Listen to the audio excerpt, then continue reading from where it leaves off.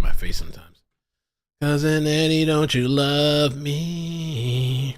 Hello. Good morning. Rise and shine. Hello. Hello, my friend. How's that song go? I don't know.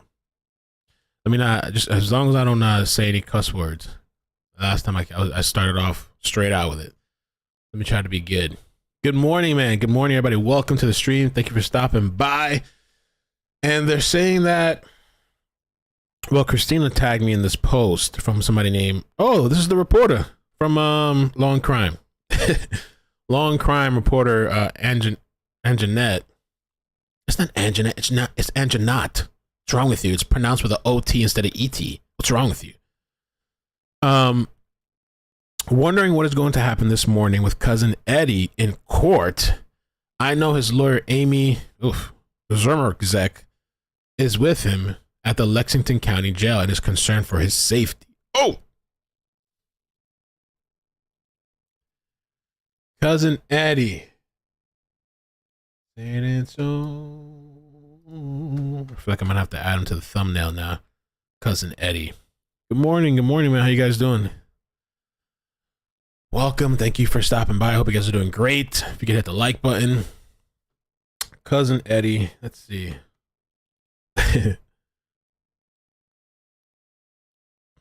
Yeah, she got a 2018 post pinned. Holy shit. Oh, I got 2,000 likes. Cousin Eddie saying it so. Let me see if I can add it to the thumbnail. The thumbnail.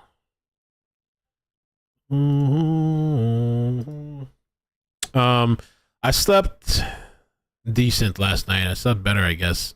It's still not optimal. I went to sleep like at 12 something, maybe even later. But I actually got like deep sleep. So tonight I'm gonna strive for a little bit better sleep every day. Try to get a little bit better. Cousin Eddie. It ain't so.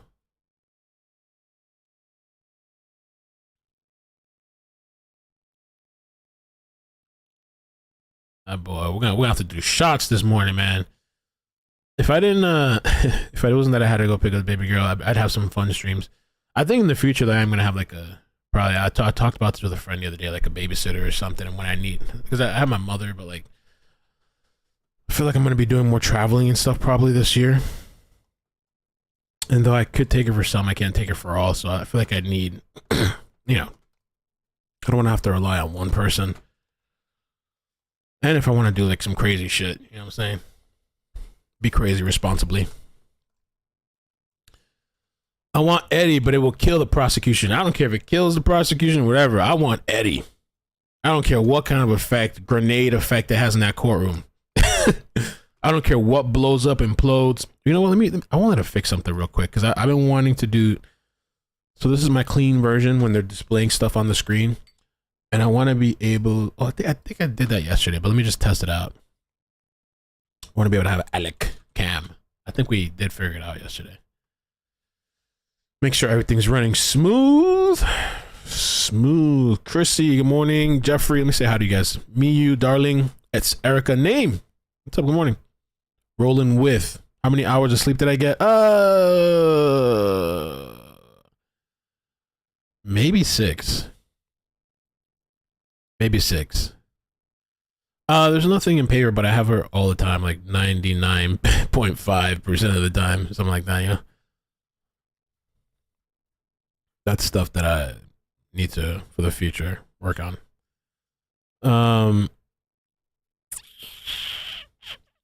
But yeah, I think I got like 6 hours of sleep. Deep sleep, I think.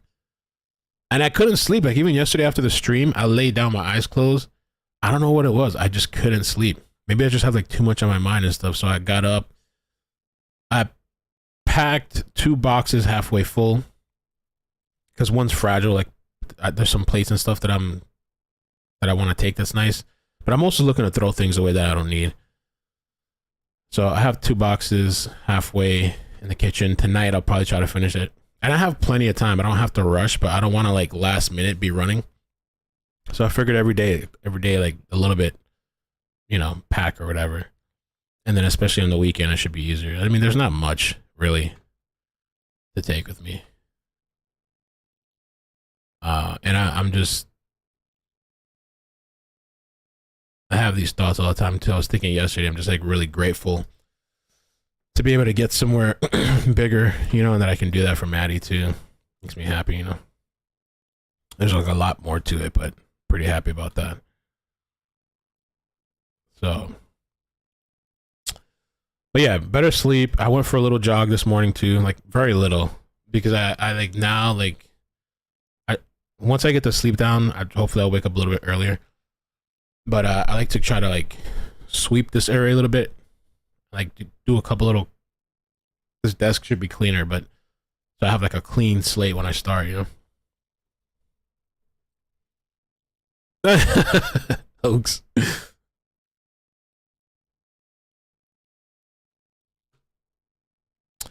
Amanda, yeah. Oh yeah. Yeah, it's sometimes a little challenging. I never thought I'd be like a, you know, single parent type of shit. But and where it's like the roles are reversed, the stereotypical roles of who's in and who's not. Or who, yeah, who's in and who's not. Morning, morning. Durable chart Eddie. So my thing, so I didn't get to put that video together yesterday. I wanted to, but you guys know I was like burnt out. Depending on what happens today, maybe I'll still put it or not. Because if today is really good, I'll just clip Eddie. Depending on what happens today, I still might clip it because I thought the fights over 2 days over Eddie was pretty good and kind of funny. And I wanted to just make the funny parts together. I think it'll be entertaining for the people that missed it or maybe missed a part of it.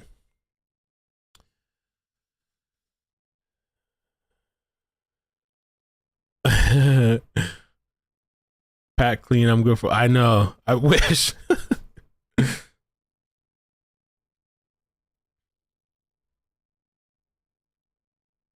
That depends, man. The marriage is like a liability, isn't it?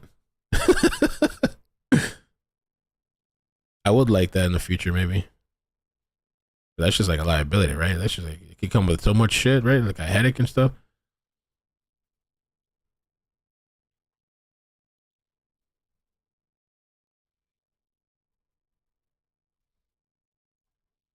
Thanks, guys.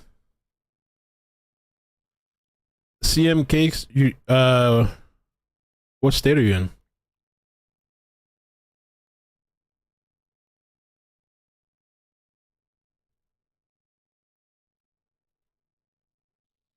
Stay single, right? That's the thing. I have a habit of like jumping into the first person I start talking to, or sometimes you know I've done it over the years, and I'm not really like. Let me not bury myself here talking to multiple people. It's better to take things slow, I guess. Have fun. What? Or something. From Utah. Amazing. Mormon City. Mormon State. I always kind of wanted to check out Utah, though, just to see what it's about. I don't know if they'll recruit me or pull me in the Mormon. Oh, you're Florida, too? Oh, nice.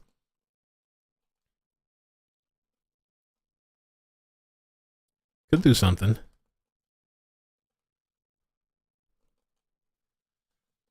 Fall in love. The perfect relationship. Will they dub this in the front of the one of the cover magazines for Alec Murdaugh? The perfect family. See, Alec Murdaugh. The perfect family.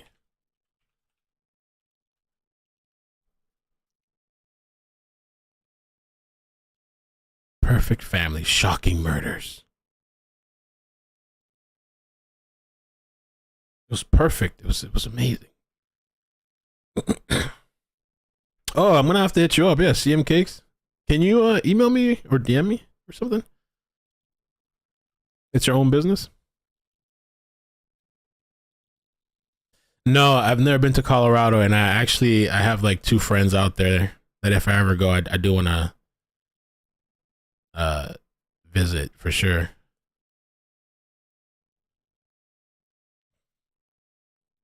Oh shit, Moab. Kind of curious about Moab a little bit just because of the Kylie story.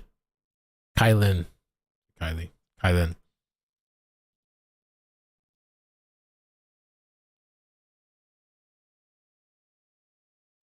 I slept better. Could have slept more, but I slept better.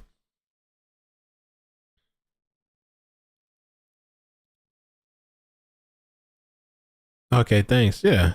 If it's your, especially small business, try to, for sure. Oops. I hate when it does that.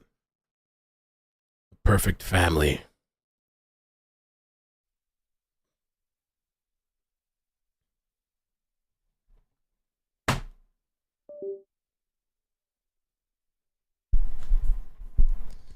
My headphones are going bad too. Like this little thing is coming out. I don't know if I could just. I think you can replace these though, can't you? I have to look into just the. I'm pretty sure, or is it once that comes out, you're screwed? I'm sure there's a way to replace it.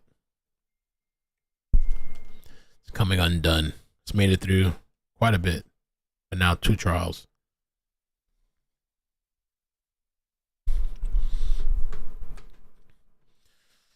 I meant to say Kylan Schulte, I believe it is. That's double murder homicide. I think it's Kylan Schulte. Yeah, Kylan Schulte. The story that I covered, and I spoke with her father, and it happened around the Gabby Petito. Around that time, Gabby Petito and Brian Laundrie.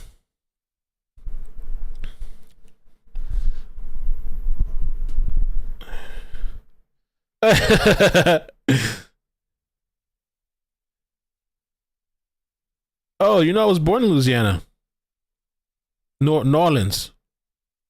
I have family out there.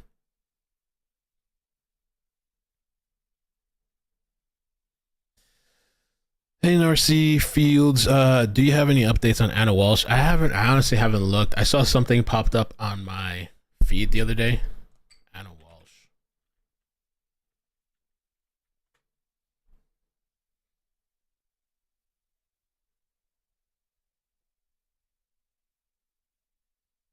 You know what? I'm gonna post something on.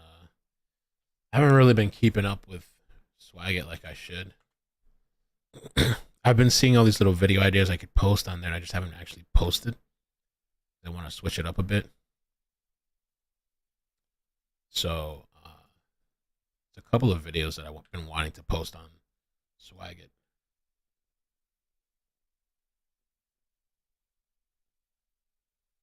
Twitch, what's up? Lace with Glitter, Frog and Molly, Poetic Beauty. Just want to say hi to you guys too. Zoe. iCkEdMeL's always neglecting us. Pay Girl.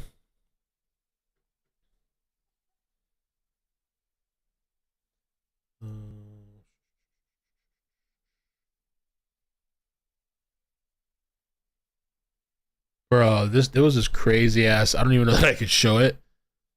Um, see, Anna Walsh. I'm all over. You see my ADD shit. Anna Walsh update. Brian Walsh's lawyer says they have not received basic discovery items in murder case. It doesn't look like there's really been much with Anna Walsh besides that. I don't know why this shows up like this. Horrific moment. A damn crocodile brutally snaps and kills dog at popular Mexican lagoon after it got too close to the water's edge, while dozens of helpless onlookers shriek. And they literally have the pictures of this thing eating the dog.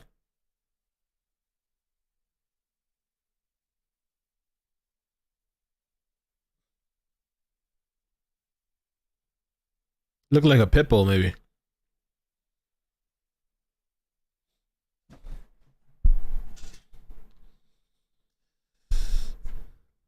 Arkansas. Been watching every day. Well, thank you, Kelly. Appreciate that. Hope you've been watching with us. I think I've seen you. No, yeah, I'm not gonna show it. I'll probably put it on Discord. The animal. And there's a lot of animal lovers. How dare you? I don't think. Oh, shit, I'm sorry. I think the evidence was already in the case. I was behind. And it was in response to direct. It wasn't something I brought up. May it please the court, Your Honor. To go back, obviously, we had this issue and we addressed it yesterday morning.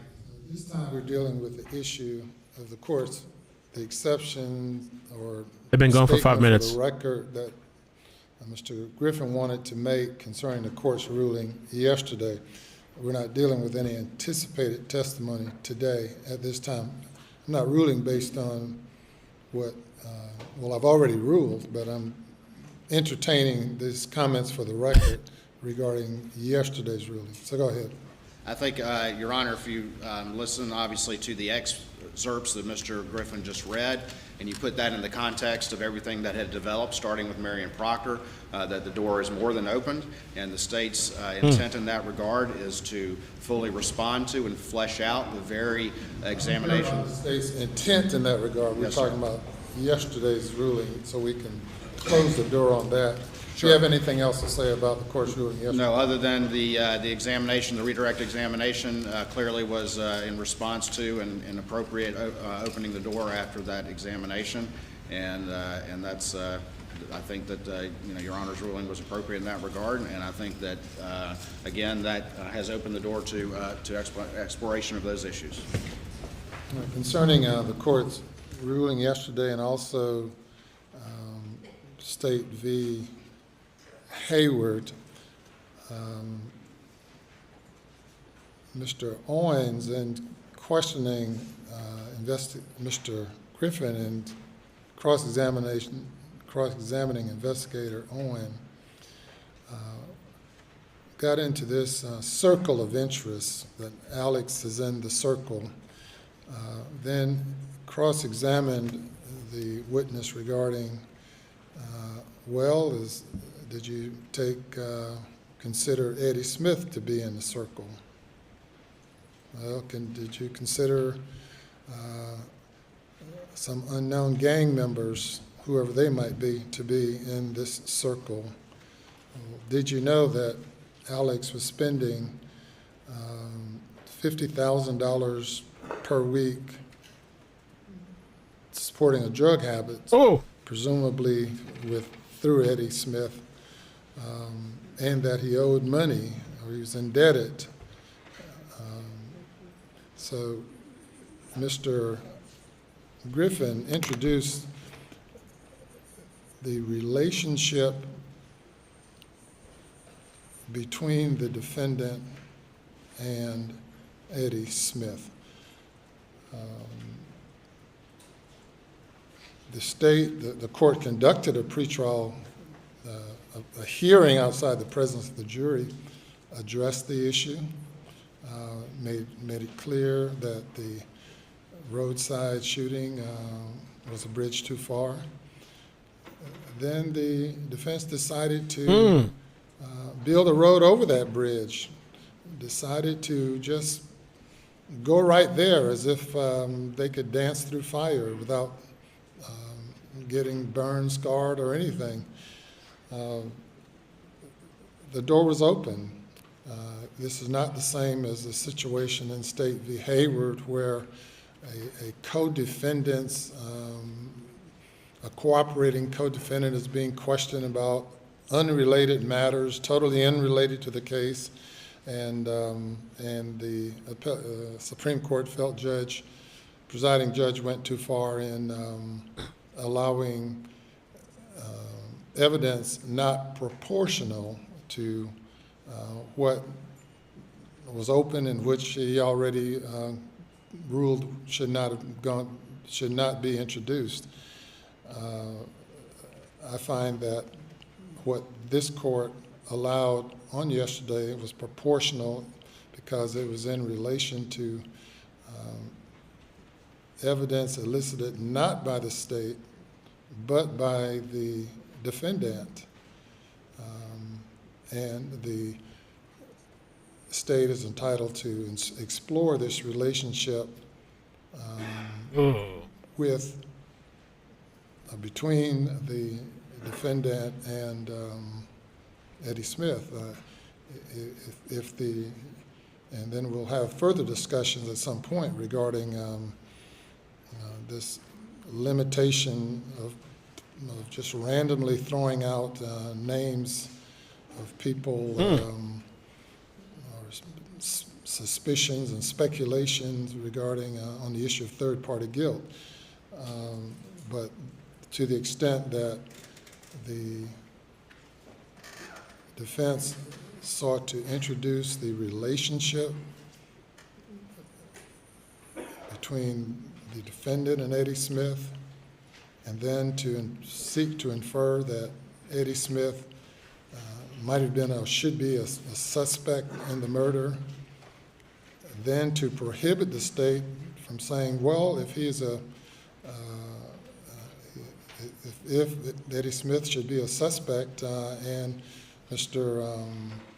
Murdaugh, who at the outset engaged in his form of problem solving by telling the state what this case was all about and the murder was all about,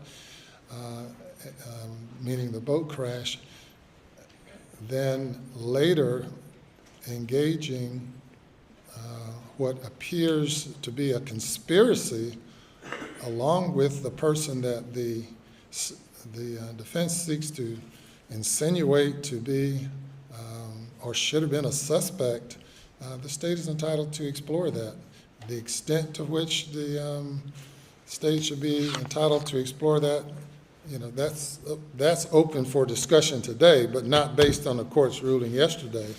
The court in the Hayward case did indicate that the court should be careful as the nature and extent to which these other matters should be allowed to go into, and I intend to do that. Go, Judge. But the record is protected Let's go. to the extent that Mr.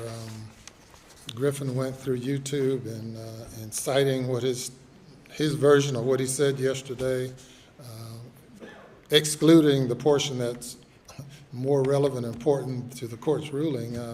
But the record speaks for itself on all of that, and the court's ruling stands as it was given on yesterday. Your Honor, obviously we would accept your ruling, but there. Okay, now we have a ruling, we have for the record, now we have an exception to the ruling, and another comment. Go ahead. So what I'd like to discuss now is what the state will be allowed to submit in support of this position. Now, clearly there is a taped statement by Mr. Murdaugh from a detox facility in Atlanta, which was initiated by Mr. Griffin and I. So certainly there's no objection to that. I mean, there could be, but no real objection to that. Secondly, No objection to the statement. well, no objection to the statement pursuant to and conditioned by our previous objection Yes, sir. to, I want to make the record clear. We're objecting to any of this. Oh, I understand. You've objected to everything throughout the trial. I understand. We'd like to rehear some of those, but, Your Honor, but then, and again, Mr. Waters and I discussed last night after your ruling, a way perhaps, I know this is shocking, to expedite this process. For instance, there is a statement made to EMS, the statement they're wanting to get to, which is, drive-by shooting, all those sorts of things, which he later on admitted in the telephone statement that was taken, was not true. We get that. It didn't need to be Mirandized on the side of the road by EMS. However, there are two recorded statements taken at the Savannah Hospital by Agent Kelly after he is, and we've got the medical records here if you want to look at them, but clearly has suffered a wound to his head, a fractured skull. Always suspect of that word clearly and clear. Everything is in controversy. I don't think this is in controversy. Tell me what's clear again. Bullet wound to the head. That's it. Fractured skull, brain bleed. That's not contested. The medical records indicate medication that he was under while he was at the hospital. we would think there'd have to be a Jackson v. Deno hearing on those interviews, just under the issue of, was he competent, a competency hearing. To do that, we would have to bring the physicians and the treating physicians from Savannah here to testify. And again, and I think Mr. Waters will concede, it was at 6, I emailed him and said, all good, what we talked about yesterday, and he came back a little while later and indicated that he'd like to put those in. Mr. Griffin and I, over a cup of coffee, said there's competency issues, and we informed him of that this morning. Nobody's playing gotcha here. So we don't believe those should come in without Your Honor being able to rule that he was competent, hear from the doctors, and I think we may have worked out a compromise on that. I just want to confirm that for the record. But what we have worked out is this. The statement that he would not have to bring the EMS people. There's a statement that they made. Agent Kelly can publish that statement without having them need to be here. There was a knife recovered at the scene. They don't have to Kelly can identify that. There was a, what else? Your Honor, so what we talked about yesterday, just to kind of wrap this up, was again, my intent to do this in a very expedited and focused fashion, not get into every detail or litigate that entire matter. And I suggested to the defense, and they agreed yesterday, that I could have Agent Kelly, who's the lead investigator on the side of the road, come up and essentially, in a very abbreviated fashion, walk through the case without the need to call the 911 operator or the ambulance driver or the roadside deputy or the DNA analyst or the person who found the knife, and so forth and so on. And I plan to do that, again, in a very expedited fashion. I'm not talking about anything 3 hours or the like. We also discussed this morning that I do need to be able to relate to the jury, though, the defendant's claim, which I have argued to you is particularly relevant, that he was attacked by an unknown assailant on the side of the road, when in fact he knew exactly who it was. He had actually arranged for it.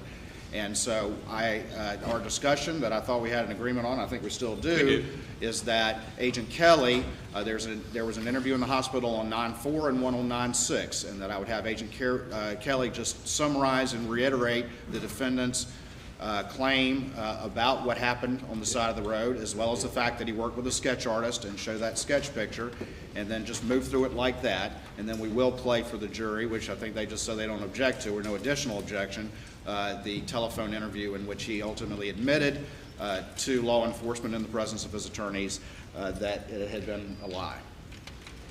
What about Eddie? Yes, sir. That's the deal.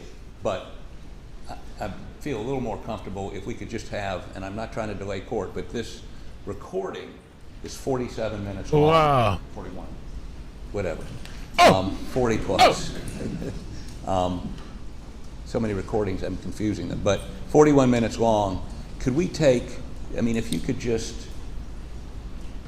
by the way, I've agreed to allow him to lead unless I see something reprehensible going on, which for me is difficult to restrain myself from objecting, which would expedite it even more. But at 6:30 this morning, we were not in a position to discuss what Agent Kelly's, the sort of acceptable what happened at the hospital thing. I'd just like 5 or 10 minutes just to review that with him, and then I think we're on go. Although, just for the record, we're objecting to any of this. I don't want this kumbaya moment to be viewed as any waiver of our objections. The only thing I just want to put on the record, again, is that in discussions with the defense counsel, moving expeditiously with Agent Kelly and without raising hearsay and that sort of thing and making us go through our paces has been a strategic decision that the defense has made. Pursuant to the, I just want to make it clear, I hate to sound like a broken record, but I don't want any appellate court ever to look at this and say, well, you agreed to it. We're agreeing to this process pursuant to Your Honor's ruling this morning. I have not reviewed any of the evidence that you all Yeah, are peel shit. You already know it's coming. now referencing. So to the extent that you all have an agreement on moving forward with this evidence, considering the objections, I'm fine with taking 5-10 minutes if that will expedite things. I deal with what you all disagree on, not what you agree on. Yes, sir.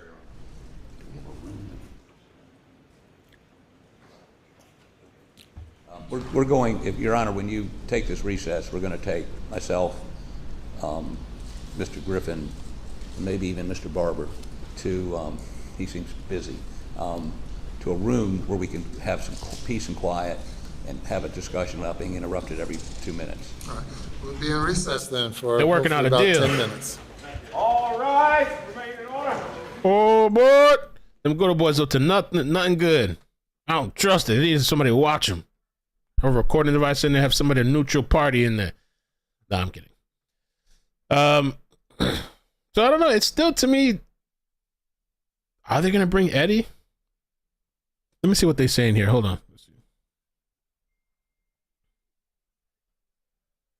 Can't hear nothing.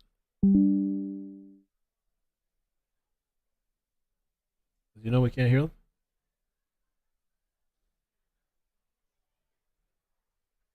Yeah, shit. Oh, because I had it muted. Were made by the defendant. Financial.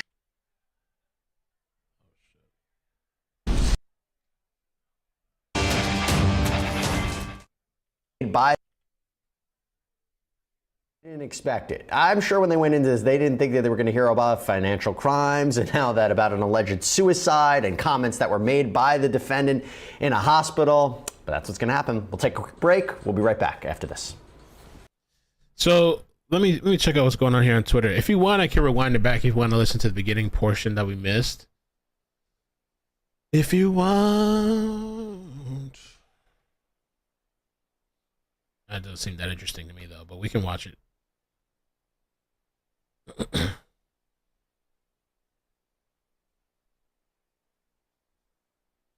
So they want to streamline the testimony rather than having 911 operators, paramedics, doctors, etc. to testify, but we don't want a bunch of defense. We don't want the defense to punish prosecutors for doing so by lodging a bunch of objections. Waters says that doesn't have to take all day. I do need to be able to relate to the jury the defendant's claim.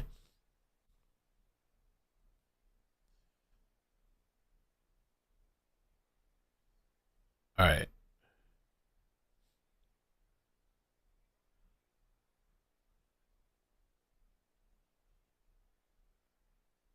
I kind of, I don't know, man. Let's see. Griffin of our objection. The only thing I just want to put on the record again is that in discussions with the defense counsel, Clear. Be allowed. Excluding the jury. the state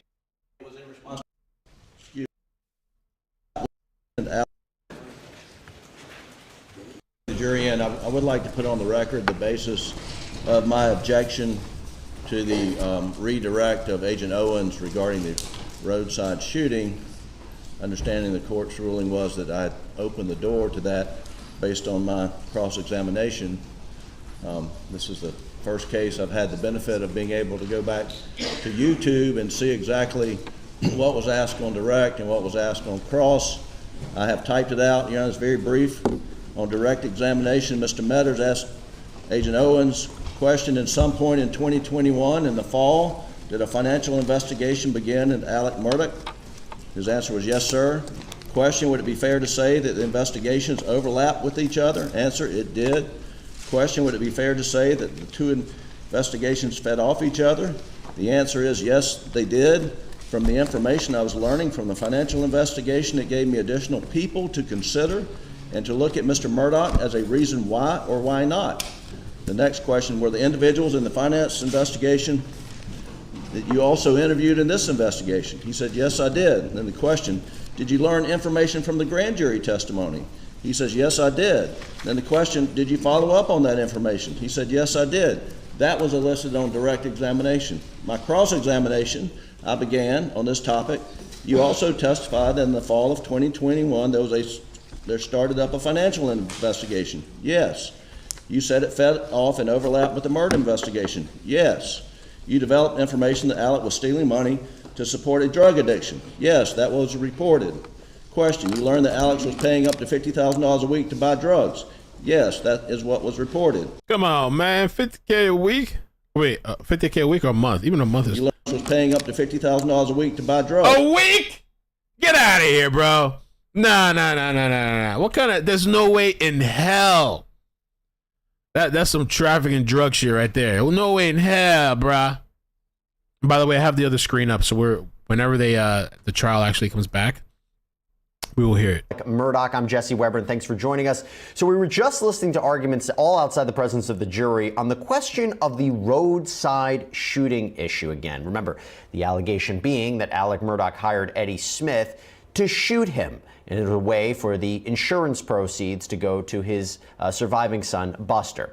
Wild detour in this case, but, you know, listen, the prosecution was of the opinion this just shows his common scheme, scheme of showing what he was up to as a way to distract from his alleged financial crimes, make himself the victim. Defense initially won a win yesterday. The judge wasn't going to allow it in, but after more arguments, Judge Newman decided to stand by his ruling that the evidence will be admitted into the trial. Let's take a quick look at that.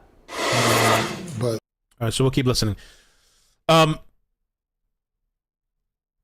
don't know what's happening with the Eddie, because to me it's like they're still trying to skirt, at least, I don't know if it's both parties or just the prosecution. They're trying to skirt and not bring him in. They just want to bring up that he lied, and they just want to keep it to that he plotted and lied. I don't think that they care about all the other stuff, and I think they know that Eddie could hurt, even though Law and Crime, that reporter said that cousin Eddie's there. I was there this morning. And then I'm wondering if the prosecution doesn't call him, can the defense be like, you know what, we want to bring him in? And when they start calling their witnesses. Yes, that was reported. Question, you learned that Alex was paying up to $50,000 a week to buy drugs. Yes, that is what was reported. You learned that Alex was buying from Curtis Eddie Smith. Yes. You learned that Eddie was buying from the Sand Hill drug gang. Yes. You learned that Eddie owed the Sand Hill drug gang a lot of money. Yes, but they were not worried about getting their money because it was Murdaugh. Question, did you ever conduct a cell phone analysis of the Sand Hill drug dealer's cell phones to see if they were at Moselle on June the 8th? Answer, no, because in my experience, they use burner phones. Question, you never got DNA from them to cross-check against the unknown DNA on Maggie's fingernails? Answer, no. Question, you never put them in the investigative circle, did you? Answer, my understanding is that investigation is continuing and is being conducted by the DEA. And from that, Your Honor, there were no questions related to the roadside shooting, no questions related to whether Alec lied to the police in connection with the roadside shooting. It was all about him stealing money from clients to support his drug addiction. How you doing? Evidence that was already in the case. Your Honor, I sent the court via email earlier today the case of State v. Hayward, 426 SC 630, which is a 2019 case where the Supreme Court reversed Judge Young on an opening the door theory The same Supreme Court reversed the Court of Appeals. Excuse me, the Supreme Court reversed the Court of, sure. Yes. Oh! The defendant was convicted. It went, Oh, shit. the Supreme Court, the Court of Appeals affirmed, and the Supreme Court reversed the Court of Appeals. That's right. Oh. And vacated the conviction based upon the introduction of propensity evidence, 404 evidence on the theory of opening the door. And in that opinion, Justice Hearn is very specific to state that the courts have to be very careful and very wary of thinly veiled attempts to show propensity by way of the open door doctrine, and that the testimony in response must be proportional and confined to the topics to which counsel had opened the door. And again, I go back, we did not open the door to any roadside shooting, any insurance fraud, anything with regard to Alec lying to the police. And so that was the basis. I just objected, so I want to put that in the record. Kelly says they're back in the courtroom. Law and Crime doesn't have them up.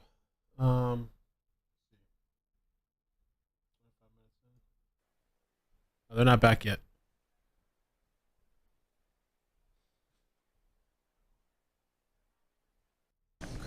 Second is just an audio tape. But Your Honor, I just go back to State v. Hayward, where the court says testimony in response must be proportional and confined to the topics which counsel has opened the door. And so they intend to spend 3 hours of testimony here today, and it's not proportional, and it's not related to the topic for which the court, I believe, should find that. I don't think I opened any door because I think the evidence was already in the case. All right. And it was in response to direct. It wasn't something I brought up. May it please the court, Your Honor. To go back, obviously, we had this issue and we addressed it yesterday morning. This time we're dealing with the issue of the court's, the exception or statement for the record that Mr. Griffin wanted to make concerning the court's ruling yesterday. We're not dealing with any anticipated testimony today at this time. I'm not ruling based on what, well, I've already ruled, but I'm entertaining these comments for the record regarding yesterday's ruling. So go ahead. I think, Your Honor, if you listen, obviously, to the excerpts that Mr. Griffin just read, and you put that in the context of everything that had developed, starting with Marion Proctor, that the door is more than opened, and the state's intent in that regard is to fully respond to and flesh out the very examination. The state's intent in that regard, we're Yes, talking sir. about yesterday's ruling, so we can close the door on that. Sure. Do you have anything else to say about the court's ruling yesterday? No, other than the examination, the redirect examination clearly was in response to and appropriate opening the door after that examination, and that's I think that you know, Your Honor's ruling was appropriate in that regard, and I think that again that has opened the door to exploration of those issues.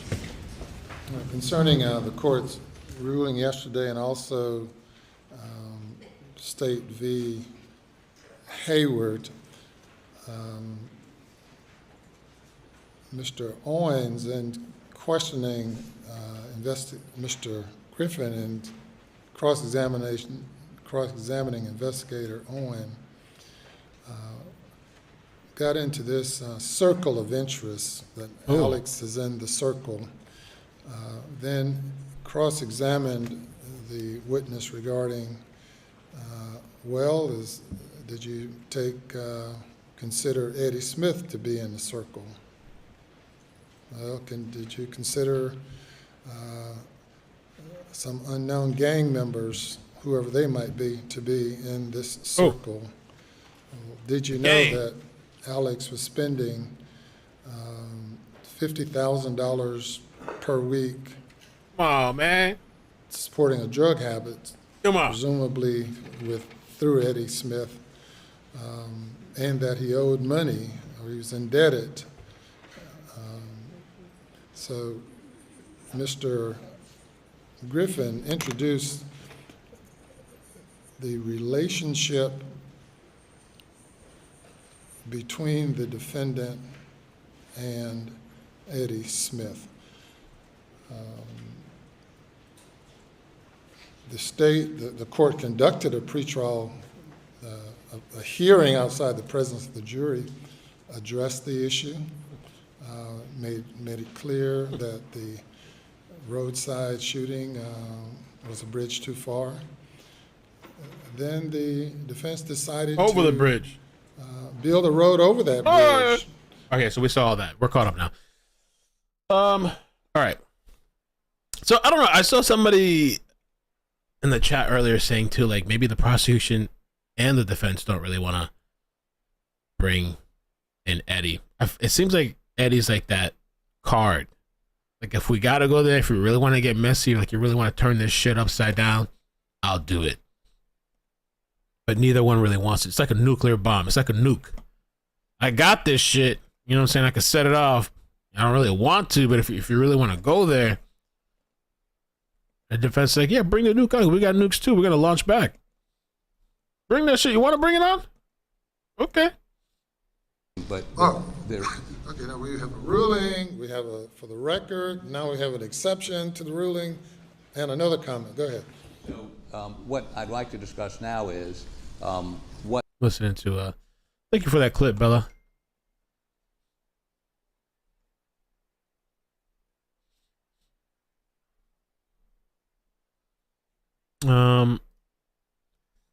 Do you guys like the screen with all the characters, or do you like the plain screen? Like, boom, that's it. Basic, bare bones. What you like? Should we do a vote? Characters or bare bones? Let's do it. Let's do a quick little vote. I've really, really been wanting Eddie. I know it's not going to be really beneficial for these people. It's going to turn to a shit show, but we're kind of in it for the shit show, kind of, somewhat, right? We're here for the trial, but we also want to see the shit show. Which screen? I bet you'd be like 50-50. Because I feel like the characters, it's been funny and stuff, but like now, it almost feels crowded sometimes.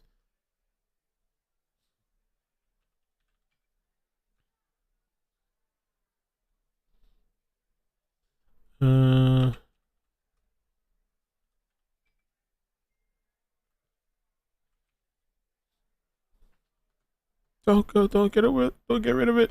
Characters. Okay. Do a little poll. I mean, I've been switching to it when they show us a full screen. Let's see. Do a little poll.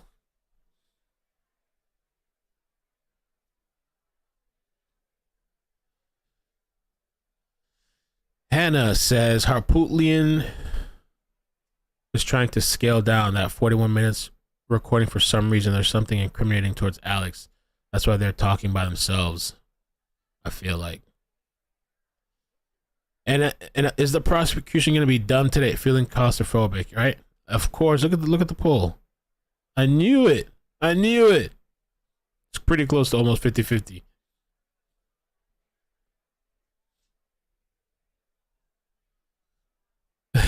Stimulated by the characters. I want to know too what's up with those drugs. I feel like they're talking all about Eddie and trying to dance around talking to the actual person because they know the shit that it's gonna bring.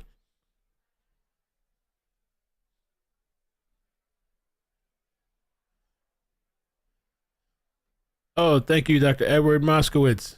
It's Erica. Thank you for the super chat earlier. Let's chant Eddie, Eddie, Eddie. Kelly, thank you for the membership. Appreciate that. Dr. Edward Moskowitz, thank you for the super chat as well. Appreciate you, man. Thank you. We love your channel and people in the chat and are awesome. You really do a professional job. Thank you, Mel. Thank you, guys. Appreciate that. I'm just riding out. The Burbo ones is pretty simple. It's clean. Not much on the screen. Make this even a little bit smaller.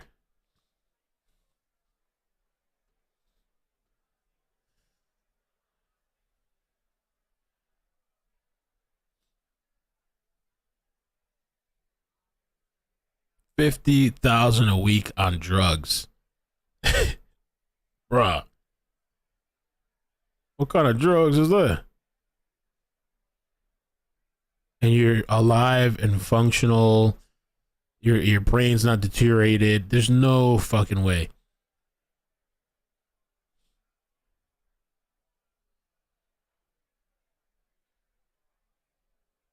Judy said paid hookers with drugs. Ooh, maybe he was hooking up the hookers, allegedly.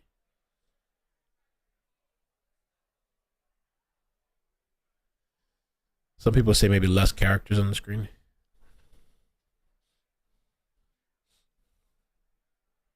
Or maybe on the breaks we have this, and then, or back in session we have the plain screen.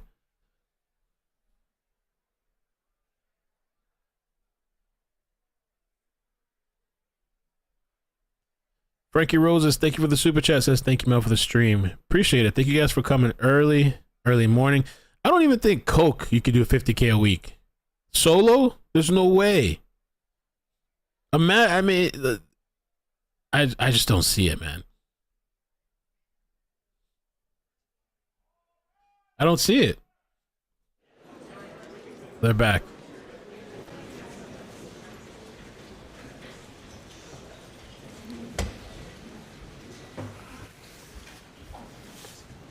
You may now be seated.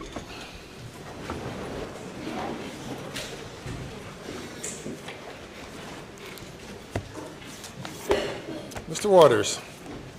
Yes, sir. I believe we're ready to proceed. I know we still have cross on that other witness. So the court knows, we do have Dr. Kinsey, who's our expert, who will go after that, so that we can go ahead and get him on the way. And then after that, we would move to Mr. Kelly, Special Agent Kelly. And I think we've had a discussion and have the same sheet of music so that there's at least no additional objection to the ones they've already raised. Sounds reasonable to me.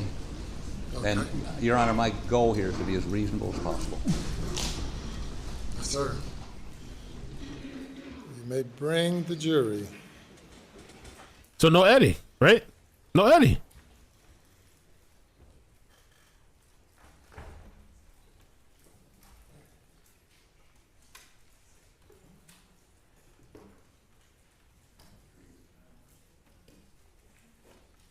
Coconut Island Hemi said 50K a week.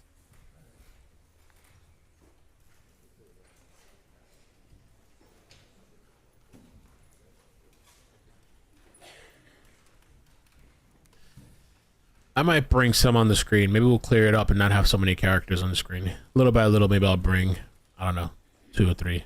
And then eventually we'll have them all back up again.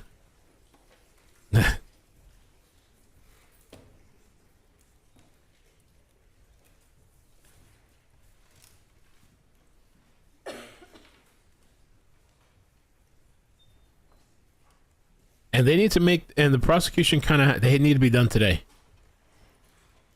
And they claim not even 3 hours, so they need to be, it needs to be done today. We need to move on to the defense. It's already, today's Thursday now. Come on. And there's no trial Monday, guys. No Right, trial good Monday. morning. Day number 19. State's case, cross-examination, Mr. Barber. No questions, Your Honor. All right, thank you, sir. That's what I'm saying. It's probably Call your dealing. next witness. That's probably way of laundering the money. Kenny Kinsey. Yeah, I had a drug habit. That's why all the money's untraceable and gone because I spent it on drugs. That's laundering shit, probably, man.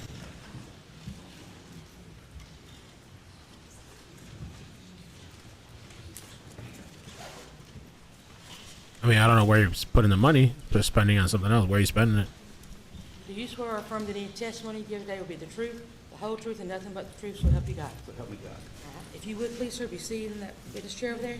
State your full name for the record, spell your last name, and try to talk in the mic as good as you can.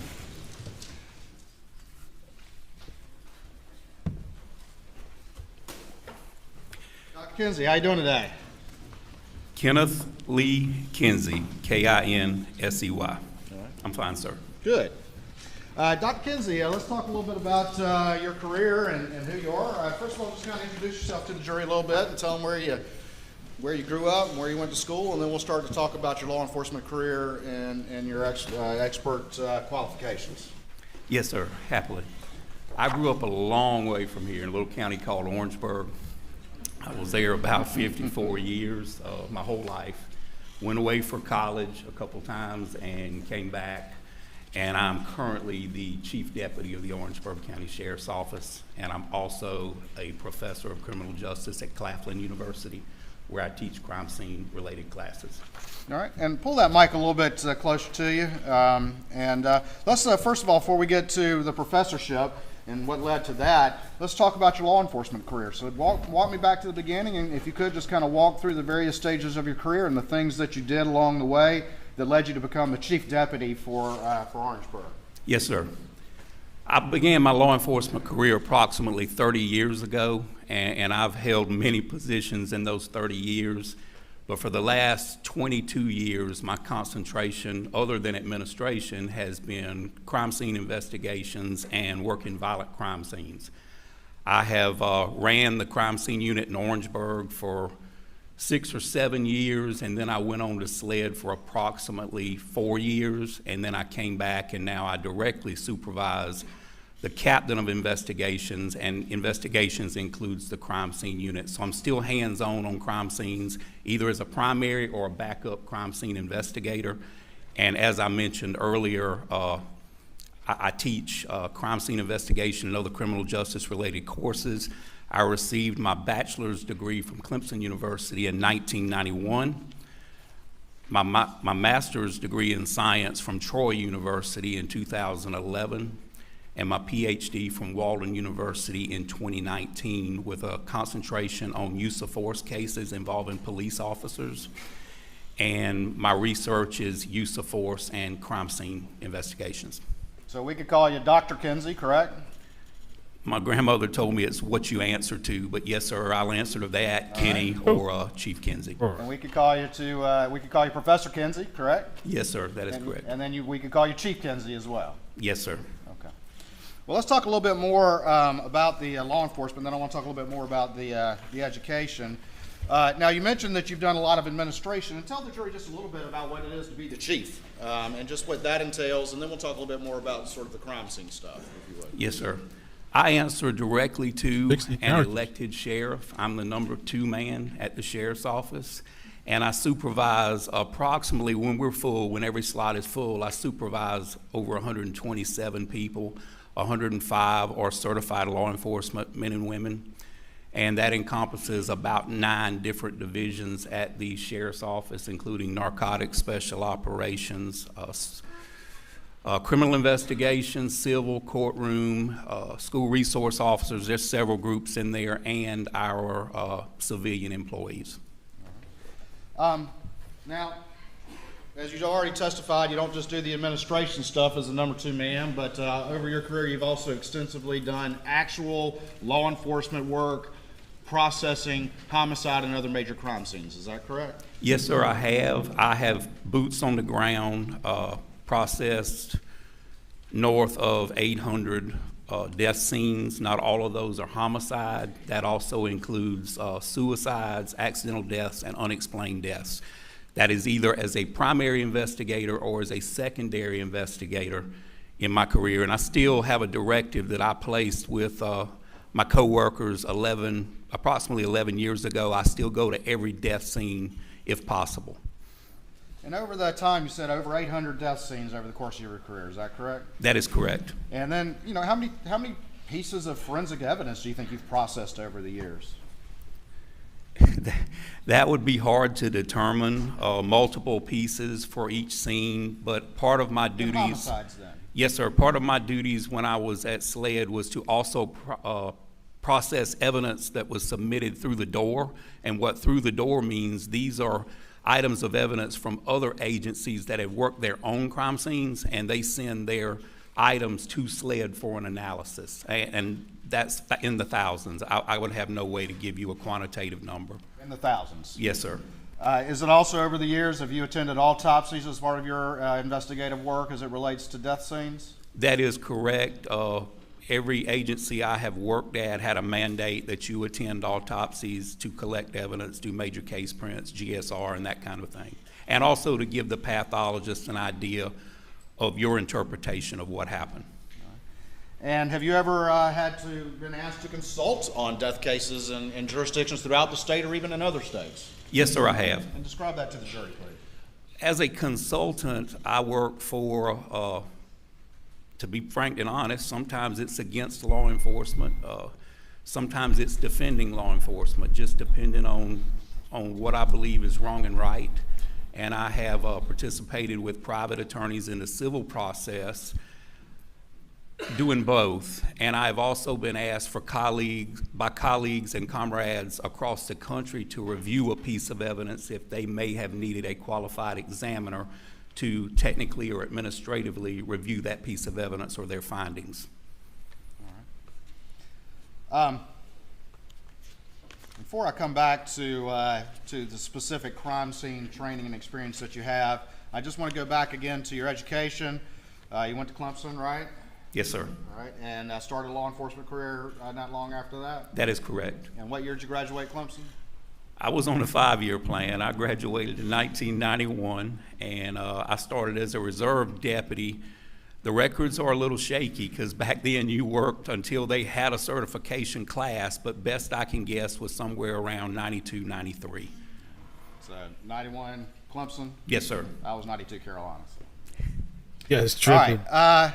Then you went on to Troy University at some point later in your career? I did, yes, sir. I attended Troy's satellite campus, which is in Sumter, an actual brick and mortar school. And the purpose of Troy being placed in Sumter is because of Shaw Air Force Base. A lot of our men and women who protect our country use their GI Bills to further their education at such campuses. And I had to travel 1 night a week and 2 days a week for approximately a year and a half to complete that, pass proficiency. All right, that competency exam, is that a pretty tough exam? It's the second toughest thing I've ever done. Yes, sir. Is the pass rate pretty low on that thing first It is, time? it is very low. We probably had 30 people in our class, and I only know of 4 that passed the competency the first time. Were you one of them? Yes, sir.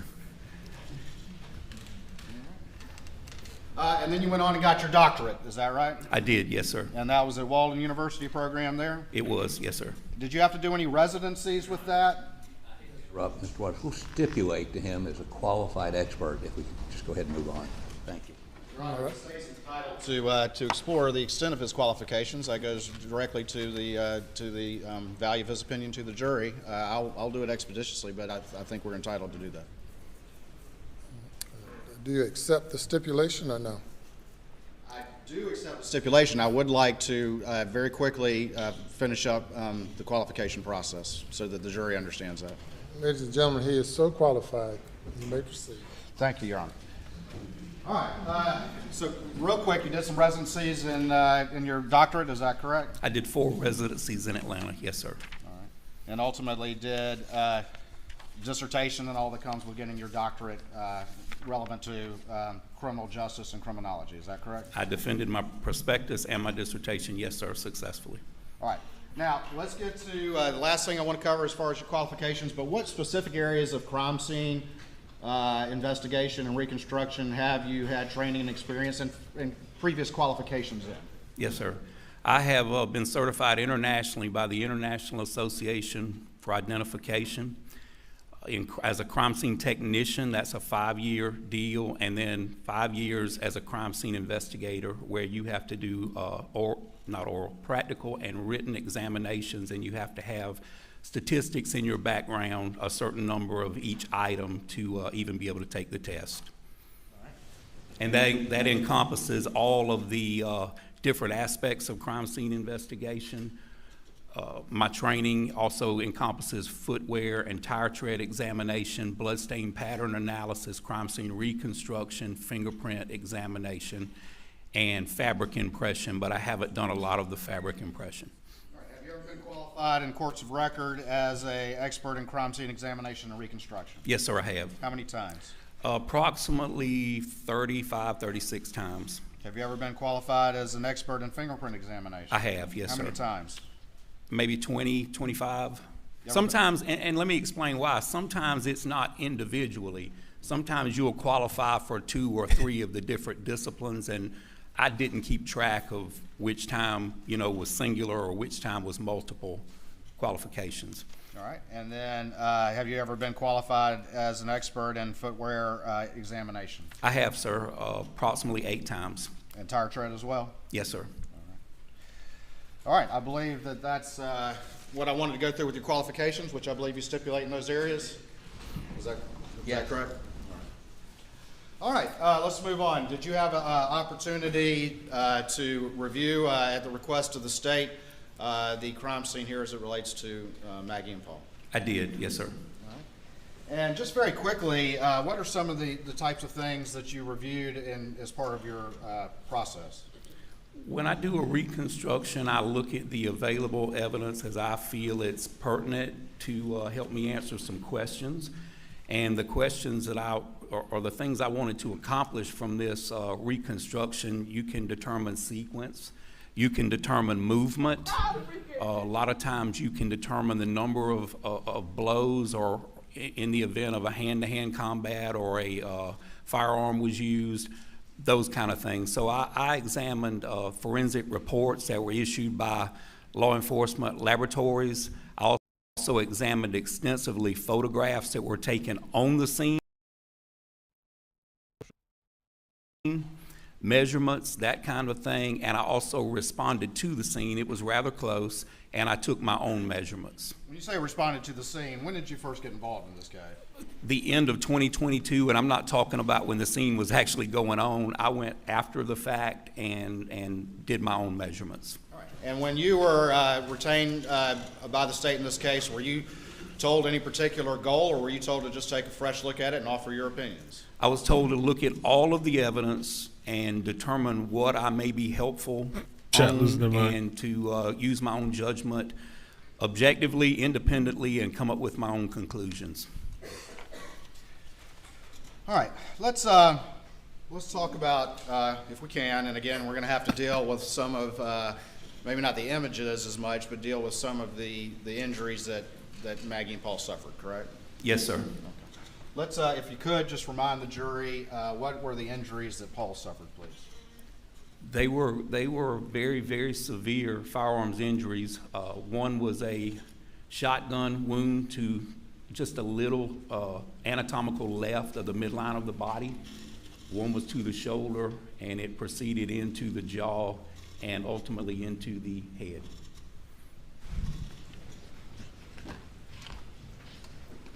And was that the first injury or the second? The first injury was the shotgun wound to the middle of the chest, and it was non-fatal. Right. At least not fatal immediately. And then what about the second injury? The second injury was immediate death.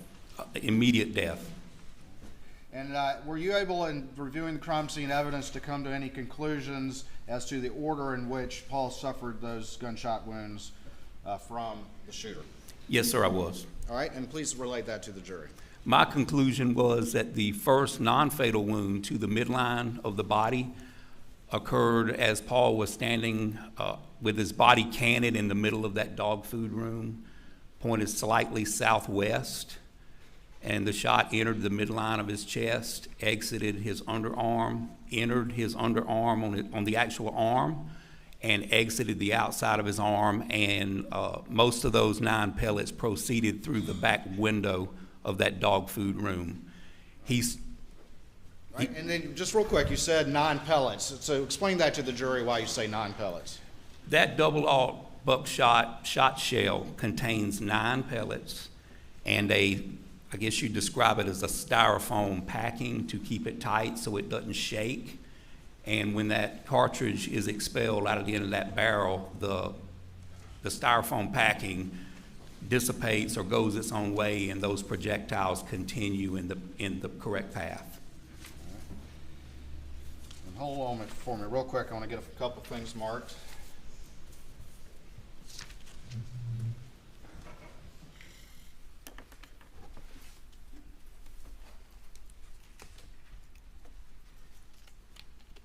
People, that little scream you heard is a video clip that I downloaded because I'm gonna put it on Swagit, but I'll show you on break. It's this grocery store mass shooter who was in the courtroom. I think like the family was they had that part where the family can. All right, I'm going to show you. Can I have the Elmo, The family, what is it called? Family. I'm going to show you what's been marked as states. Forgot the name of it. 531, 532. Impact statements. 533, and see if you recognize these particular images. And they rush him in court. It was pretty crazy. You guys probably think I'm like watching a dirty video or something. What's that, iCkEdMeL?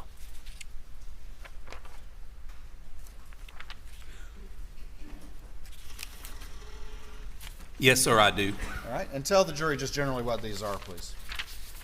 These are views of the floor of the feed room and a view from the entrance to the feed room and some digitally placed legs that I placed in there to show Paul's approximate position in that feed room at the time of the shooting. Your Honor, at this time I'd offer for states 531, 532, and 533, I believe without objection. Objection, Your Honor. They admit it. All right, I'm going to put 531 up on the screen here. Make sure we can see it all right.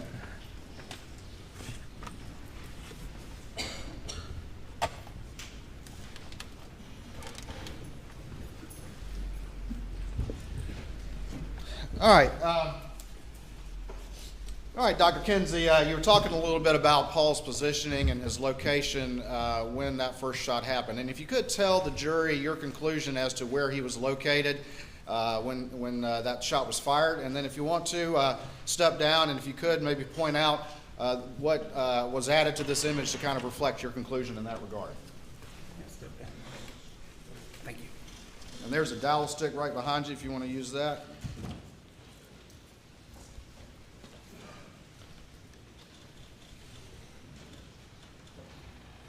Okay, as you see here, those are the digital legs that I placed there showing Paul's approximate position as he was standing when he had the first gunshot wound. Here along the floor, what you see are passive or 90-degree blood droplets. And when blood, you can tell a lot from the direction of blood by the way it strikes an object. Blood has a cohesive factor. It's viscous, and you probably heard that term before with the motor oil for your car. It's thicker than water. And the thing that causes that blood droplet to change shape is the friction and the direction and how much force was used. Well, a 90-degree drop just is exactly that. It's perpendicular to the ground. So these 90-degree drops right here tell me that Paul was standing there for a moment. Can't tell you how long, but those drops were running down from that wound on his arm, more than likely his arm, because his chest area had a shirt on it. It takes a little while for that blood to make it through the shirt, but it'll run down the outside of your arm and drip off your fingers. And you can see these 90-degree droplets here, here, and then they actually lead to the door. You can follow the path to the door. He's not moving very fast because most of them are almost perfectly circular or 90 degrees. Had he been moving real fast, you could see some directionality in him, a tail, because the tail always tells you the direction with a blood drop. So I know he was moving slowly, and I know he was standing in the middle of this room for some time after the first shotgun wound. All right, and approximately how far was Paul inside the feed room? Can you describe a little bit about the dimensions of the feed room and your conclusion as to how far within the room Paul was when he was struck by that first blast? Yes, sir. Well, the feed room is 10 foot deep by my own calculations and by looking at the other sketches. And where you see his feet here is just on the other side of the halfway point. So I went, I'm guessing, because I have no way of running a tape measure, because when I went there, everything was moved. But this door is 36 inches, and it's approximately 1.5 to 2 foot past the door. So that's how I come up with that determination. And he's just on the other side of the midpoint of that 10-foot room. Which is about how far from the doorway? 5 foot. All right. And I'm going to show you what's been marked as 534, States 534, and see if you recognize that. I do, yes, sir. All right, and tell the jury what that is real quick. That is a general view from outside the feed room that was taken at the time the crime scene was originally processed. And I added a digital enhanced arrow showing the reader or the viewer the direction of the shot path. All right, this time I offer States 534 in evidence. Okay. All right, I'm going to put 534 up on the screen, and if you would, just show that arrow that you're talking about that's been added to this image. Yes, sir. Right here. All right, and then as well, just show generally where those blood spots are. It's not the best image in the world, but where those blood spots are that led to your conclusion about Paul's location within the feed room when the first blast struck him. The placard hasn't been moved, although it's hard to see the droplets. And of course, I didn't add the legs to this, but just on the other side of that placard, and then you have here a quantity of 90-degree blood droplets with a partial footwear impression in it. And then you can follow the blood droplets to the door. Going back to States 531, again, point out to the jury, if you would, the sort of the digitally added feet that you had added. All right. And if you could, just if that's the feed room doorway, can you just sort of position me, in your opinion, how Paul was standing when that first blast happened? That's the doorway coming in? Yes.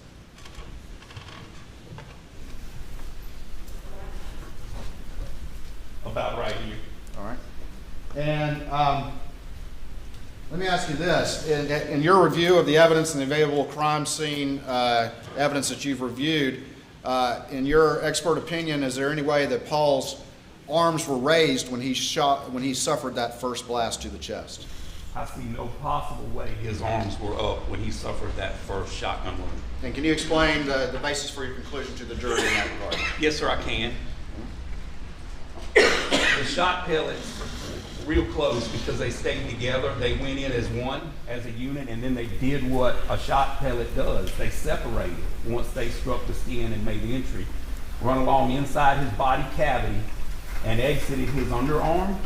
If his arms would have been up, he would have had no entry wounds on the bottom of his arm and then more exit wounds on the outside. He had over 20 entry and exit wounds, and he's only got 9 pellets. So the only way the math works out is if his arm was down. And additionally, the wad stopped and was under his arm. Had his arms been up, in my opinion, that wad would have went on and exited his body, because it's only plastic. It doesn't take as much resistance to stop that wad as it does a shot pellet. And the wad stopped. It was right. You could grab it with your fingers if you would have been medical personnel and needed to. It was right there. All right. And let me ask you this. Do you have a lot of general experience with firearms? I do. I'm a firearms instructor for handguns, shotguns, patrol rifles, subguns, and fully automatic patrol rifles. Everything but a precision rifle. All right. And when you say an instructor, where is that? I'm certified and I have credentials through the South Carolina Criminal Justice Academy. I've also been certified as an NRA law enforcement instructor, and I currently have a CWP endorsement to teach concealed weapon permits from the South Carolina Law Enforcement Division. And you testified how many buckshot are typically in your average buckshot shell? According to the literature and according to my experience, there are 9 in that particular buckshot. Did you see any evidence, I think you've already mentioned this, but did you see any evidence from the crime scene as to what happened to some of those pellets as Paul was struck as they continued on? Yes, sir, I did. They exited on through the back window. All right, and I'm going to show what's already been admitted as 532 and put that up on the screen. And if you could describe to the jury what you're talking about in that regard, please. This is that window at the back of the feed room, and you can see the shot shell pellet defects here as they went through the window and continued on their path. Those are kind of big holes. Are those consistent, though, with buckshot pellets striking that? Yes, sir, they are, and some are bigger than others because it's just the makeup of glass. I mean, sometimes you'll get one individual hole, and sometimes it'll take out, a large portion. So I have no way to know that. All right. And just real quick, I've got 533. I'm going to put that up on the screen. And again, is that just a close-up of where Paul was standing about 5 feet or so inside that feed room? It is, yes, sir. Based on your review of the blood evidence that you saw? Yes, sir. And here are the partial footwear impressions. And here you can see the 90-degree blood droplets and some other biological materials. All right. And in your conclusion, what's the most likely explanation for those 90-degree blood drops? So how is that physically happening? It's the arm wound. Even though it was non-fatal, there's less restriction from clothing or anything else on the arm. Here you've got the t-shirt that's got to completely saturate before it gets to the bottom and drops, but here on the arm you got nothing. So once those pellets exited, entered, and exited again, that blood's free pouring, or not free pouring, free running down his arm, and then they'll drip off the ends of your fingers. One thing I want to ask you about is you've testified as to your conclusions as to the position of Paul when that first shot struck him. Is there anything about the entrance wound itself that supports your conclusion as to the shape of the entrance wound? Yes, it's oblong instead of completely round. And had he been standing facing that door and took that double aught buckshot to the middle of the chest, I've seen it dozens and dozens of times. Instead of coming out this side, a shot shell or a projectile doesn't make a 90-degree right. Generally, it's going to follow the same path unless it hits something hard enough to make it ricochet. It would have went on through his body. It still would have exited the window. It just wouldn't have done the damage to his arm and his underarm. So he had to be canted in this direction. And the wound is not perfectly circular. It's more oblong, which tells you that he was canted to some degree. All right. In your review of the crime scene evidence, did you come to any conclusion about the location of the shooter when that first buckshot blast struck Paul in his chest? It would be hard to say exact.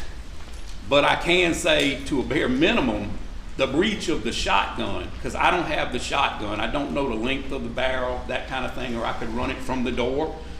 But the breech of the shotgun, where it ejects the shot shell casing after it fires, was somewhere inside the door. Because had it been on the other side of the door, the shot shell would have been located outside. So depending on the length of the shotgun, at least I can say the ejection port was inside the door of the shed. All right. And then the shooter, I have this image up here, which I apologize, states 534. And can you kind of illustrate what you're talking about to the jury using that image? Yes, sir.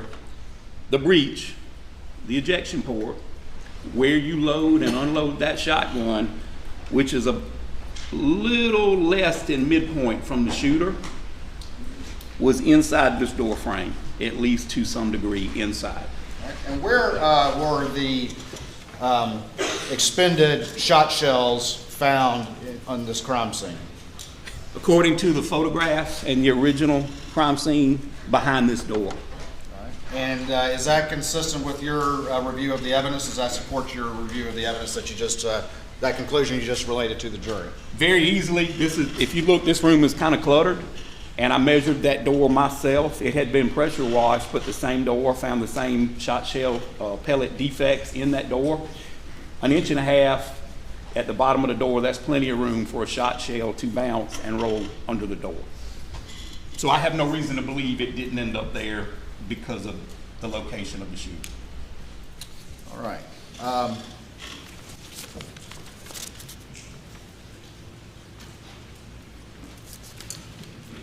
Let me get a couple other things marked. You can kind of head back to your home base, and now let me just get these marked real quick. They're gonna take all day with this shit. I mean, it's interesting, I guess, right? So Dix was pointing out, I guess, was Paul would have got shot while feeding. And thanks for people letting me know, but don't worry, there's no copyright on this trial shit. Like, I think even the judge, I was told, said nobody can put copyright claims.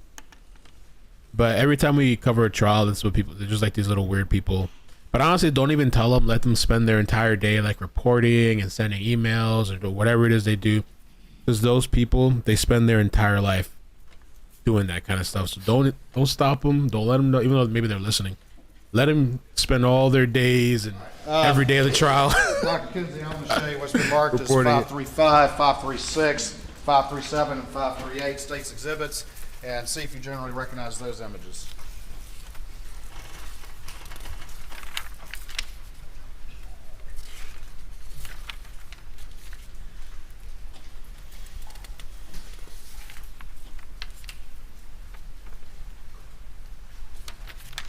Yes, sir, I do. All right, and generally explain to the jury what these images are, and then we'll talk about them specifically. Those are images at the door that I've added some visual enhancements to help the reader understand the flight path of the second shot and the different elements that I looked at in determining where the shooter was for the second or the fatal shot to Paul. All right, Your Honor, this time I'd offer states 535, 536, 537, and 538 into evidence, I believe without objection. No objection. Admit it. All right, let's look first at 535, and before we get to that, generally describe again to the jury your conclusion as to that second injury suffered by Paul, the fatal shot as you've described it. Well, the first thing is, once Paul received that second shot, he never walked again. He never made any movement. Any movement he made was involuntary, and it was due to gravity, pulling his body down to the ground. When you sustain an injury to your brain like that, that ceases all movement. So he was found outside the feed door. He fell over forward after sustaining that movement. Some wounds are fatal later. You can actually see someone that receives a fatal wound, and I've seen them run 100 yards. They can move for a little while. This is not that type of wound. Once he received this wound, it ceased all movement. Right. And did you, I'm going to put attachment, states 535 up on the screen, and tell the jury what this particular image reflects, please. Yes, sir. If you could look at the green funnel that I've added just visually, if you look at that green funnel, that is approximately the shot shell path, the shot path from the shot shell after it did the injuries to Paul, or the direction of the shot from the shot shell. And I determined that by shot shell pellet defects that are still in the door, even though the door had been cleaned. I went and looked at it myself, run my own measurements, took the width of the door. I took Paul's approximate height. It's listed as several different things. DMV shows him at 5'6". The pathologist listed him, I believe, at 5'9", so I had to split the difference. I went somewhere in the middle. Then I deducted the distance between the top of your head and the top of your shoulder, so I took another foot off. Then I took the width of the door, and it was one other thing I looked at, and that was a void pattern that's on the door frame of the door. A void pattern is caused by something being there when the blood and biological materials are let, we call it a bloodletting from the wound, and there's a void pattern, which tells me something was in that way, and because of the narrow door, in my opinion, it was Paul. So that's what caused that void pattern on that door. So I used all of that, and I used a dowel rod, and I used a protractor on the doorknob side of that door frame, and I ran it up, and that's what helped me establish the angle of that shot pattern. All right, and we're going to use the images to kind of talk about that a little bit more specifically, but quickly I want to show you 539 and 540 and see if you recognize these images. Yes, sir, I do. 540 is my photograph when I visited the scene. And 539 is also my photograph, and it shows that top hinge of that door is approximately 72 inches at the top of the hinge. All right, Your Honor, at this time I'd move into evidence of belief without objection, states 539 and 540. So Paul was shot like unexpectedly, I guess. Like he wasn't expecting. He didn't see it coming. If you could, I'd ask you to step down again. What it seems like. I'll send you back there, but I'll go over some of the notes on Twitter, but it said, I guess his put arms 539 weren't up on the raised. screen, and if you could.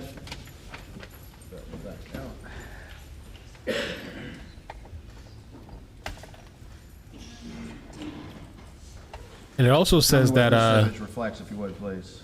Yes, sir. These are 36-inch standard yellow yardsticks. The first shot wasn't fatal.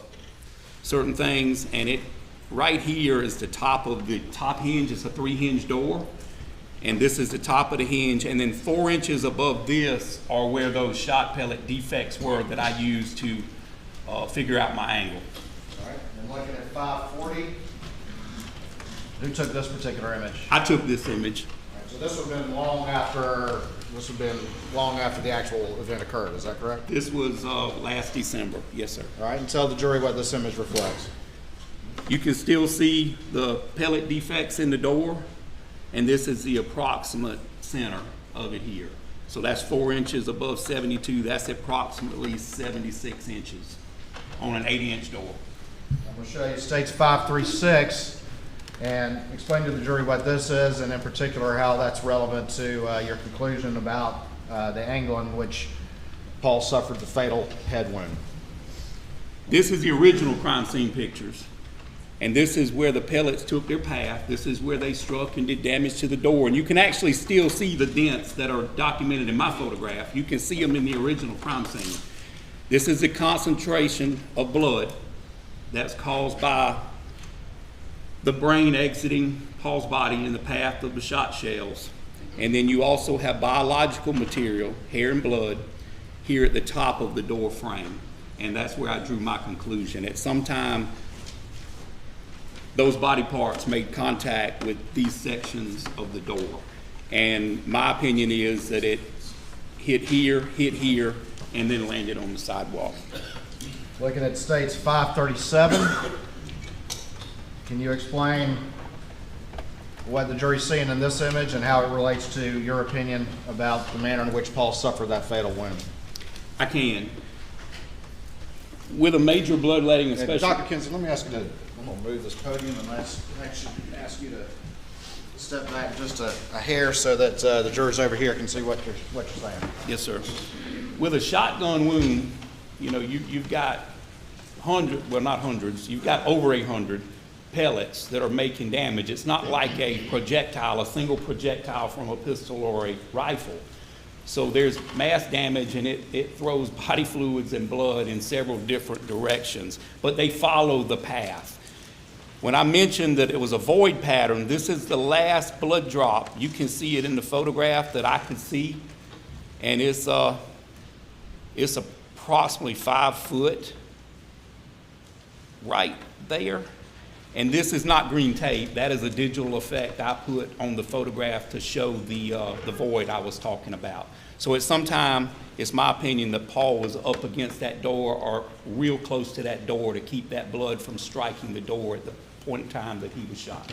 All right, and the green tape reflects that blood pad or that void area that is consistent with Paul blocking that area. Is that correct? Yes, sir. Digital tape. It's not really tape. All right. Well, Yes, sir. So that's been added to. Yes, sir. Okay. To illustrate your opinion. Correct? Yes, sir. All right, and then 538. I'm going to show you this image, and again, if you can point out what's been added and how this relates to the conclusion that you're offering to the jury. Yes, sir. One thing that I looked at to determine that it happened in the doorway and a little bit outside the doorway, more outside than inside, you don't just look for the presence of biological material in blood, you look for the absence of biological material in blood. Here at the top, it didn't have a scale or a ruler, so I can't tell you exactly, but looking at some of these other objects, I was able to scale it approximately 4 inches. Up here, you have a void. So I know that it happened, the second wound happened far enough outside of that door frame that the actual frame kept the biological material from hitting at the very top, right here.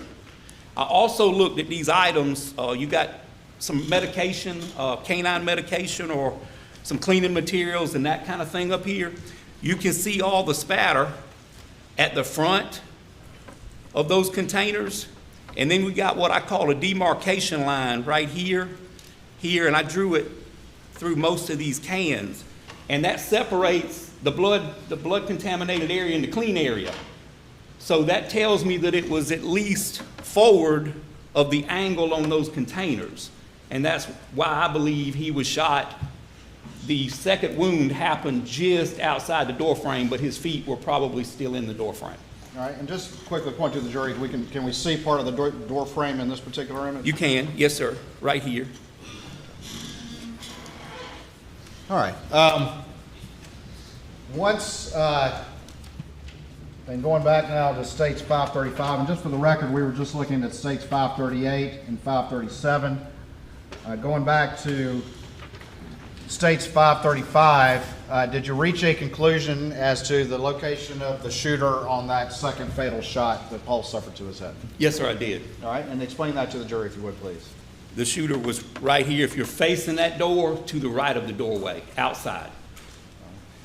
And would you have expected there to be, in that particular range, any sort of biological evidence in that area in proximity to the shooter?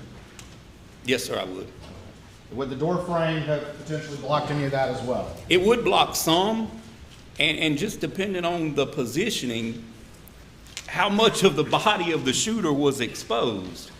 Because, you know, once you have that kind of catastrophic injury, it's real fine blood particles and biological fluids that go in all directions. And the closer the shooter was to the muzzle, to the exit end of that firearm, the more stuff you would expect.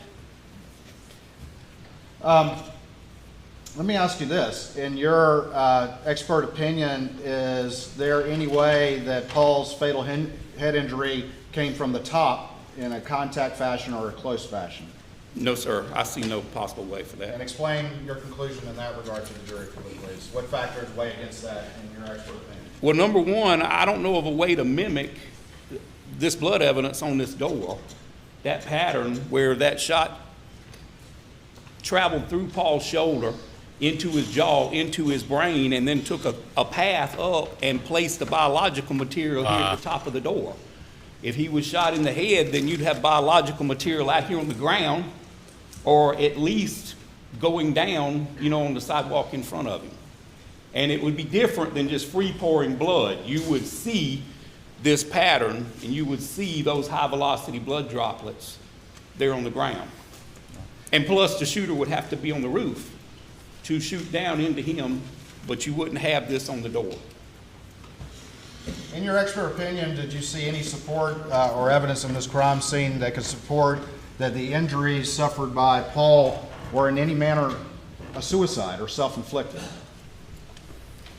I don't see the possibility, knowing that it's not a contact shotgun wound, and I'm fairly strong, and I'm bigger than Paul was, and I don't know of any way you could hold that shotgun out and shoot yourself in that direction at that angle and put that biological material on top of that door like that. I don't think it's possible. All right, thank you. All right, I hate to keep sending you back and forth, but I'm going to send you back one more time.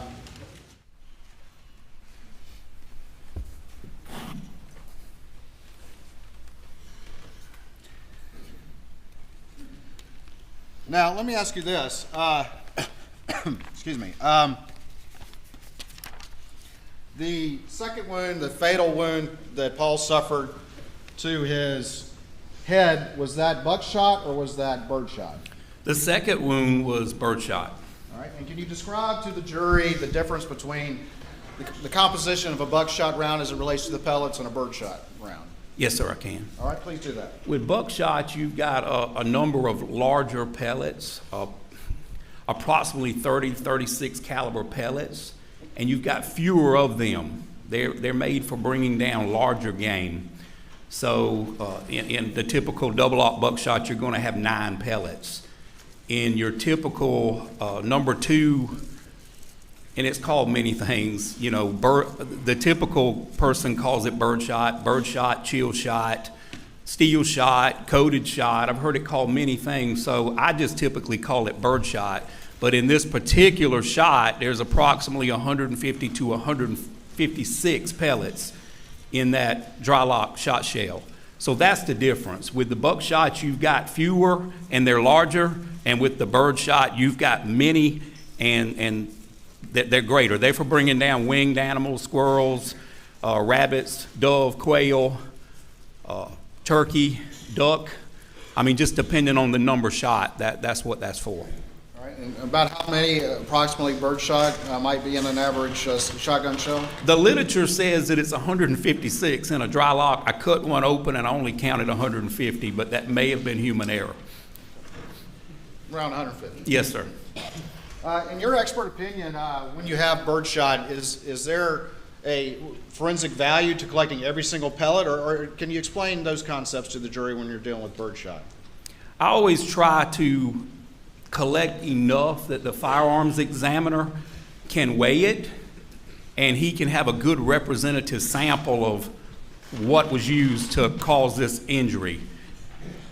With a projectile or a bullet, you have what's called lands and grooves, markings, rifling. Some people call it rifling, and it's caused from that projectile spinning as it goes down the barrel. You don't have that in a shotgun. And a pellet is so small that you probably couldn't find it if you could have it in a shotgun. So in my opinion, there's no forensic value as long as you have enough to determine what type of shot or what type of shell and the weight of it. In your opinion, and you've talked about this, but was the shooter, when that fatal shot was fired, inside or outside of that door frame? The second shot? The second shot. Yes, sir. It was outside the door frame. All right. And where was that second shot shell located? It was also located under the door. All right. And is that still consistent with your opinion? Absolutely. And can you explain that to the jury, please? Yes, sir. Like I mentioned earlier, the ejection port on a shotgun typically, now there are left-handed shotguns, but typically the majority of shotguns, the ejection port is on the right side. So as long as that shooter had it at an angle and had that ejection port pointed toward the door, even just the least little bit, that would give plenty of opportunity for that shot shell to be ejected and go inside that door. All right, I know I just sent you back. I'm gonna bring you back down. I'm sorry. That's crazy. Before we move on from Paul, I would, and if you could just use me as a mannequin, but can you sort of describe to me your conclusions about the positioning of Paul when he suffered that fatal head wound, and just how the trajectory of that wound and that shot as you've described and as supported by the evidence as you see it? Can I describe it and, Yes. and demonstrate? Yes, Step please. back so the jurors can see.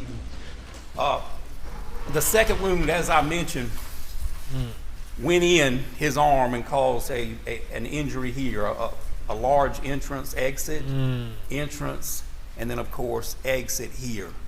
So it had to be, typically with the kind of non-fatal wound Paul suffered to his chest and his arm, it's my belief that now his 5'8" frame is dipping or favoring that arm, because as you know, that's over 20-something entrances and exits. I believe it would have hurt him. I believe he would have been in pain, and I believe he would have been somewhat affected. And the reason I believe that is because I've got the 90-degree blood drops moving really, really slow. If he wasn't feeling it, or if it hadn't affected him in some way, I believe his youthfulness would have allowed him to get out of there faster. But he's moving real slow to the door. Wow. So that's going to drop that angle just a couple inches, and I can demonstrate. So what you did, if this was Alec, you think he was trying to make it like a murder Make sure that unaliving you can type see. of thing, like to make it look like?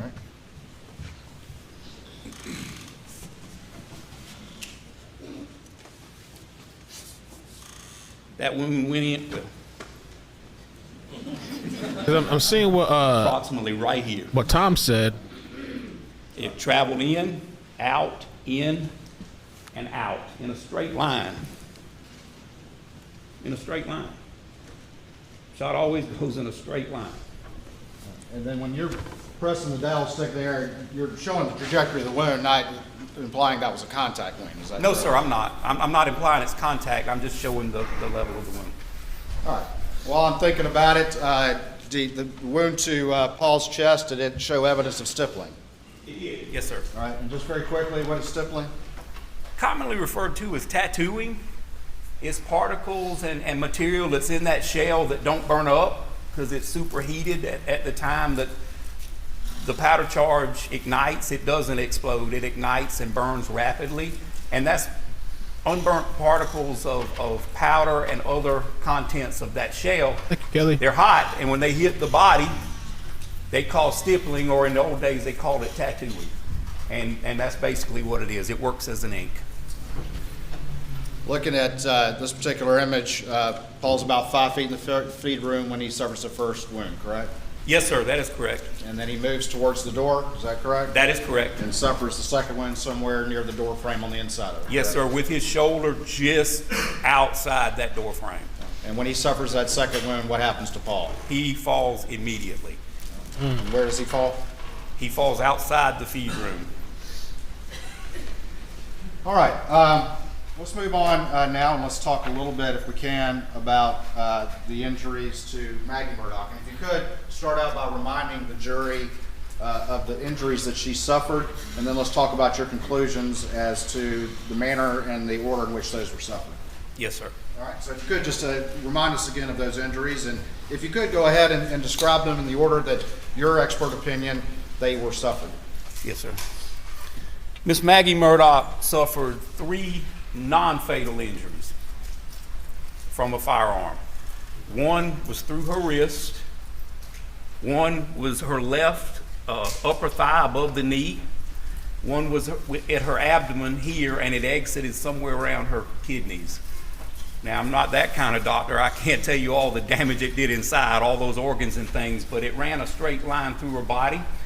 This one on her left leg and this one on her midsection were approximately the same angle, and they were really, really close in distance. One had stippling that said that it was a foot closer than the other, but that would probably fit.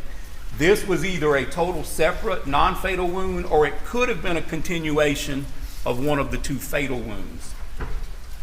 Her fatal wounds were, she had an abrasion or a burn on the left side of her abdomen from the outside in. That bullet followed a straight path. It entered the end of her breast and did extensive damage to the end of her breast, entered her left jaw, side of her face area, and went into her brain. That's the first fatal injury. And it was immediate, and she dropped right where she was at. I saw no evidence that her body had been manipulated, moved, or rolled over.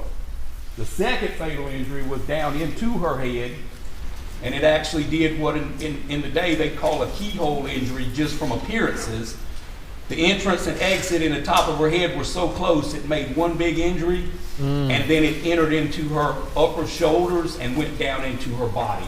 That would have also been a fatal wound, but it was second. In my opinion, that one came second.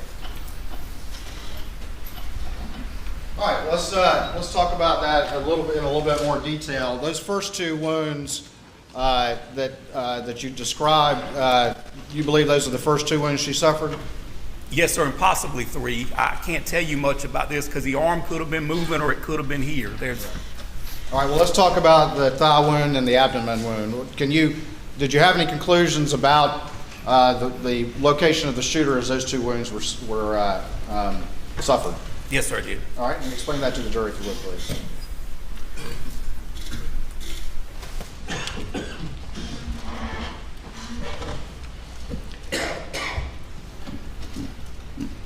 A little bit more, right there. All right.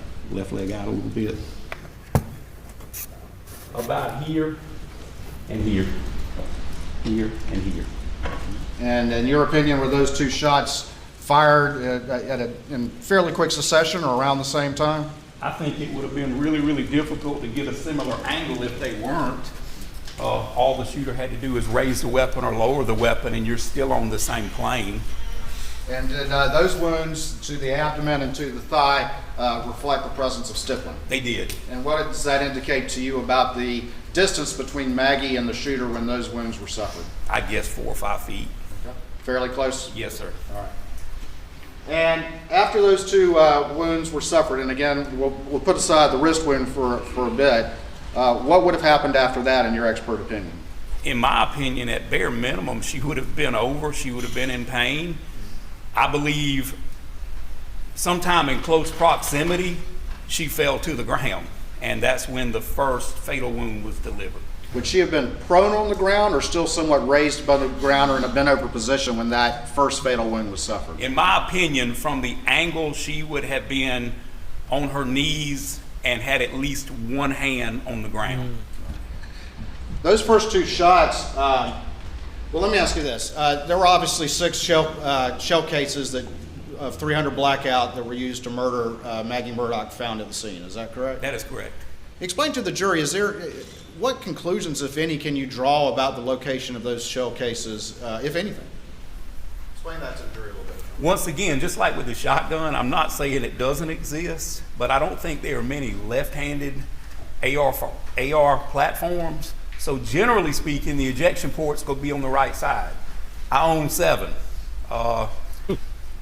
Some of them throw it, the shell casing a little bit forward, some throw it a little bit back, some throw it perfect 90 degrees to the ejection port. If they were always uniform where they come out, if you go target practice, you could place a bucket there and all your shell casings would drop in the bucket. You wouldn't have to bend over and pick up your shell cases.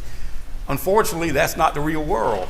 So I don't put a lot into that unless I have the actual weapon and we can test the weapon with the same ammunition, and you can generally get an idea of where that shell casing is going to go. So no, sir, I don't pay a lot of attention to it, and I definitely don't think the sequence of from one end to the other or from this end to this end means that's necessarily the movement of the shooter. Gotcha. All right. You said that when she suffered that first fatal wound, in your opinion, I mean, she would have been over and perhaps been on her hands and knees. Is that correct? Yes, sir. All right. I'm going to get down on my hands and knees, and if you could come around here and kind of show me where the trajectory of that wound would have gone, the first wound that was fatal for Maggie Murdaugh. I guess you can come behind me. Yes, sir. All right.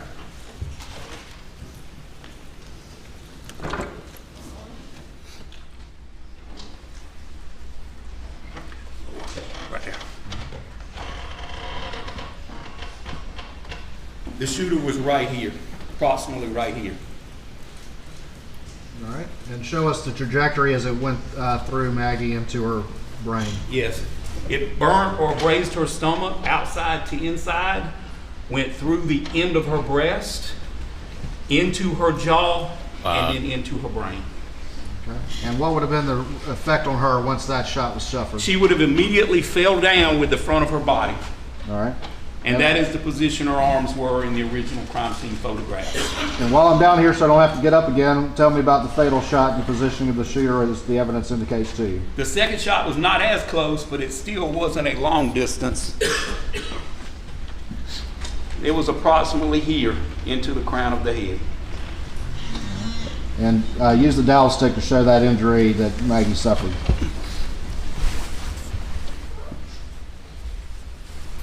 In, out, in that line. Okay. Thank you. We need to go to the dry cleaner after this. All right. The first shot, the first fatal shot, that would have immediately been fatal. Is that correct? Yes, sir. The second shot also would have been fatal had she still been living, but in your opinion, she was not at that point. Is that correct? Yes, sir. All right. She may have had a sign of life, but there was no movement. She was not capable of any movement at that time. All right. Go ahead and have a seat for me. Of course, as soon as I say that to you, I'm sure probably going to have to get back to that. Open it up.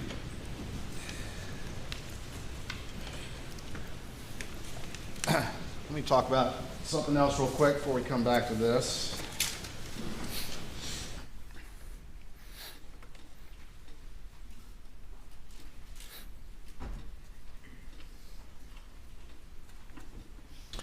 So, and this scare corroborates a lot of what that doctor is saying, Dr. Ellen Reamer. I'll show you what's been marked as States 541 Coincides.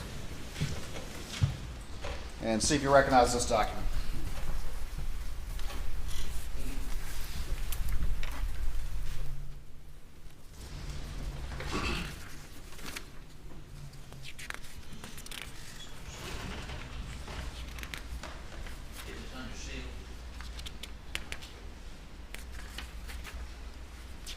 I'll bring it back to you. Good call.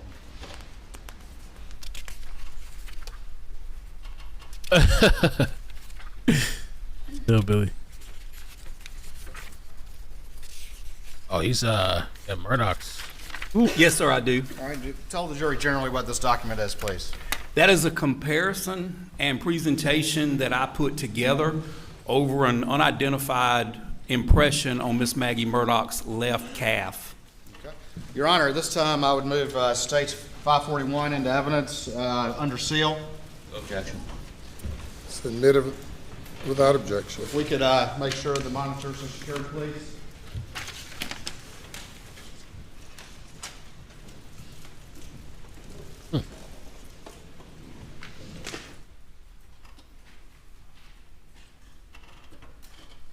All right, I'm gonna, are all the monitors secured? We're good? I'm gonna put States 541 up on the screen. I'm sorry? I think we're good. I got the thumbs up Court TV, correct? All right. Moving 541 and putting it up on the screen. If you could tell me, first of all, what do we see here before we get to your analysis on this? They showed a little bit. This is a general photograph of an impression on Miss Maggie Murdaugh's left calf. Okay. And do we also see a wound on this picture? You can see the exit wound from that thigh wound that I described earlier. All right. And what, if anything, did you notice about or conclude from the sort of the blood pattern on the back of her thigh there? She stood a little while. I can't tell you how much time, just like with Paul, but she was standing after she suffered that thigh wound because the blood is running down the leg and gravity always pulls it to the earth. All right. And then, you know, I sent you back there. I'm going to just bring you back on down. I'm sorry about that. Bring the stick. If you would, and again, make sure you're out of the way of the jurors.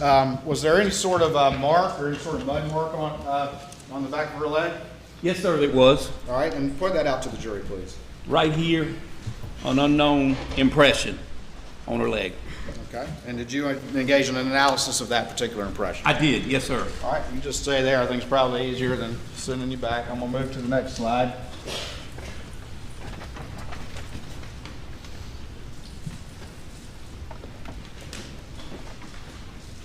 And just tell me what this is, if you would, please. That is the same impression, unknown impression. I've just cropped everything out so you can concentrate on the actual impression. All right. Moving on to the third page of this exhibit. What is this? This is a side-by-side all-terrain vehicle that was in close proximity to Miss Maggie Murdaugh's body, where her final spot where they located her, and this is in close proximity to where she was located. All right, stand by for me real quick.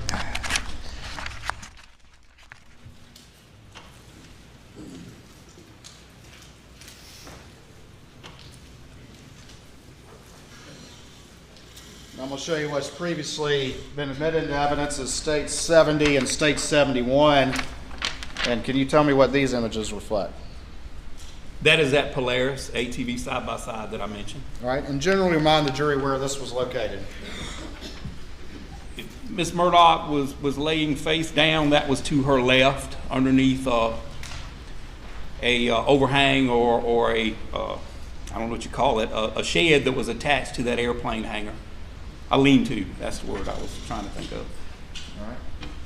And do you see any indication of any biological material in the crime scene images that were taken of that Polaris?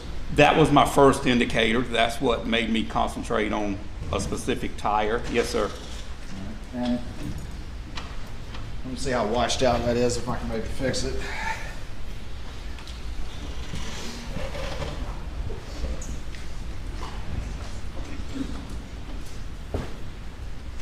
And can you point out an example of what you're talking about on that image? Yes, sir, I can. And I can bring you the original image if that's better. Right here, we've got some kind of biological material, and I'll tell you the reason I believe that to be so. Like I said, blood has a viscosity or a cohesive factor to it. That's why a blood drop stays together. You know, if you throw a drop of water on a tire, what's going to happen? It's going to run down. But here, and actually here on the front of that four-wheeler, in my opinion, that's some type of biological material. All right.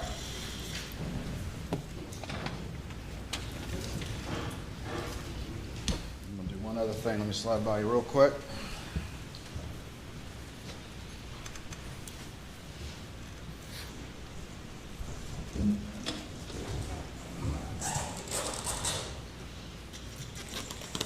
All right, looking now at defense 29.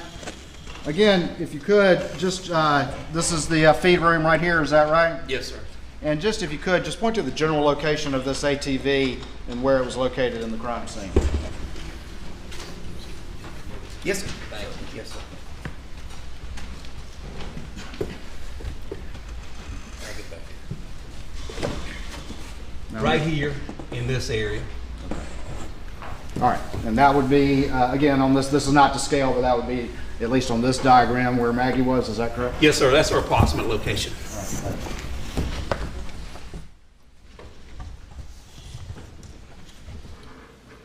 Alec. All right. Looking at going back to this particular slide and your analysis of this tire, if you would explain a little bit about what you see here and what an examiner looks at in looking at sort of this particular tire as it relates to your analysis. Yes, sir. What we look at it as footwear and tire tread or tire track examiners, we look at the actual tread pattern and design of that tire or that shoe. And there are a couple different conclusions you can come up with. We compare known and unknown. It's not like you see on TV where you take a picture of a shoe and feed it into a computer. Some people have footwear databases, but it still has to be examined by a human. There's no magic machine. If it is, I've never seen it. What we look at the dimensions of the tread pattern. We look at the shape, the sole, the outsole design, the tread design, the measurements, and we try to find class characteristics. That's shape, size, sometimes depth, or the physical properties included in that pattern. And then to make a complete identification, that's a class characteristic. That's saying there's an association, either this shoe or this tire could have made this unknown impression, or another one just like it could have made this unknown impression. So that's a class or an association. Then you've got an identification. That's where you say, to the exclusion of all others, this shoe or this tire made this print. Now, to make an actual complete identification to the exclusion of all others, you've either got to have what's called a random unique characteristic. A thumbtack in the bottom of someone's shoe, bubble gum, damage to the tread pattern on that tire. You know, you hit something and it cut a tread pattern. So that's pretty difficult unless you have the actual tire, the actual shoe, and then you take it and compare it to the unknown. And what you'll do is take that tire, and three-dimensional comparisons are always better than two-dimensional. Two-dimensional is a photograph. You can't tell depth. If you have the actual cast of that footprint or that tire, now you've got three-dimensional. You've got the width, the length, and the depth. So it's a little bit better to have a three-dimensional to compare with, but you can do a lot with the two-dimensional. If you can get it scaled to the size, you can associate it with another thing. You're looking for them unique random characteristics. They call them accidentals. It's something that happens by accident, just because of the way you walk, the way you drive, what you might hit. And that's what you look at when you do a tire or footwear impression analysis. I'm going to move on now to the next page in your exhibit, and tell the jury what these two images are, please. Yes, sir. This is the unknown impression on Miss Maggie Murdaugh's left calf, and this is the photograph of the known front driver's side tire of that side-by-side. All right, and when you were starting to compare these two, did you have to make any account for the relationship of Maggie's thigh and this ATV tire? I did. Now explain that to the jury, please. Just like if you're driving in your car and an ambulance comes up behind you and you look in the rear view mirror, you can read ambulance. But if you look at the front of that ambulance, it's written backwards because you're looking through a mirror. Well, with a shoe, a tire, or Miss Maggie Murdaugh's leg, you can't see through her leg. You can't see through the tire. So you have to flip one of them or the other. So flipping the tire, in my opinion, because it has some characteristics on it that I wanted the reader to be able to look at, I chose to flip the impression on her leg to do the comparison. Because unless you do footwear and tire tread examinations, you're not going to be able to look at something in reverse and find those points. So this is the original orientation, is that correct? It is, yes, sir. And then flipping over to your next slide, that's where you've reversed the image, is that correct? Same photograph. I just pulled it over. In the old days with 35 millimeter film, and I'm from the old days, we just flipped the negative. That's all you had to do. It's a little bit more complicated in the digital world, but not that hard to do. But this is a direct representation. It's just in reverse. All right. Continuing on as we go through your analysis, what does this reflect? This is just a side-by-side so you could understand the orientation. Here, here, here, and here. Those are the two treads that we're talking about now. All right. And by the way, those on the tire are the only treads at that level on her calf that I believe needed to be examined. All right, and again, these are just additional images illustrating what you were focusing on in your analysis? Yes, sir. Okay.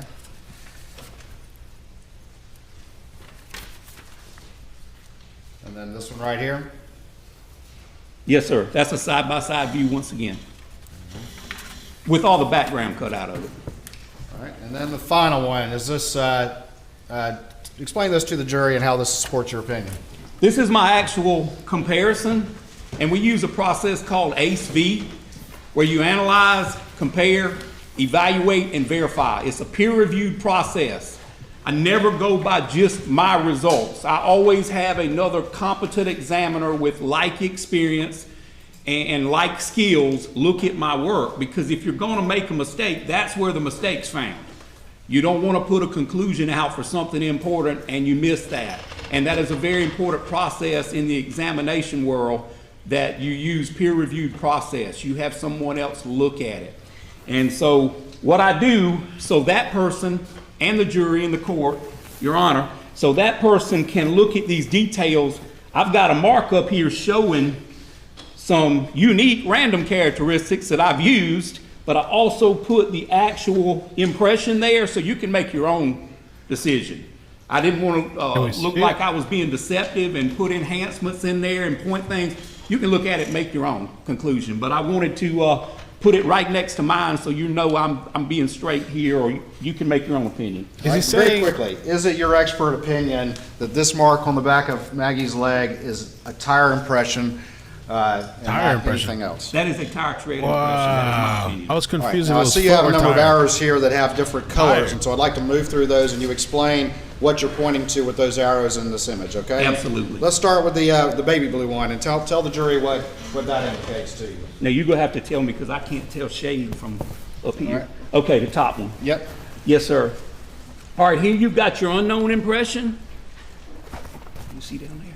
Here you got your unknown impression, and what I pointed here is at the start of that impression, and it's in mud, by the way. It's in mud, and so it's really, really fragile, but it's still here. You got an unknown impression, and here's approximately where it starts in the unknown, and here is where it starts in the known. And you can look at both, the marked up one and the actual impression itself. All right. And it's here. All right, and then moving on to this one right here, kind of we got a purple one, and then kind of that Yes, sir, I see it. whatever that one is. But explain sir. to the jury what you're seeing there and how that supports your conclusion. Right here is the other side of that tread. And this tread is this tread is this tread. Those two are the same. And right here, you can see it come up, and it actually makes a complete corner there. Comes up, and it curves out just a little bit there. All right, and is that consistent with the sort of unique shape of that top tire? Yes, sir, it is.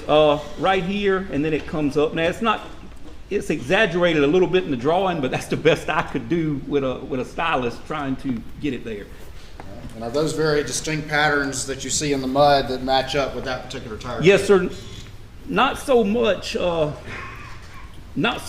corner there, but these in here are. You can see a unique random characteristic here, and all that is a void pattern in the mud.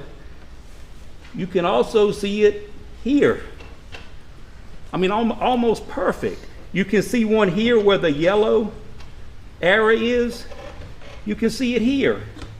It's right there.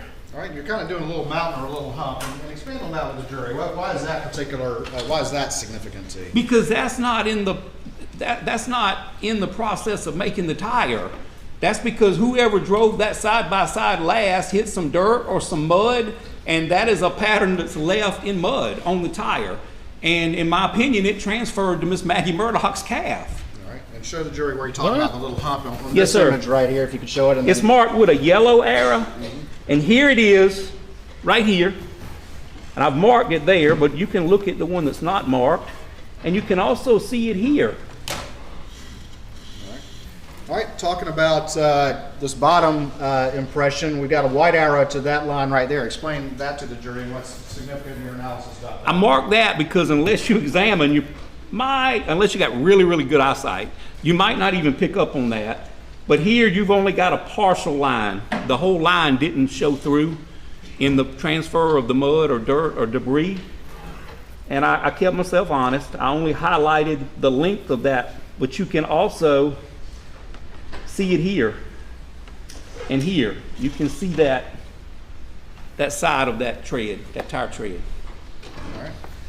And moving on now to the this green one right here, and kind of green to the baby blue to that blue, just kind of going around there. If you could explain that to the jury and its significance, if any, to your analysis. It's just a continuation, and there's a little break in there, but they're still the same angles, same lines, and they match up, and that's just because the dirt didn't transfer completely. But you got plenty of skeletonized line here to show the outline of that tread here, here, and here, and that's here, here, and here. In your opinion, that's a tire impression, is that correct? That is a tire impression, that's my opinion. And in your opinion, based on these very significant mirror images and accidentals and that sort of thing, is that most likely that specific tire tread that's on the back of? It is most likely that tire. If it's not that tire, it's a similar tire with the same tread design. And that particular tire was in close proximity to where Maggie was found, correct? In close proximity. Looking at how you had Maggie in that first shot, I think you had me kind of angled a little bit like that. Is that correct? Yes, sir. And if she was angled that way near that front tire, would she be facing towards the feed room? Yes, sir. All right. And are those two shots that were suffered in the abdomen and the thigh, are those consistent with the shooter coming from the direction of the feed room? Certainly could be. Yes, sir. All right. Go ahead and have a seat for me if you would. Sure, I'll have you back up. All right. So I'm like, so they're saying there's tires? Like she was run over? Is that what they're saying? Or I'm just still.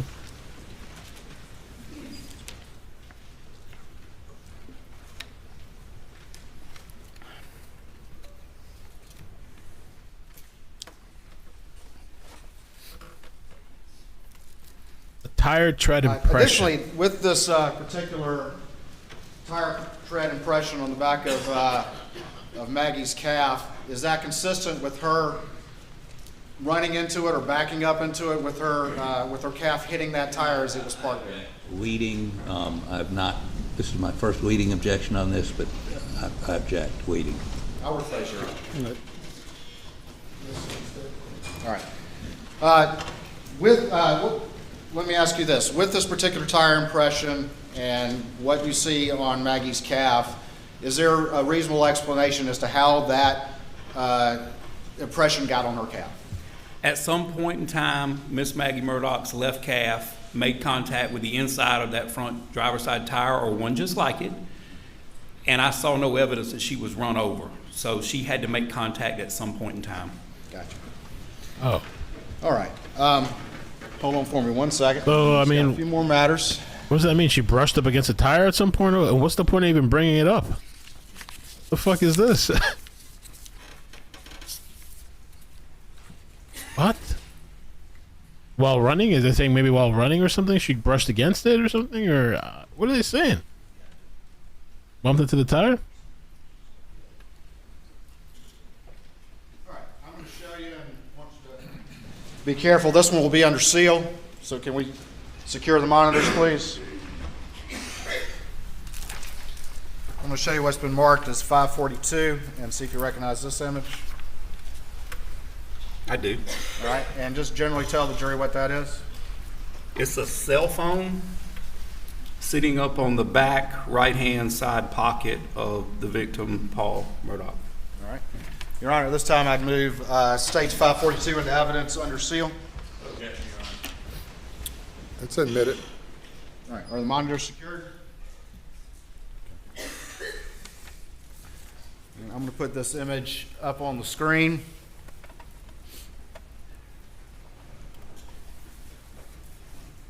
The vehicle drove past her spitting out mud. All right, and again, is this your understanding of how Paul's phone was found at the crime scene? It is. All right. And did you make any assessment or analysis of whether or not Paul's phone could have popped out and be found in that position? I did. All right, and can you relate that to the jury, please? It's my opinion that his phone was placed there by someone else. All All right, and tell the jury your basis for that conclusion, please. Well, after I mentioned the fatality, the fatal shot, at that point in time, you have no movement, even involuntary movement, and there's no way Paul could have retrieved that phone from his pocket and placed it on top the back of his pants. And in your opinion, if he had been carrying that in his hand, could it have landed in that fashion following the fatal shot he suffered to his head? Mathematically, you could have made it happen, but I don't believe it's possible. I believe the phone would have fell to the ground and it wouldn't have fell behind him up in the air and landed on him.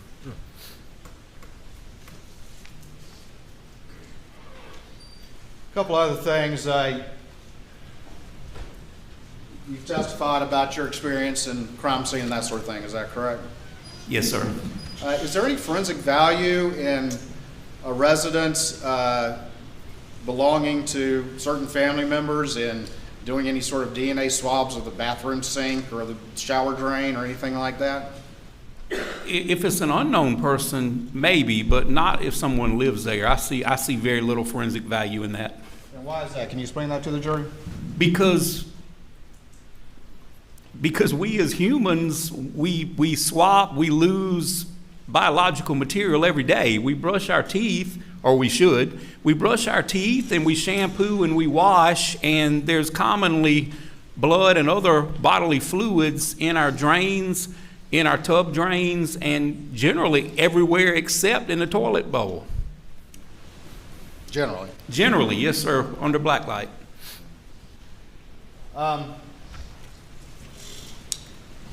You've talked about your experience and your certifications with firearms. Is that correct? Yes, sir. Do you own yourself any AR style platform rifles? I have 7 complete rifles, and I also own a couple strip lowers that I'm just holding for a rainy day. Gotcha. And what are those chambered in? 223-556. In the AR platform, is that the most common chambering for an AR platform? I believe it is, yes, sir.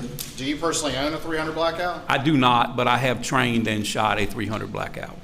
And why do you have 223 instead of 300 Blackout?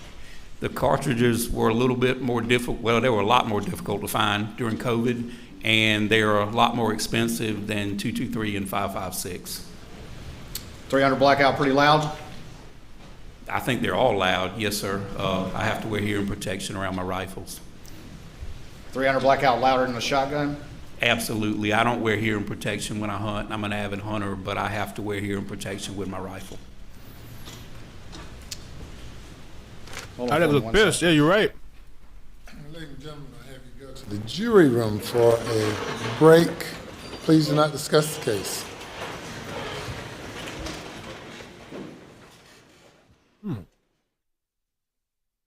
They look pissed.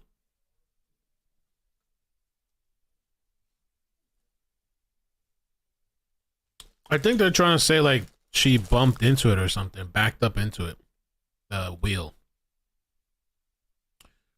Waters, is it your expert opinion that the mark on the back of Maggie's leg is a tire impression and nothing else? That is a tire tread impression. That is my opinion. So someone ran over Maggie, ATV question mark. And he says, I saw no evidence that she was run over it. So I guess Waters wonders if it's consistent with Maggie backing up into the ATV.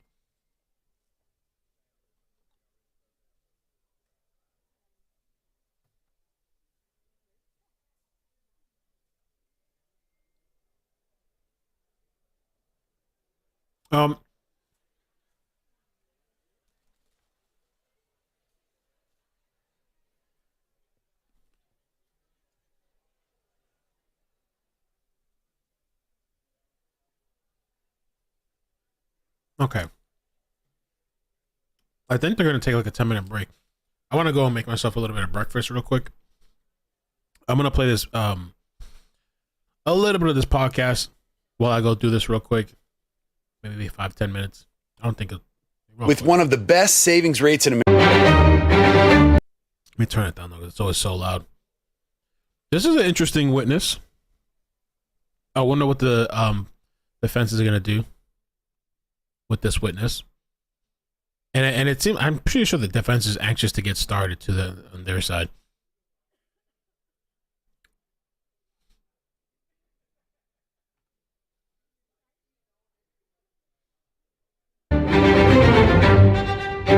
Crime Stories with Nancy Grace.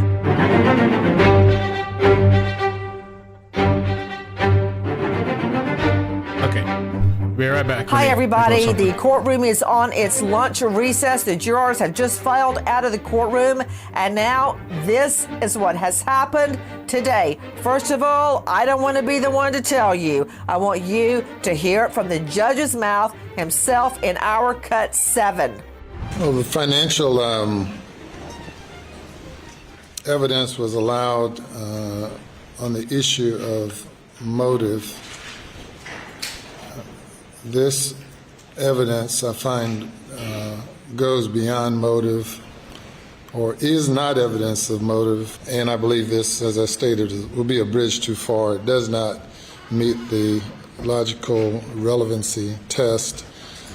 I agree with the defense that it would be admissible, perhaps, if the trial was a trial on the financial theft issues, but not on the murder. So I grant the motion to exclude this evidence at this time. Okay, what did the judge just say? He is saying that the testimony of Curtis Edward Smith, a.k.a. Cousin Eddie, about the roadside shooting where Murdaugh allegedly agreed to have Curtis Edward Smith shoot him in the head so his son, his only surviving son, Buster Murdaugh, could get millions and millions of dollars of life insurance. That's not coming in. He ruled it out. Newman has ruled out the roadside shooting evidence. Got an all-star panel, but first I want to go to Mark Tate, trial lawyer, joining us from the Savannah jurisdiction, not too far from the Colleton County Courthouse. You can find him at TateLawGroup.com. I will tell you what he just did. He split the baby. That's what he did, because there's a lot of ways the roadside shooting could have come into evidence. For instance, hey, this guy Murdaugh, he is not afraid to pull a gun if it means money in his pocket. That's what he did on the side of the road with Cousin Eddie, and that's what prosecutors are saying he did to his wife and son. That's how I would have tried to get it in. Forget the financial motive. It is copycat. Same thing he did to his wife and son. That's how I would have argued it. No matter who argued it till they're blue in the face, I don't think Newman was going to let it in ever. He's splitting the baby. He let in the financial testimony, and now he's excluding something. He's balancing out the scales. What do you think? I think that's exactly right, Nancy. And, you know, Judge Newman, I think, has really done a very good job in the case in allowing in evidence that's appropriate to show what the prosecution's argument is with regard to motive, even though they don't have to prove a motive for murder. This whole financial pressure evidence that they want to put on, it's pretty lock solid. The evidence is pretty clear that Murdaugh was in a lot of financial trouble, and then they used that to essentially bootstrap their theory that he was going to try to do this horrible thing to gain sympathy, which is a depraved mind to think in that fashion. But regardless of that, when we start talking about that, we're going to get Cousin Eddie to kill us so that our boy, surviving child, can get $10 million in life insurance. I think that the judge is right about that. I don't think that shows motive. I'm not saying it shows motive, Tate. Nobody's saying that shows motive for a murder. That's not motive for murder because it happened after the murder. So it can't be motive for murder. But it does show frame of mind, course of conduct, a pattern, an MO, modus operandi, method of operation. Because when Murdaugh is in a jam, what does he do? He pulls a gun. And I am not buying that total BS about, oh, I wanted to leave money to my son. I'm not buying that. I don't believe that. If he wanted money for his children, he wouldn't have done any of the stuff that he did. I think this was a harebrained idea to throw blame off of him in the double murder and make it look like, hey, the killer came after me. I didn't recognize him. I was on the side of the road changing a tire. He shot me in the head. Because if they wanted him dead for insurance money, Cousin Eddie would have pulled the trigger a second time. Right. No, I agree with you that it doesn't, the whole getting some money thing, but I think that the prosecution argument, I think it fails. I think Newman did the right thing because he doesn't want to get reversed on something like this. The evidence has come in, potentially why he acted this way, and now to bring in more, it risks reversal. And we know this, that no matter what happens in this trial, that when or if there is a conviction, then Murdaugh's going to prison for all of his financial crimes as well, and he has nothing but time to be courthouse lawyer for the rest of his life. And there's going to be appeals based on inadequate assistance of counsel. There's going to be every single evidentiary question brought up on appeal as well. I completely disagree. Because Chris McDonough, joining me, former homicide detective for many, many years, director at the Cold Case Foundation, host of The Interview Room on YouTube. You can find him at coldcasefoundation.org. Chris, did you hear what Mark Tate just said? Don't bother to answer. I know that you did. If this guy, Murdaugh, goes away on theft, and even if it's $8 million of theft, you know darn well when the jail gets full of murderers and rapists and child molesters and drug lords, he is going to go behind bars. He's going to help people get their GED. He's going to find religion. He's going to teach classes. He's going to do everything right, and he will get out early. That's what's going to happen if he's convicted only on financial crimes. How many times, McDonough, have you seen a POC, technical legal term, walk out of jail early? A million, maybe? Well, Nancy, 1,000% correct, your analogy.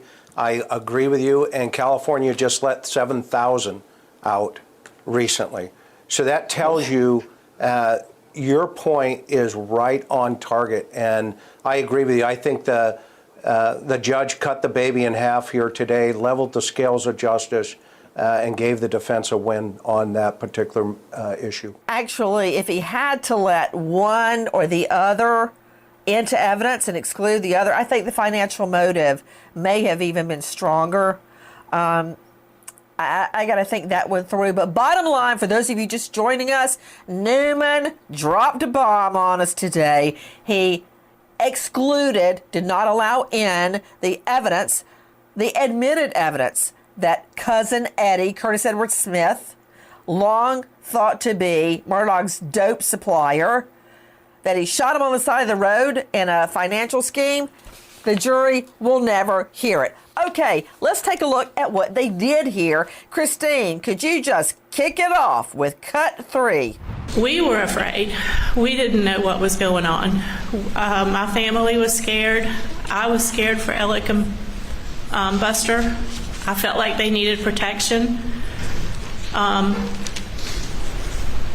think everybody was afraid. And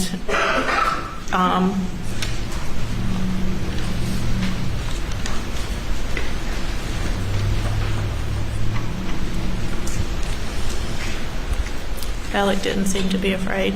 Man, talk about a pregnant pause. I thought she had quit talking, but her words were, I think everybody was afraid. Long pause. And Alex did not seem to be afraid. Why? Because he knew no one else was in danger, because he's the killer.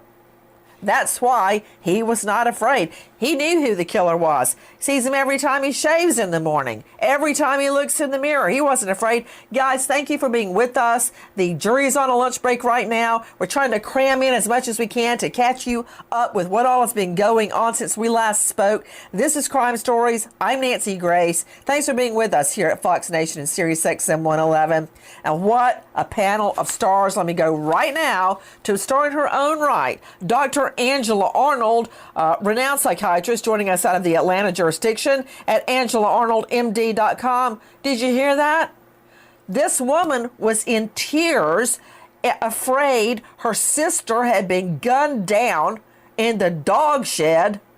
Her nephew had been gunned down, brutally gunned down. It's like someone's taking out hits on the family.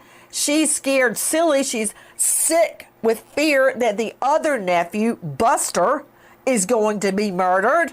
But guess who was not afraid at all? Alex Murdaugh, Dr. Angie. And Nancy, I believe, so the whole time I'm thinking about what is the jury going to remember about all of this? The jury is going to remember that pregnant pause, aren't they? So whatever is being left out, whatever baby is being cut in half, the jury is going to remember the pregnant pause and the tears that she was shedding. That was so powerful. That was such a powerful testimony that she made today. And you know what else I like about this witness? Let me go back to Mark Tate. He's a veteran trial lawyer. I'm going to try and mirror a little bit of what Dr. Angela Arnold just said about this witness. You could not have hired an actress to portray what she portrayed on the stand. And no, she was not a drama queen. There was no wailing and crying and getting dizzy. No, she was perfectly calm and poised. She cried. She tried to conceal her tears. She wasn't putting on a show. At least it didn't seem like she was. She's very believable. She had a quiet dignity about her, I thought. Yeah, I thought she was an excellent witness.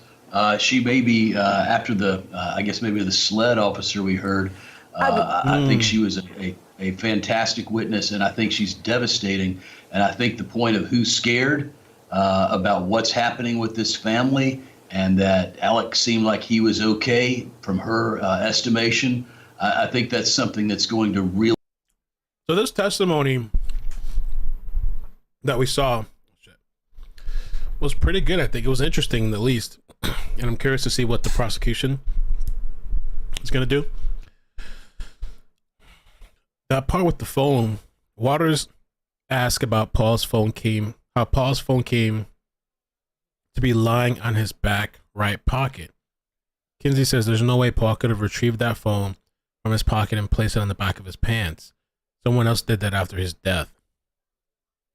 And I think that comes to the whole argument where the defense was making, that, like, you know, Paul would put his phone away sometimes, or if he was working or doing stuff, he put his phone away. So I guess that's the whole phone gate thing. Whether he had it in his back pocket or not. The other thing too, Paul, I guess, was caught off guard. You know, and I've said that before, I think, in testimony. The impression thing threw me off. I guess they're trying to say she was running, or she bumped into, or at some point had, like, or backed into. I feel like sometimes the communication things, like, they don't clear some of the shit up, like what they're getting at. You know, I'm assuming it's like the only thing they cleared up is that she wasn't run over. Okay, you know, but that she has tire impressions. Maybe they're gonna get to that when we come back.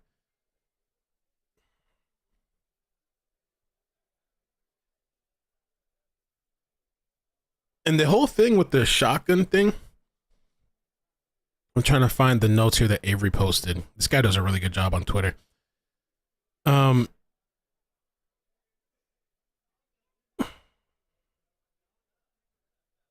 Kinsey testifies he used biological matter found at the scene, including brain and blood matter found high on the walls. That's when we're seeing that picture, and high on the walls and door. So we were seeing that picture, and he was like literally where the trajectory, I guess, of where the blood and brain and stuff had the trajectory. He said the second shot was fired from outside the feed room to the right of the doorway. Paul was moving towards the doorway after the first shot. When he was shot, his body fell outside of it, out of the doorway.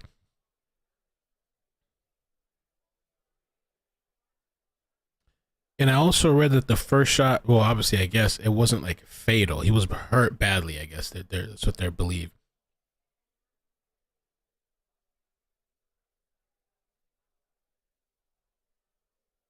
Oh, here it is.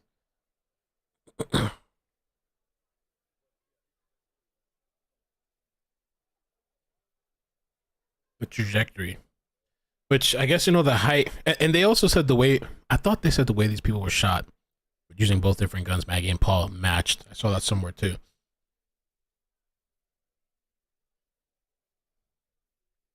Aim said he touched Paul's phone. Lindsay.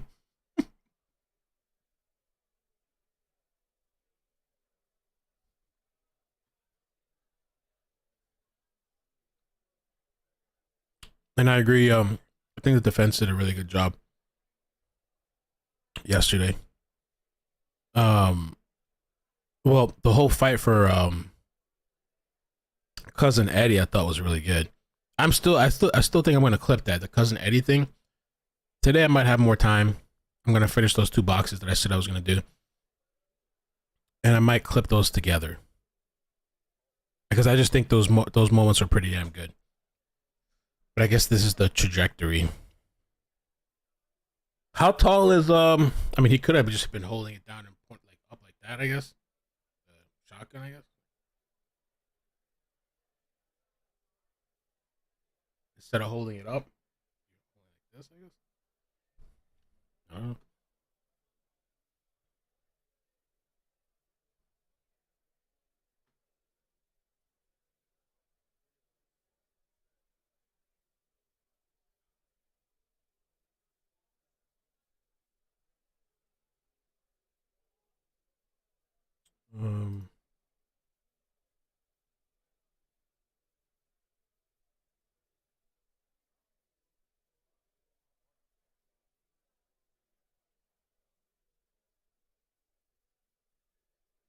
All right. Let me see what else we got here.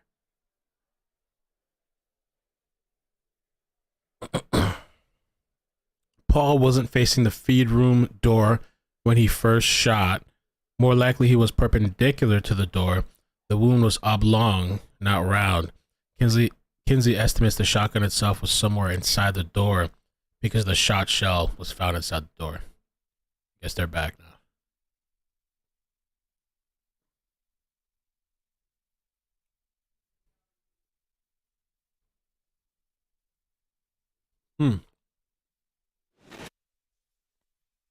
Alex is taller than him.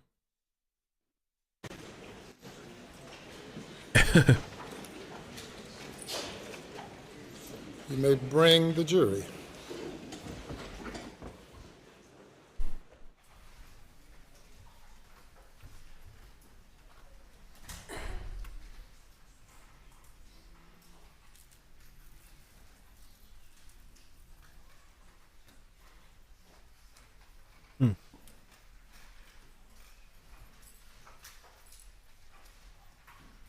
Kneel down.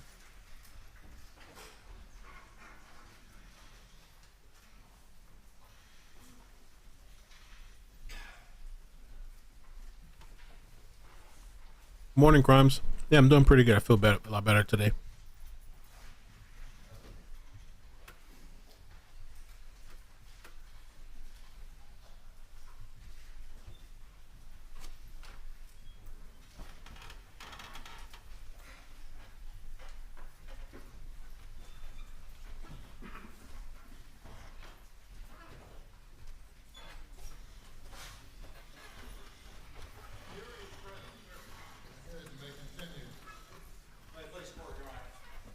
Yes.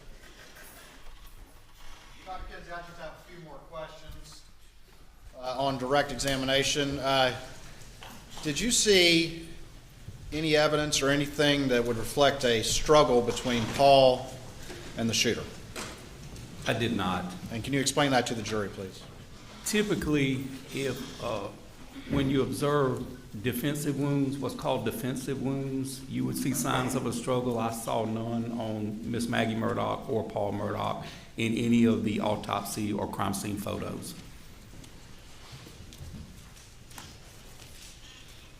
Thank you. Please answer any questions the defense may have. Okay. Let's get it. Let's get it.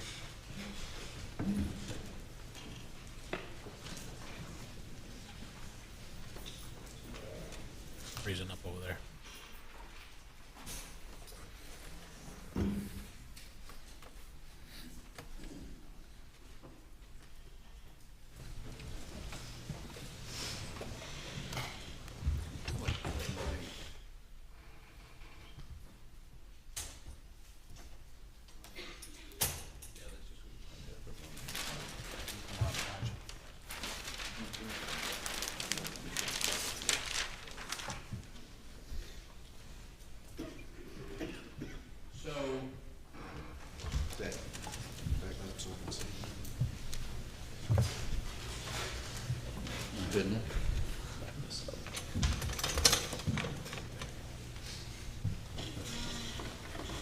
So do I call you doctor or deputy or chief or what?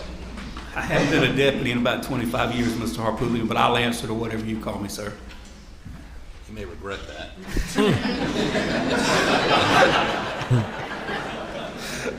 So, you've been, when did you start in law enforcement? Around 93. Okay. And you were in Orangeburg? Yes, sir. You know, back then, I was a solicitor in the Fifth Circuit. I was the prosecutor there. Do you remember that? I've testified for you a couple times, Mr. Harpootlian. I thought you looked familiar. Oh. So you actually were my witness a couple times. Yes, sir. Oh. And I don't know that we're going to have much dispute today, but I'm going to try to understand a couple things, if that's okay with you. Absolutely. So let's understand the wound to Paul, the two wounds to Paul. And as I understand it, you were saying that he was standing how far back when he got shot to strike that? For his bloody footprints to be there, those footprints had to be made after he had the shot in the chest, correct? That is correct, yes, sir. And so how far back in the room were those footprints? The footprints are at approximately, because I have no way, once everything was pressure washed and cleaned out, but looking at the actual crime scene photographs and then taking my own measurements, the placard, the yellow placard that's in the photographs, is approximately at 5 foot. And he was on the other side of, so he was occupying that 6 foot area. And there were no scales in any of those pictures, were there? There were not, no, sir. Let me just talk about this generally before we get to that. You teach a course on crime scene processing? Yes, sir. You teach a course on how one should photograph a crime scene? Yes, I do. And I'm going to try to oversimplify this. There's basically 2 or 3 things that you want on any crime scene photo. The first is a scale, correct? Well, there's 3 types of photos. One of those includes a scale. Yes, sir. Okay. I mean, obviously you don't have a scale if it's a long shot out, like from outside the feed room in. But for something like bloody footprints, you would want a scale. I would, yes, sir. And you'd want multiple lighting sources so that it's well lit. Well, if you operate the camera correctly, you have your light source. Okay. And that's why you do it from 90 degrees over perpendicular to the footprint, because you can hit all the angles and then choose the best exposure that takes those shadows out. So if you do 90, do you recommend taking more than one shot? Yes, sir, typically. I mean, at different perspectives of the same item? Yes, sir. Okay, so you recommend multiple shots, including one, gotta have 190 degree. If for comparison evidence, you do, yes, Right. sir. And in the sense of the shoes, the shoe prints you think you saw, they were definitely Paul's shoes. You did that comparison. Just like with the tire tread, they share class characteristics with Paul's shoes. And were Yes, those sir. shoes facing towards the front or the back of the feet? When they were made, it appears they were going toward the door. Right. But it would be hard for me to tell you without some kind of mark on that pavement to be able to orient them. I'm sorry, I couldn't hear that. Say that Without a again. mark on the pavement or some type of landmark, it would be hard for me to orient them from the photograph. Okay. And again, if you'd had a scale or multiple pictures of that one shot, I mean, of straight down and multiple pictures, you could have done a little bit more in terms of that, could you not? An examiner possibly could have, yes, sir.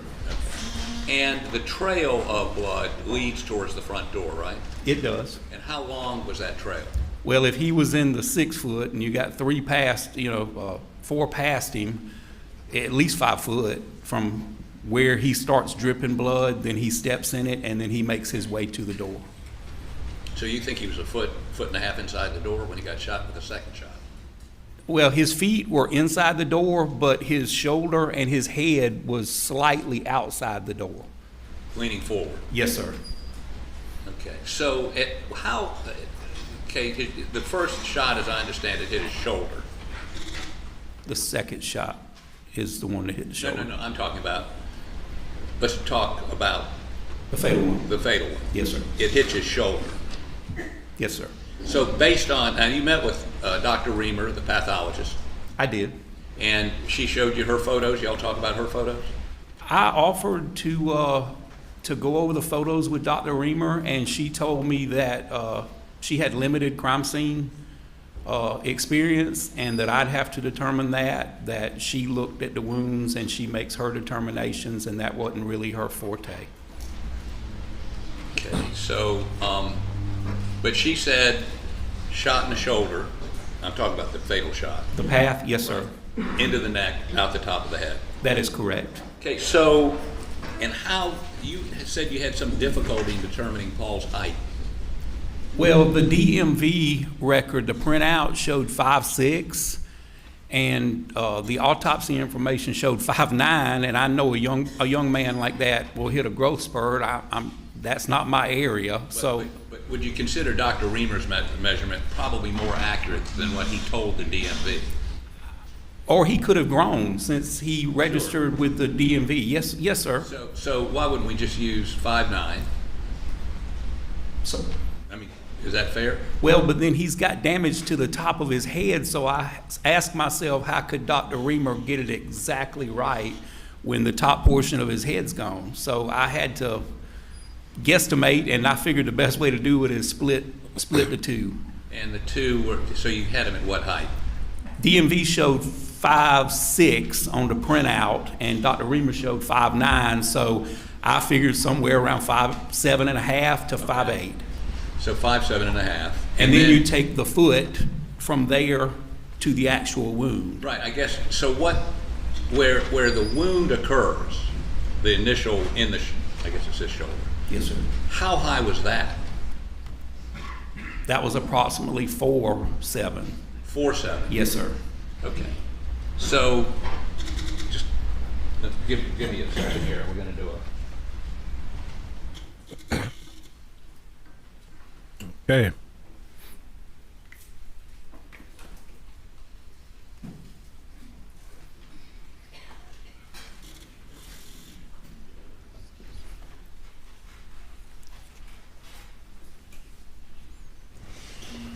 I hadn't touched a protractor in 50 years. I've done it twice this week. So let's do, if you'd step down here for just a minute, please.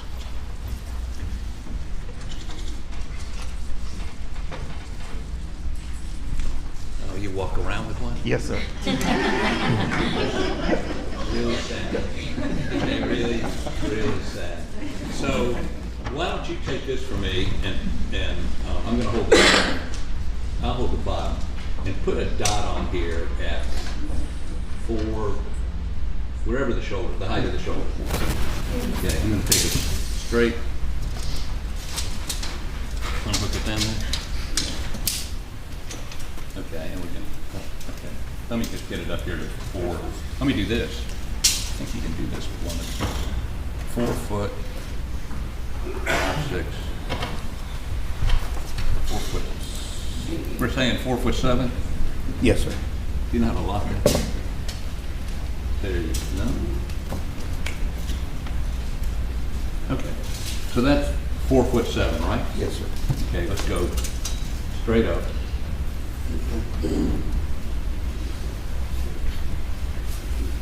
Okay. And that would have been the height of the wound. That's the height, approximate height of the shoulder, depending on how far he's dipping. You think it's lower? Could be, yes, sir. Like I said, when you've got a wound to that side, I would expect him to be favoring that shoulder. Okay, so what's your opinion of how, I mean, you're the professional, I'm just holding it.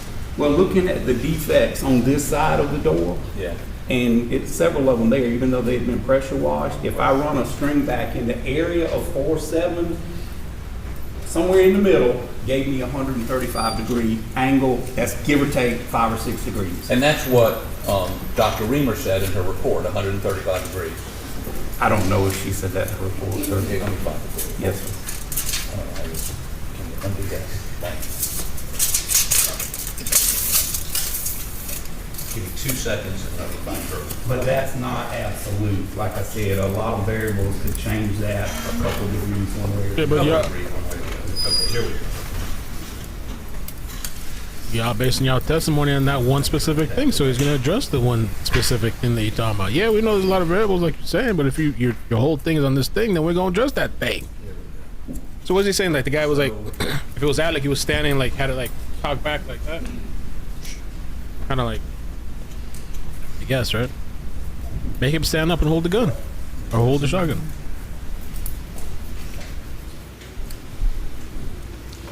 Now that would have been good.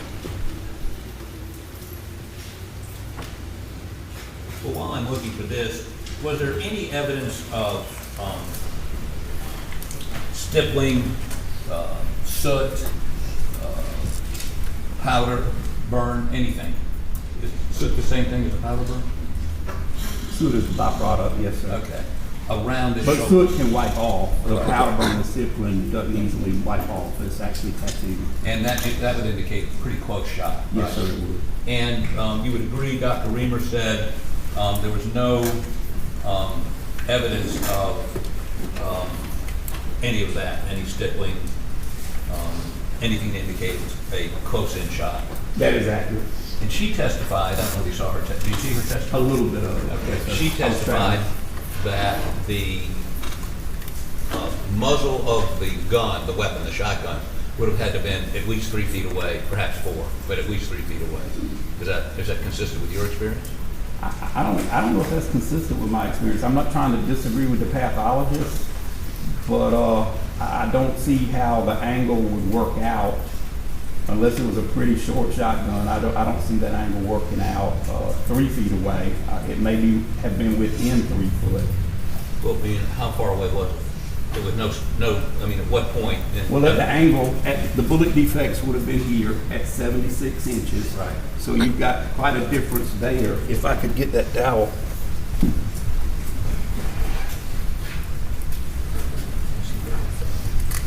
You want to swap places with me? Yeah, I'm trying to find that 135-degree comment by her, but to make that axis, yes. At 3 foot, we're here. Right. At 2 foot, we're here. So I believe it would be more in line with 2 foot, but I'm not contradicting a pathologist. Okay. I know it's in here. Give me 2 seconds. I thought I had it marked. Give me 1 more second here.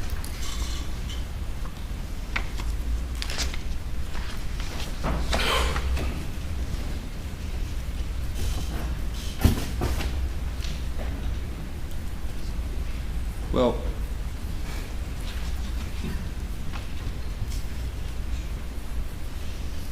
damn it. So, assume that you said, and you relied on Dr. Reamer's 135-degree shot.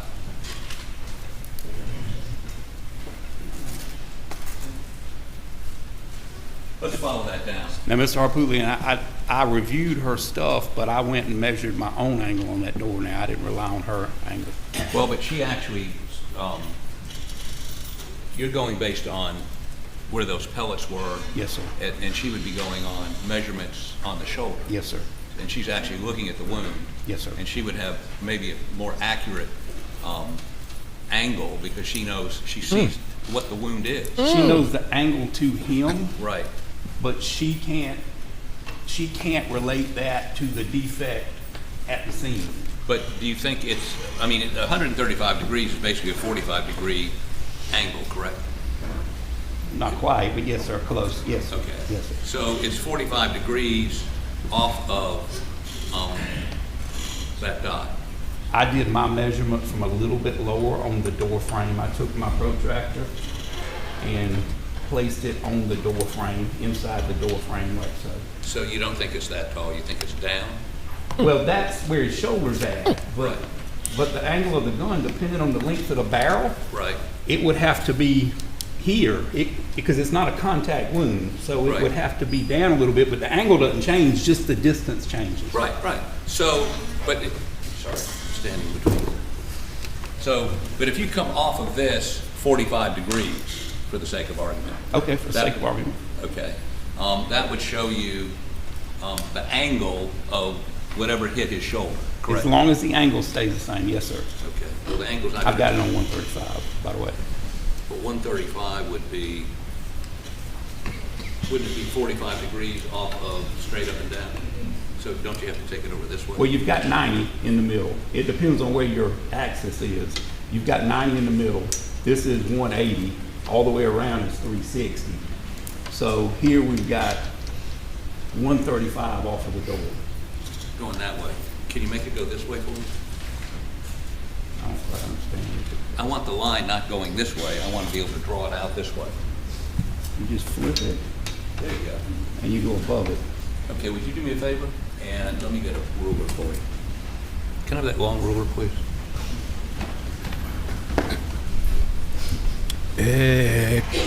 Stick up to, man. What's he concocting? What is he getting at? And let's take it. Just. I'll hold it. Like that. If you'll just get that.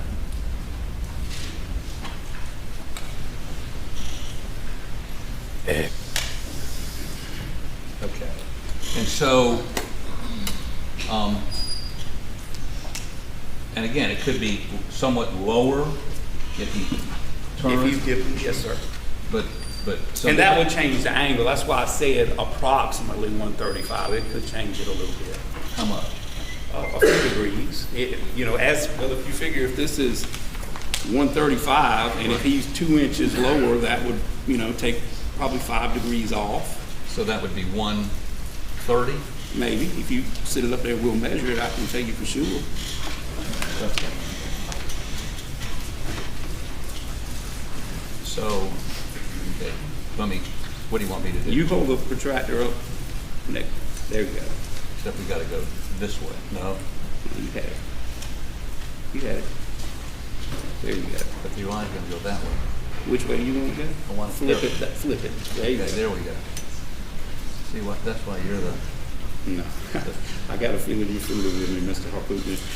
You got that feeling? I got that feeling. Okay. So that's 135. Yes, sir. What do you want to make it? Well, I'm not measuring it this way. I mean, you tell me what you want me to make it, because I measured it this angle. Yeah, but this is just the flip side of that. Remember how you're talking about the negative? All right, put it back. Okay. Which way you want it? This? That? There you Okay, go. that's 135. What do you want to make it? So you can read. Oh, wow. There you go. All right, so if it was, let's say this end was down a little bit, that would make it what? Now you're on the bottom half now, so that changes it. Now we're at 40. Yeah, it was 45. Right. Now yeah. it's 40. Right. See, I went to Clemson too. Yeah. And so, this is sad. So if you make it 40 instead of 45 degrees, what is it? Here. Okay, so.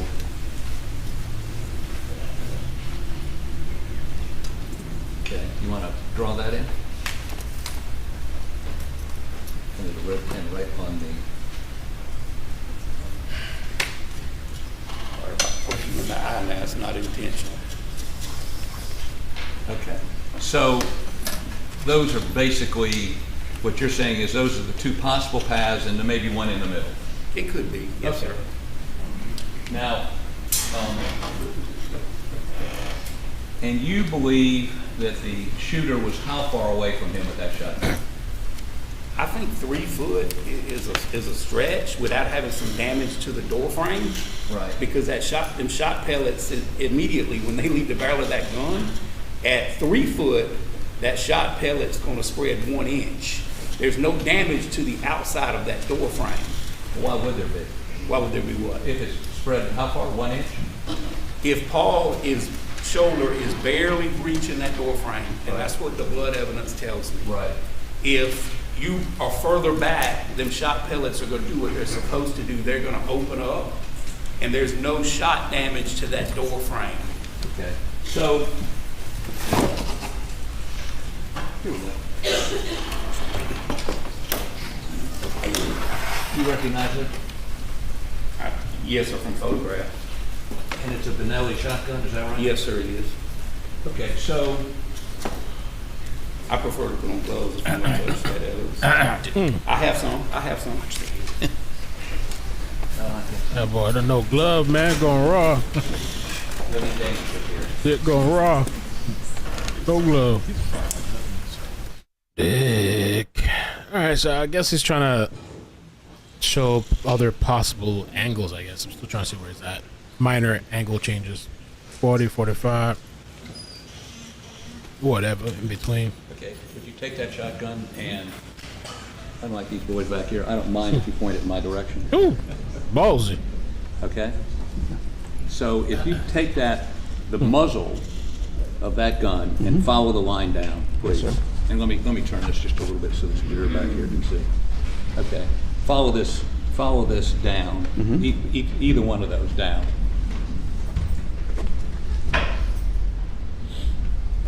So that would be the position the shooter had? That's the angle. I mean, I'm on the opposite side, you know, of where the shot came from, and I don't know the length of the barrel, but that would be the angle. If I'm standing in the door, why is that the opposite side? Bent down a little bit. I don't understand what you mean by the opposite side. The shot came from over here. It didn't come from... Well, this is a two-dimensional representation of a three-dimensional, but I'm trying to figure out just the angle from the muzzle. All right, if you're coming out of the door, Right. and you got damage to your right shoulder. Right, there you go. Instead of Same- the left shoulder. same- All right, turn this way. Okay. And that is the door frame. Right. Was here. Right. But, and that distance there is how far from the barrel to 2.5 to 3 foot. That's not true, just to be. So actually, that is, I'm going to your shoulder now. okay. You got to turn. You got to turn. I gotta turn. Yeah, you got to Okay. turn. So that is about 24 inches. Well, here, you was Step bending closer, down? but yes, sir, about 24 inches. Again, we both went to Clemson, okay? So this is getting complicated. So what you're saying is, whoever shot him was holding the shotgun that low? Really low, yes, sir. Not from the shoulder. From some position other than the shoulder. Why? Wouldn't it be easier just to go boom, Boom. right in the head? Sir, I can't figure out why people do what they do. No, but don't I think guess, that's how it okay, works. so the person with the shotgun has just shot him in the chest, and he would have been turned to the left, and that would have gone through, under his armpit, out the window. Right. Okay. And then he shuffles over to the right of that position, Toward the door. towards the door. Yes, sir. And then whoever has just shot him, you would agree with me, the first shot was inside the, the shooter would have been inside the feed room for shot number At one. least to here. If this is the door frame, Right. the ejection port of that shotgun was in at least this far. And how far back was he in the room when he got shot? Paul? Yeah. Just on the other side of the 5 foot mark. Okay, so how far was it be from that 5 foot mark to the door frame? 5 foot. Yeah, no, but I mean, how far would the barrel have been if that was just inside? Well, it depends on the length of the shotgun. Assume that's Benelli, whatever the Well, name. if this represents 5 foot, Right. and I've got the ejection port inside the door, what, 2 foot? I mean, you don't want the ruler, but 2 foot maybe. There's consistency.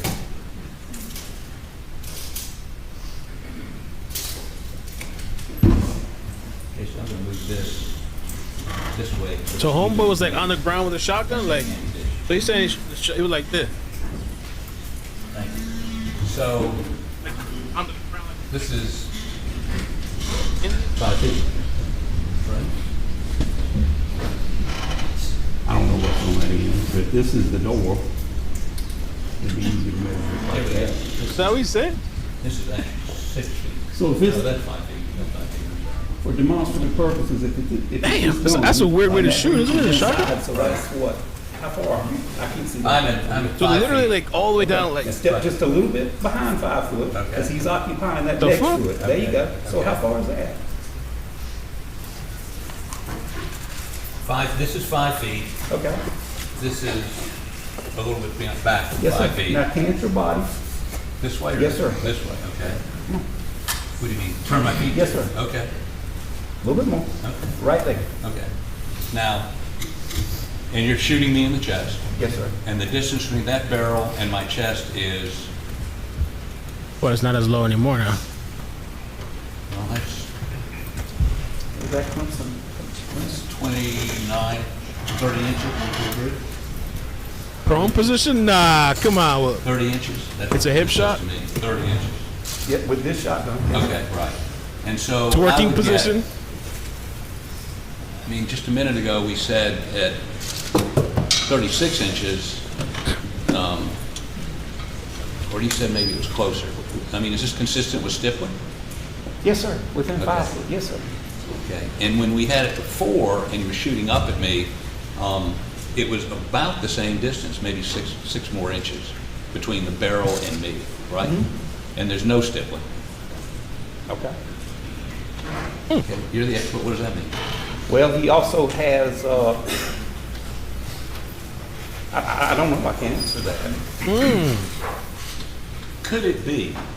Well, I mean, on that first shot, we know, you say that he was, you say he was the whatever you call it, the thing ejects. What's it called? The ejection port. There you go. The ejection port had to be inside the room. Yes, sir. For Well, the second shot, now all it had to be is pointed toward the room. why? Because it's going to eject to the right. So if this is the door frame and I've got the ejection port pointed toward the room, it's going to eject into the room. The You would first shot, because it was straight on, had to be at least past the door frame. Right. But the second shot, if the ejection port was Pointed toward the room. pointed towards the I room. could be this far away from the door, the second shot, and the ejection port would still throw it that direction.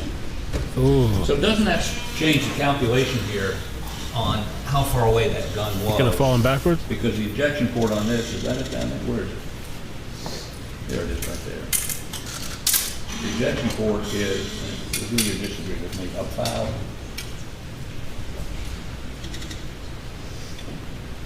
28 inches from the barrel. On that shotgun, yes, sir. Well, assume this was a possible shotgun, although it doesn't match up with the ejected marks on the shells found in the femur. But there's some theory that this would be about the same shotgun. So you would agree with me that the shooter would have been, how about show me again how low they would have been holding this?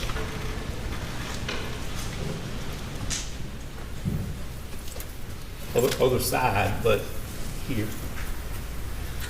Down. Well, I mean, I don't know how long the arms are. There's a lot of variables there, but, you know, it could have been here. It could have been here. I mean, I can't tell you the mechanics of it. All I can look at is the angle. And that angle, you would agree with me, is an unusual angle. Typically, people shoot a shotgun from their shoulder. Typically, unless you and I are both occupying nearly the same space. Wouldn't there be stippling or powder burns or some? I can't explain Right, that. yeah, Well, yeah. okay, so you can't explain it. I'll take that answer. Yes, sir. But it would be inconsistent for them to be that close, wouldn't it? Well, you figure if Paul made it to the door, whoever fired the first shot could have retreated or could have backed up, better word for it, could have backed up or even was taking cover to see what was going to happen. And then I believe the angle would fit or could fit that two persons could be that close to that door frame. Hand me the weapon again, please. You might want to step that way. Well, you're blocking the jerk. Oh. That's better. So we both agree that the first shot is square into his chest. Well, I can't say square, but it's directly on. Yes, sir. Okay, which is at shoulder height. boom. Well, it could have been shoulder height. It could have been like I was holding it just now. No. Before. I mean, I'm sorry. I'm just. it could have been. It could have been here. It could have been here.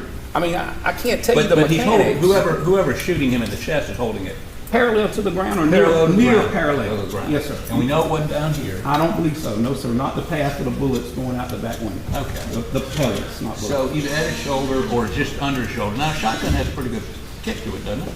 Buckshot? Yes, sir. Pretty decent.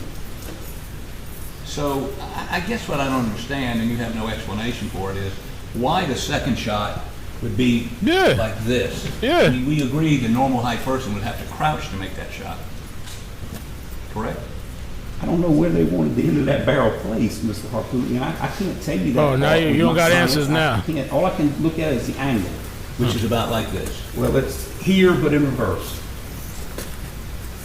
And flip it for him. Which is about like this.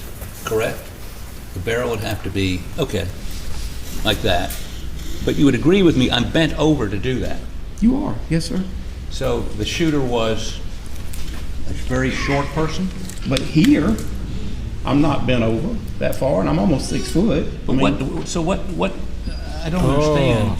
Oh. Go ahead and take a stand. He made a point. A little bit.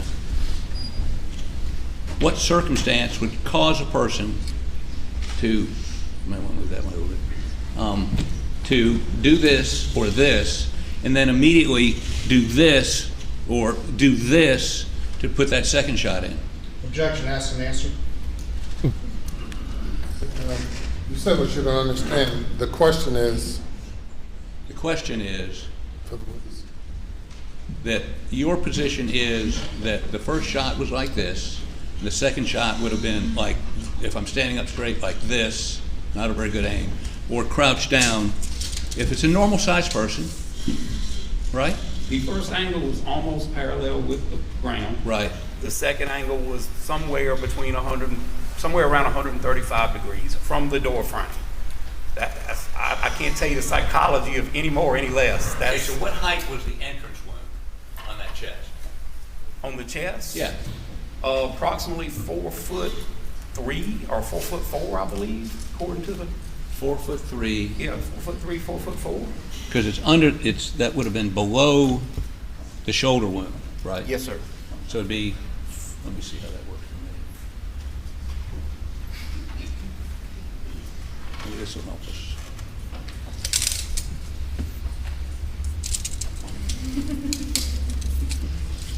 Two, 3, 4, 4 foot. You They think say it's 4'3"? normal. They say some people saying it's a normal angle. Some people saying it's a weird angle. Trust me, that's 4'3". What y'all think? Okay, and I'm about 5'10". Somebody said Alex fell. Alex pretty So, tall. That would be about right for me, wouldn't it? Yes, sir. Okay, so that first shot, if it was on that person's shoulder, if they put it on their shoulder, they would have been approximately. How tall? Was there any way to figure out? I don't know a scientific way, Mr. Harpootli, unless you had a tripod that you could hold the gun and shoot it many times, the actual gun, and measure it. I don't know if it's scientific. If it is one, it's way out of my purview. I look at the angles, and I look at the damage, and I develop my angles. That's what I do. Okay. You're a little pressed right now, ain't you? Pressed. I mean, I guess that's what he's saying, but the angles would have to be. It does coincide with how somebody would hold the gun. Done with the gun. You can have a seat. Run it, depending on the height, though. I don't know the person's height. Objection, asked and answered.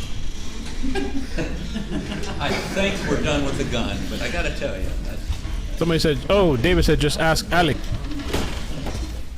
Some people say they shoot like that, like at a this. And I don't think I need this anymore, Mr. Crouch. I'm sorry. Or on the floor. Some people say it's a normal shot. Were you able to find what I wanted? All right, so finally we're done with that, I think.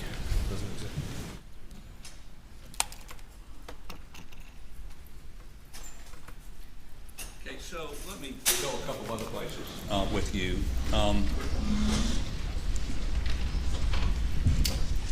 You were hired on, were you hired on December 22nd? I think it was in November when I first got to review the evidence, and I think I was hired in October. I can't tell you the actual date on my retainer, but it was several weeks after that before I ever got access to evidence. Okay, so you read a crime scene reconstruction done by a guy named Bevel from Oklahoma, did you not? I did refer to, I did read that, yes, sir, but I did not depend on that to make my determinations. No, I'm just saying. Okay, yes, sir. For purposes I did review that, yes, sir. Okay, and do you remember when he generated his report? I don't, Mr. Harpootlian. Would it surprise you if he generated it in 2022, early? Several months before you even asked, right? Yes, sir. Okay. And you were their second choice? I don't know if I was their second choice. I was a choice. Okay. Let me make sure I understand the date of Mr. Bevel's report.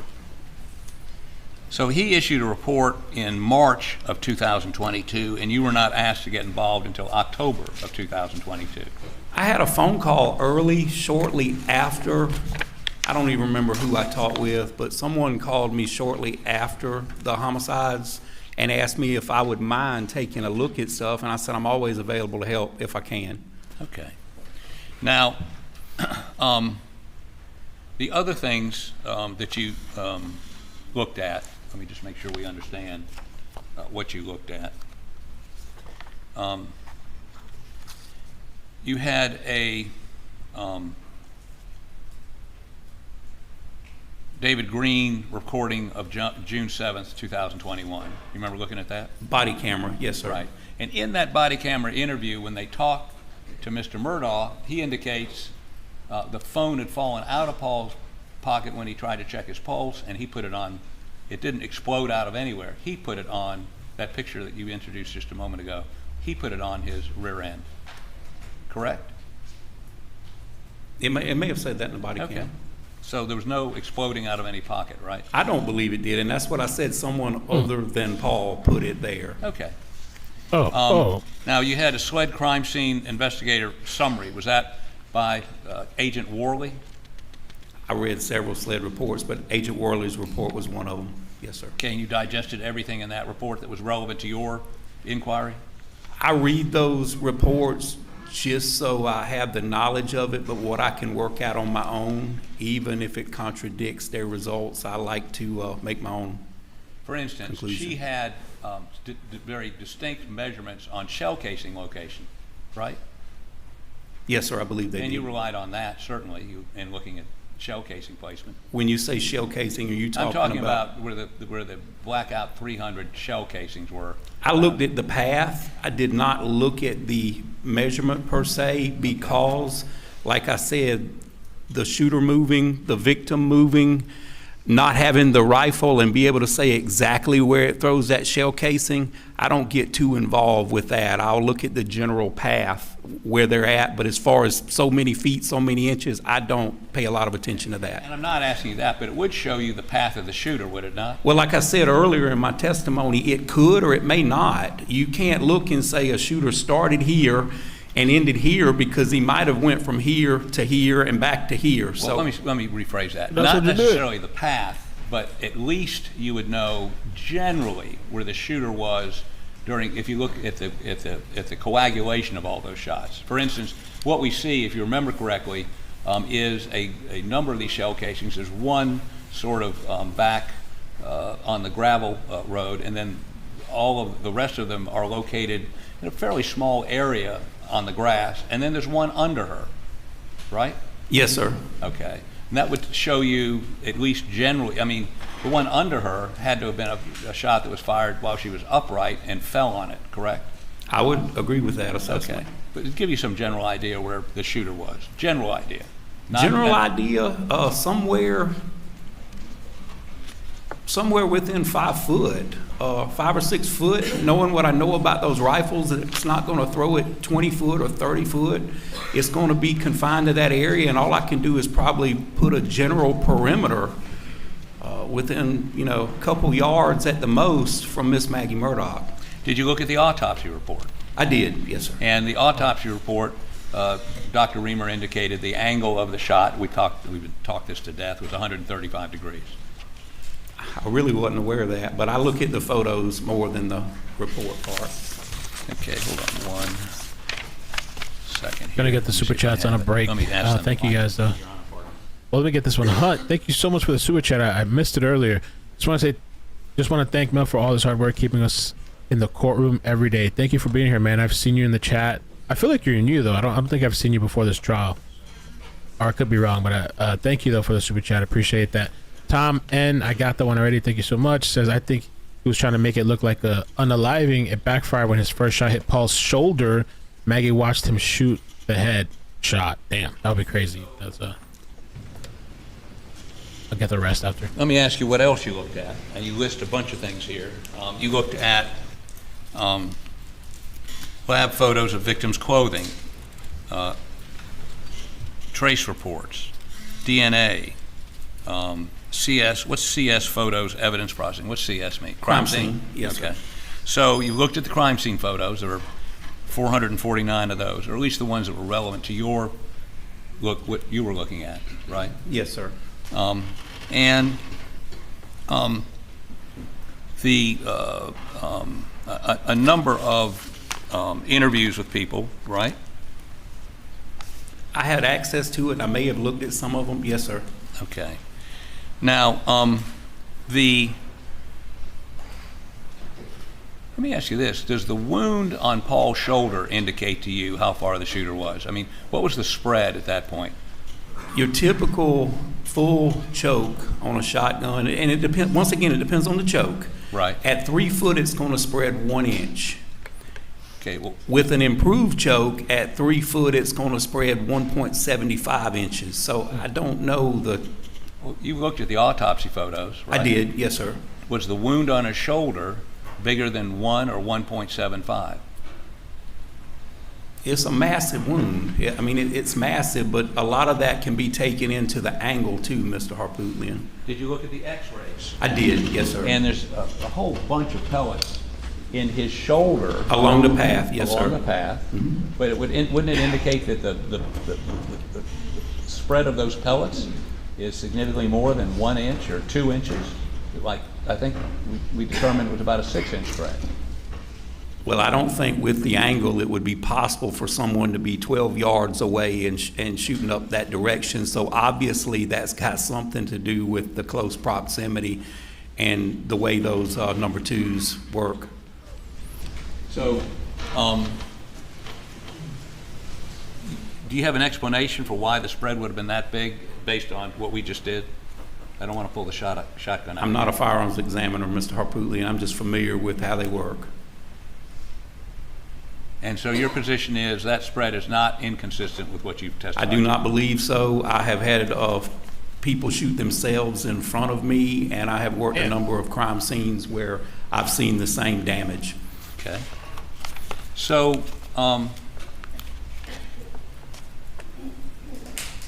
okay, here we go. I knew I'd seen it somewhere. This is your report. Thank you. Okay. Let me ask you, did you say Paul's height of 5'8" and the sharp angle upwards, approximately 135 degrees, I know I find it, support that Paul's left side was dipping slightly, head slightly forward as he was standing or exiting the feed room at the time of the second shot? I think that's what I testified to, yes, sir, and that's still my findings. Okay, I just want to make sure this 135 degree thing I didn't imagine. That's what you said, right? Well, that's what I was saying. I was hoping you didn't say I copied someone else, but yes, sir, that's my measurements. Okay, so you also said the length of the shotgun would be needed to a reasonable degree of certainty, but it's unlikely the shooter was standing with a shouldered weapon at the time of the second discharge. We've already established that, correct? Yes, sir. They would have been crouched or holding it down in some awkward position, yes, sir, rather than having it up to their shoulder. Also,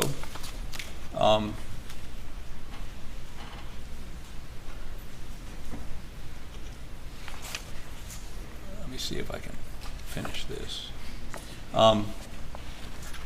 You don't have, you do, in your opinion, IQ 7. It is my opinion that the exact position of the shooter cannot be determined in relation to Margaret, correct?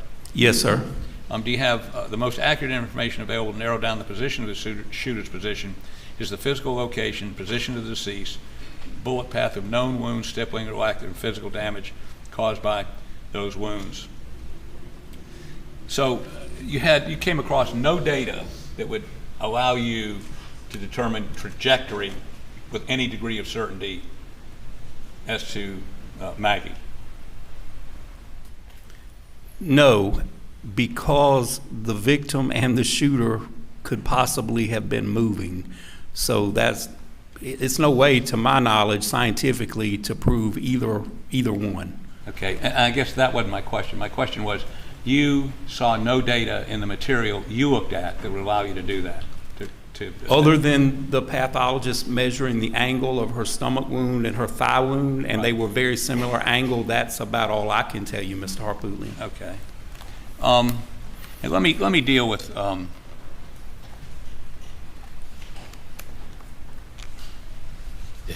couple of issues. Let's go to the what you testified to about the impression on her leg, right? Yes, sir.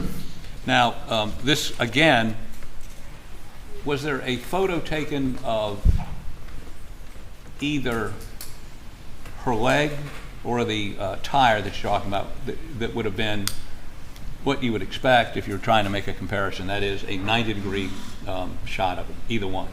And no, sir, and that's why I explained that I can't call this to the exclusion of all others. If I was going to make an absolute identification, I would require a scale photograph. Right, and there's no scale in either one of those. No, sir, but I got it close, but still not close enough for me to call. I used the scale at autopsy that the pathologist used on the back of Miss Margaret Murdaugh's leg, and I went and did research on the tire, and I actually know the type of tire, and the only problem is it comes in a 9, a 10, and an 11-inch front tire, so I have no way to scale that without the actual tire. So you're not telling this jury that it's your opinion that tire caused that impression on the back of her leg? What I'm telling the jury is that is a class, they share the same class. It's called an association, and in my opinion, either that tire or a tire just like it caused that impression. Well, let me ask you this: by the time it got to the autopsy, her leg, whatever mud was on there was washed off, right? There was no, in those autopsy photos, all you see is a bruise, correct? That is correct. Okay, and so the only evidence you have is that there was some mud stuck on the back of her leg with those specific details, right? It's an impression in mud, yes, sir. Okay, when you looked at the tire pictures, was there any mud on them? There are, specifically those treads, and like I pointed out earlier, you can actually see unique random characteristics. In a perfect world, if I would have had a scale myself, I would have called that all day, and my technically reviewer would have called it all day also, but I'm not allowed to do that. You're not allowed to do that because you may be close, but you can't say with definity that tread caused that defect on the What back. I can say is that, in my opinion, that impression was created by that tire or a tire with similar characteristics. Did you look at any black and white images of that what you call a tire impression or the mark on the back of her leg? I did. I made it black and white. Yes, sir. Okay. So, okay. We can go round and round about how sure you are, but I'm not going to do that. Let me ask you sort of in Facebook. Not closing, I have a couple more shots, but a couple more questions. We'll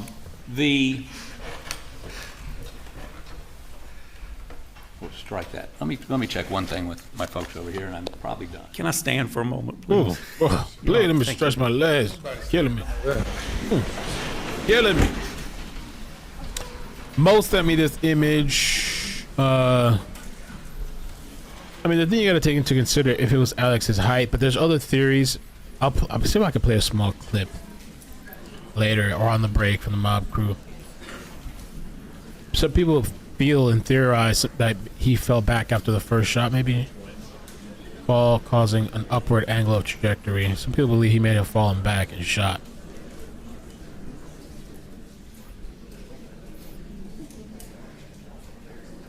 Even though that's a assault rifle. Or some sort of AR.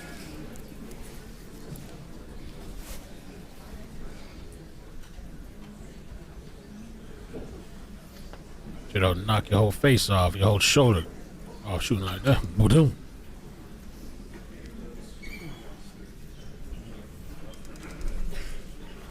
Alec. Okay. If you guys could hit the like button too, I'd appreciate that, please. Thank you so much for joining me today. Thank you, Kelly. Thank you for the super chat. Kelly. I think it was your first super chat too. Thanks, redirect. Just real quick. Oh, they're done. Let's get it. Come on. Couple things real quick. You were contacted by SLED to do a review of this case, is that correct? Yes, sir, it was. And were you told any particular conclusions to come to, or did you do a fresh review and then arrive at your own conclusions of your own independent judgment? Every conclusion I came to was in spite of any pre-existing conclusions. I made my own conclusions. You're asked a little bit about the tire mark impression, and were you relying on the crime scene photographs of Maggie Murdaugh at the scene? Yes, sir. And did you see mud, which is the impression that you examined? It is. Yes, sir. And from your review of the crime scene, was there any other ATV in the vicinity of where Maggie Murdaugh was found, except that tire you looked at, the picture of it? That's the only one I observed. And you said it either had to be a tire, that tire, or a tire with similar characteristics? Yes, sir. That's my opinion. On the ATV that was at the scene? Yes, sir. You were asked a lot about shell casings, and you pointed out that they can be thrown different feet and can move around, and shooters can move as well. Is that correct? That is correct. The shell casings, though, that were they located in this area around the feed room as to where Maggie Murdaugh was found? They were. And you said them shell casings ain't gonna get thrown 30 feet, right? No, sir. Not in my experience.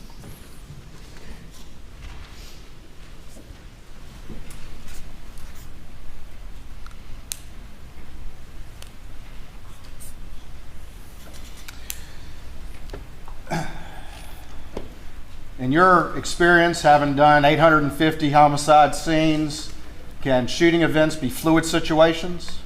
That's death scenes, but the answer is yes, sir. The victims can move? Yes, sir. The shooter can move? Absolutely. People can change their aspect of how they're positioned at any given time? Because of the moment. Cleaning up, trying to clean up. On that easel, y'all went through the whole thing, and drawing and all the rest of it. But what y'all were drawing, that was actually reversed from how everything happened. Is that correct? It was. And if this were the door to the feed room going out to the outside and I was standing in it, which direction was the trajectory of the shot to Paul's head? Where I'm at, up at a 135-degree angle. And what did you observe up here? I observed body fluid, a concentration of body fluid as a result of a gunshot wound. Defects in the door as well? Absolutely. Thank you, Sam. And what's a defect? What does that A term mean? defect is damage caused by a projectile, whether it be a pellet or a bullet. That easel drawing y'all did, that was reversed from the reality of the situation, correct? Yes, sir. All right. And that easel also was slanted as well, was it not? It was. And if it were actually standing straight up, that dot y'all were marking would actually be higher than it was when it was demonstrated to the jury. Is that correct? Yes, sir, and that's why you use approximate, because I can't tell you how Paul was positioned. I can only go by the angle. All that stuff that you and Mr. Harpootlian did with the easel and the shotgun and all the rest of that, does any of that change your opinion about what happened to Paul on the night of June 7th, 2021, when he was fatally shot in the head? It does not. Thank you, Your Honor. Nothing further. Just one additional question. Barber, please. We agree that what I did there a moment ago with the easel was a mirror image or a negative of what actually occurred, right? It was the opposite side of the door, yes, sir. Go get in the door,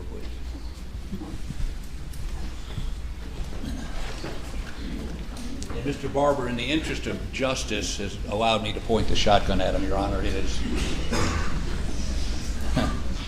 So we agree that if he's standing in the doorway, the shooter would have had the shotgun, and how about turn a little bit to your, turn that way? A little bit more. A little bit more? Yes, sir. Okay, the shotgun would have been about like this. About here. About like this? Yes, sir. Okay. Okay. So that's the trajectory, that's where the barrel of the shotgun would have had to been? In my opinion, yes, sir. Okay, thank you. No further questions. You may step down. Thank you. Yes, sir.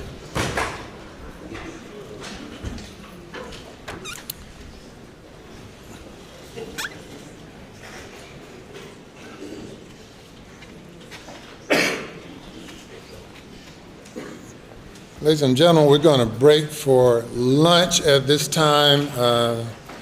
Members of the jury, I'm appointing juror number 826 to be the foreperson of the jury. The foreperson has the responsibility of serving as the spokesperson for the jury from this point forward. Will have the responsibility of presiding over the jury deliberations, and will have the responsibility of completing the verdict form representing the unanimous verdict of the jury when we reach that point, and also sit in the first seat, which is the seat designated for the foreperson. Understand? All right. Very good. We'll see you all at 2:15. 2:15. So, did they say they're done, or they still have more witnesses? Order! Order! Did the state say they rest their case, or no? Still more witnesses? Order.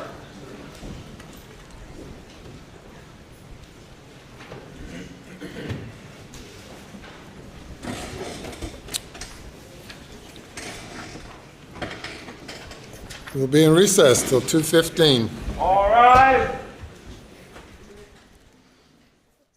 Not done? Still? And then, oh, we're not going to take 3 hours. It's almost 4 hours. Jesus Christ. They're going to take the rest of the day. We're lucky if they're done today. Lord Almighty. Lord. Oh. Don't cry for me, Senorita. Oh, what y'all want to do? We can listen to Nancy. We can listen to whatever. Did you think that Dr. Harpootlian was, Harpootlian was able to wear him down, or no? Not at all. This was an imprecise cross-examination, which means that this is the perfect expert testimony that you're looking for as a trial lawyer. So this expert, Dr. Kinsley had authority over the courtroom. Not only did he have authority in his testimony, he was able to recall specific measurements all throughout this cross-examination, but he was also the authority on the own tools that Mr. Harpootlian was trying to use. This witness became not only the authority for the prosecution, but on cross-examination, he was the person that was teaching Mr. Harpootlian how to use a slide rule or a tape measure, which is just silly. I don't know if this was an ill-timed, I don't know if the defense was ready for this particular witness in the morning, but to me this seemed rushed. It was a very imprecise cross-examination, and while most defense attorneys try to confuse the jury and the witness through their cross-examination of an expert, it did not work at all. So this was model expert testimony testimony, but it really is all credit to this particular witness. He's a pro,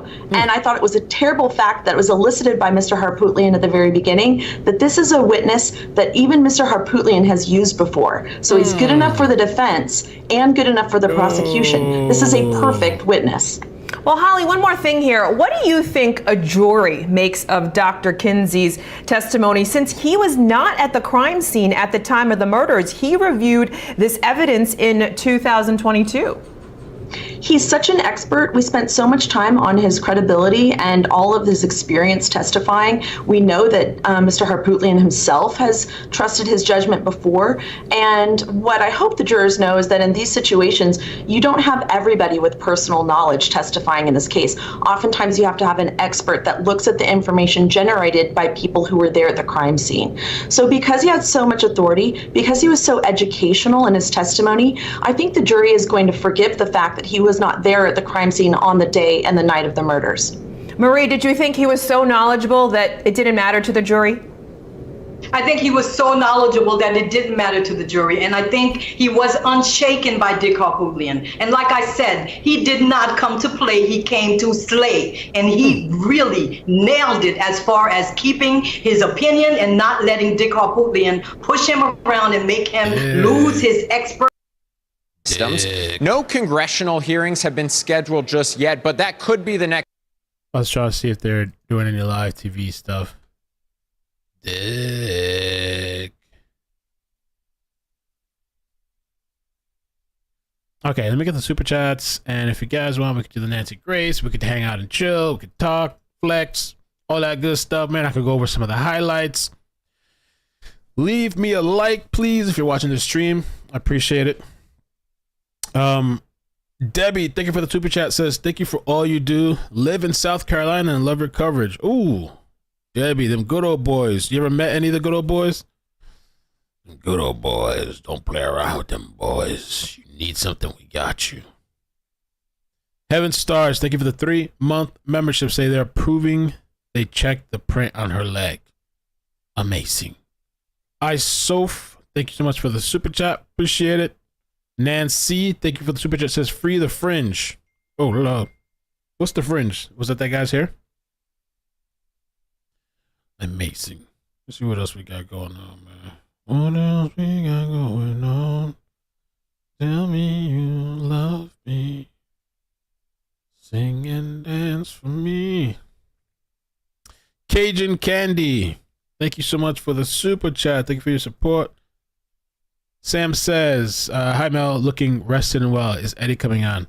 Thank you. I slept more last night. I could have slept better, but it's way better than the last 2 nights. And Eddie, I don't think they're going to bring it, man. It don't seem like they're bringing Eddie. I'm disappointed. It seems like they were just kind of using it as a flex or a threat. A massive 5-acre fire has broken out a warehouse, storing plastic plant pots. Kissimmee, Florida. Ooh. Oh, oh no.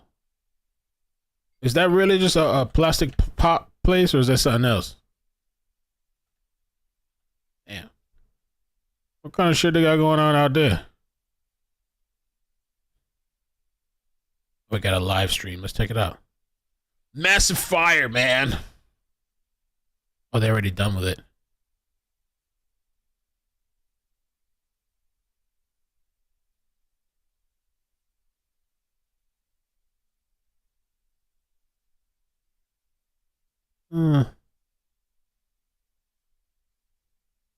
Fire near Walt Disney World near Florida. Now, right now, there are not evacuation orders in place for the community. As he mentioned, they have crews on the scene. Orange and Osceola County hazmat monitoring the situation and monitoring the air quality. But he says this morning, he said, if things change, he will, of course, let the community know. But at this point, he says, only if you have breathing issues, then you may want to stay at home. At this point, we don't know what caused the fire so very early, but we know at least 75 firefighters have been back there this morning working to get a handle on this. Then we would alert. Joining us this morning on the live event right here.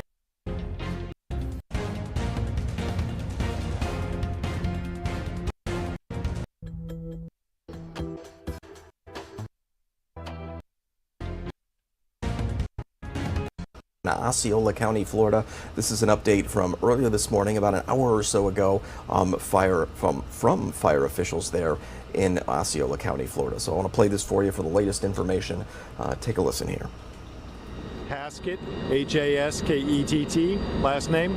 Deputy Chief. Deputy Chief, Osceola County.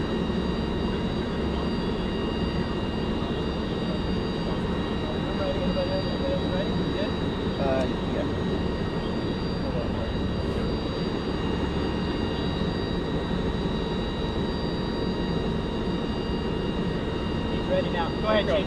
Go ahead, Chief. All right. Good morning. At approximately 2 a.m., Osceola County Fire Rescue responded to a report of a fire at the nursery supply company here on Avenue A. In the crews found on arrival a area of about 2 acres of pallets that had plastic pots on them. The kind of plastic pot that would come around a potted plant that you would find at the retail outlet. Currently, those are still on fire. We've set up a ladder truck and several ground monitors to attack the fire. We've slowed the forward progress of that fire, but due to the area that it's consuming and the product, it's just... Oh, yeah, I did say that.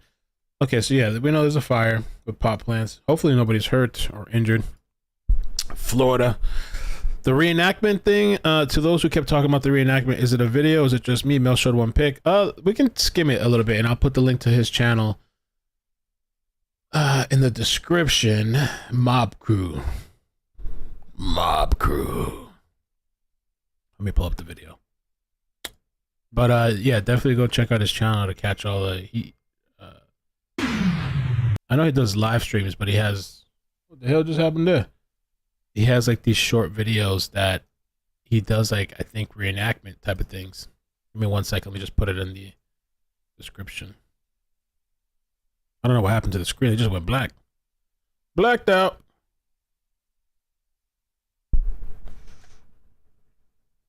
Boom, boom, boom, boom, boom, boom. Okay.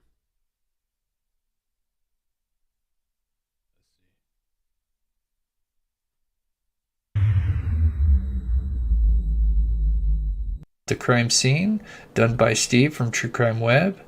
There's a recreation of how Paul was shot. It seems like the shooter could have possibly been kneeling down or may have fallen on their back when taking the second.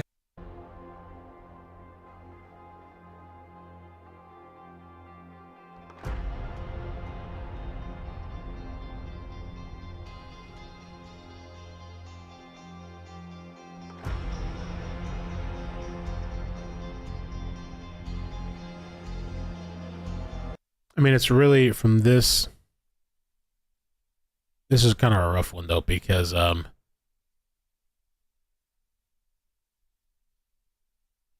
don't know, just the angles. Like, this is an upward down, an overview of the feet or the kennels, but these images are like upright, and that the angling of the images itself is kind of hard to.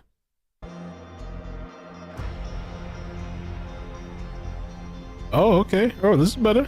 Okay. Oh, shit. All right. Oh, okay. Well, this is some real shit here. Whoa.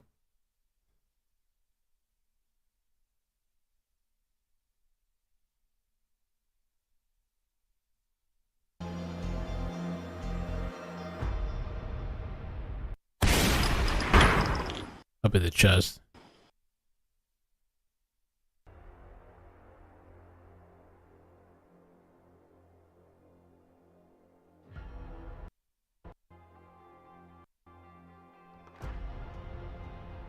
Buckshot causes defects in window and bird cage. Stippling. So that's, I thought, so the stippling, I thought they said that's when you're from a certain range, right? The closer you are, the more stippling, I guess. Let me see. Stippling. Let me look that up real quick.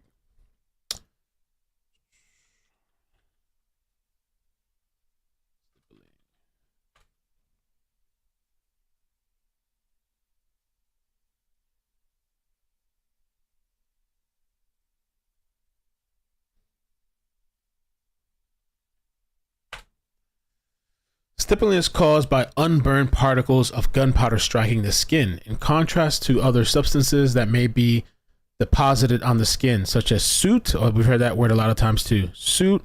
Stippling cannot be washed away. The presence of stippling indicates that the muzzle of the gun was within 2 feet of the victim's body. So yeah, the closer you are. Okay.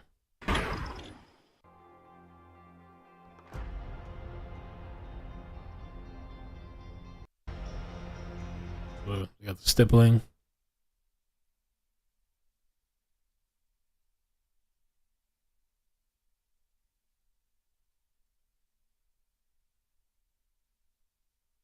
I just could have tripped and fallen back on threshold. Oh, there's a threshold at the bottom of this. A little thing on the floor. Because I think they did say that Paul was like moving after he was shot the first time. He would have moved towards the doorway.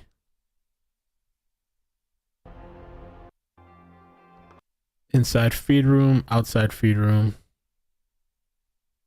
Paul in doorway. Alex falls back. While on ground, pulls the trigger. So that's one of the theories.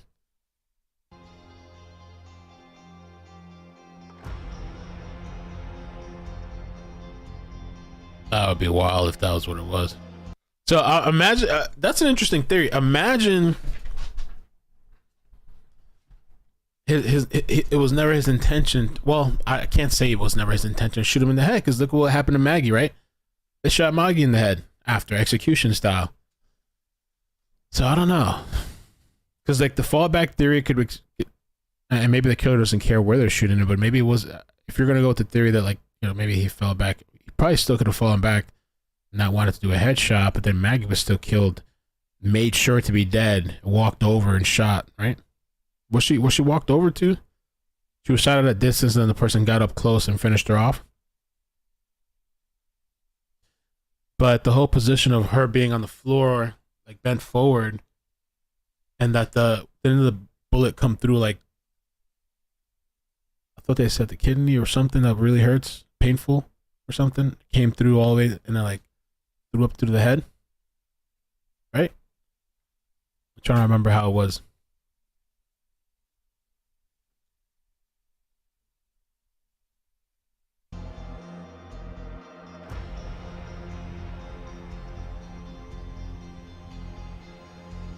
So he has like a shotgun plug, mob crew, looks like.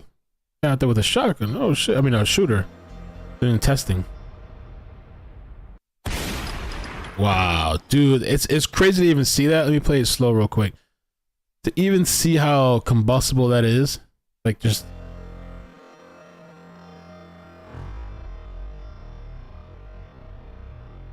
Let me just wow. Holy moly.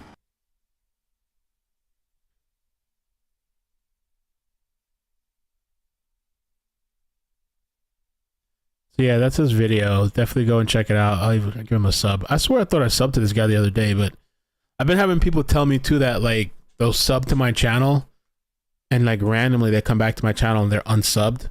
Or I even had somebody today tell me that they hit like on their phone, and then once they got off their phone, they got on their computer, and on their computer, the like button is gone. I don't know what the hell's going on. But I put the link to his video if you want to watch it in full without my commentary on his channel. He has like a bunch of videos like this over there, like this recreation, reconstruction type of stuff. That's short, which I like the short ones for me personally, you know. On his channel if you want to check it out. For some reason these people blacked out over here. Maybe I'll pull up another feed. Let me get a backup feed in case.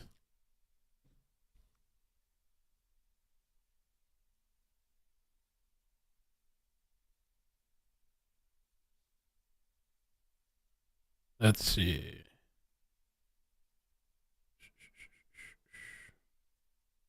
Well, that's true. Just true. Hoax says Paul's face and teeth were intact. That's a weird one too. How that? Because what the lady was saying, the reconstruction. Well, not the reconstruction. The doctor. She had said that. I thought the first one, I guess, was like in the chest, was it? But the second one, it was at an angle, but like it had gone through the initial impact was like the shoulder. The shoulder, like I could like I don't know which side, but like that. Took off like the back, the front was intact, but like the back part and everything was like gone. But the initial impact was the shoulder, like at an angle, I guess.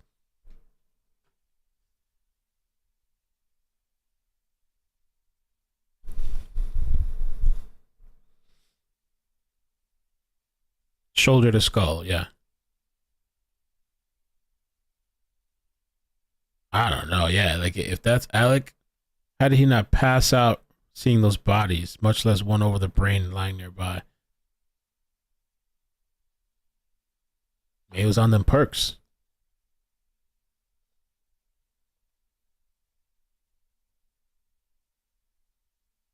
On them perks, man. All right, let me get a backup feed for when they come back. In case this one's kind of looking funny. Looking a little funky.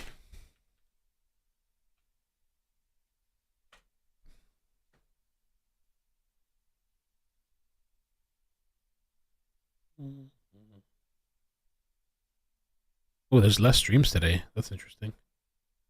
Maybe because they some of them got off for lunch, probably. Oh, some of them got a black screen. I guess just they all went black out. Maybe there's something going on in the courtroom. I wonder why the chats. See, some of the chats. Let me see. Are you guys showing up in different colors right now? No. See, right now it's basic. I wonder if that's like a thing that they're doing. See the basic chat, but when I go to this other chat room on this other news channel, the other day I was seeing the colors on my computer.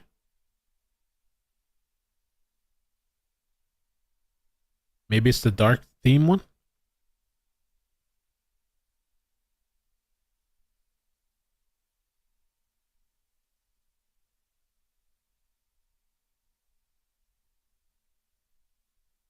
I don't know.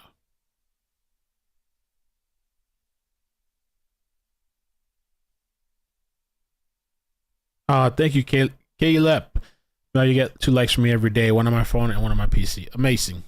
Make sure you don't dislike though, because I think if you're on the same account, you might be unliking the video. Maybe that's what that person did. I don't know. Oh, it's premium versus basic? Is that what it is?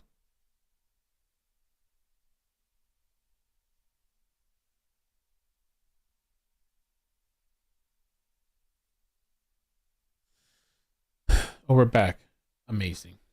I don't know who else. Let me see on Twitter as far as who's going to be taking the stand. Biden's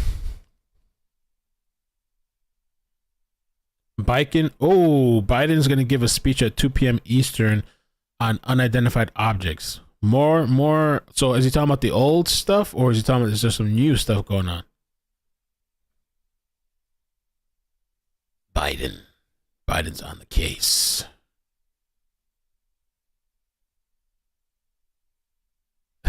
Yo, this chick is nuts. This chick on Twitter. Lord almighty, bro. Some of this chick needs help, bro. Holy shit. Okay, so let me check for, let's see, if there's any talk about the last witnesses left for the prosecution. It's supposed to be done already. Hold for safekeeping cousin Eddie. I think they made this meme here.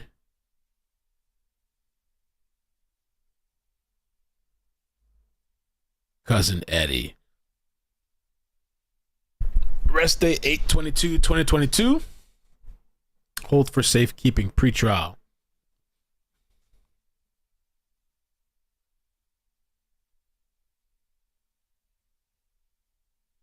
That boy, he's like a card that they don't want to have to. He's a nuclear bomb. They don't want to have to call this guy.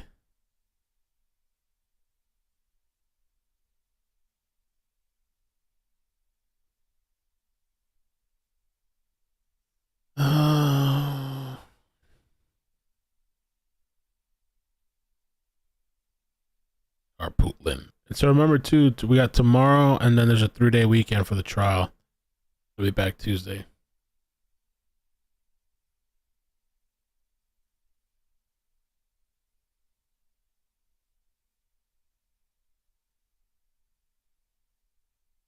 Judge Newman just appointed the jury 4-person. Apparently in this jurisdiction, the judge chooses who the 4-person should be. Also seems like a strange time to appoint. And this foreman thing,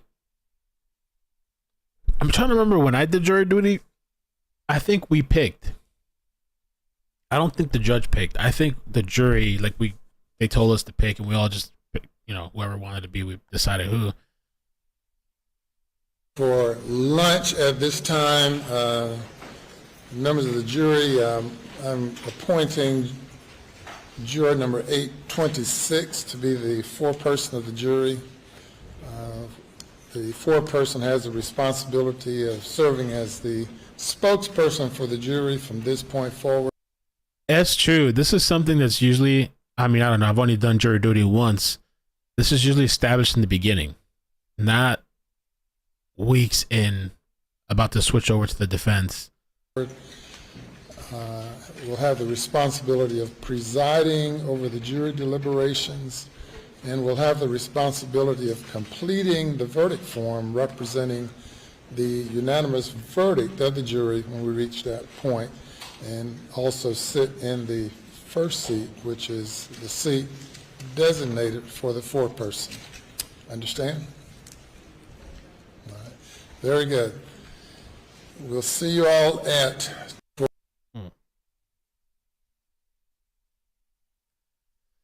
That's interesting, I guess. I don't know.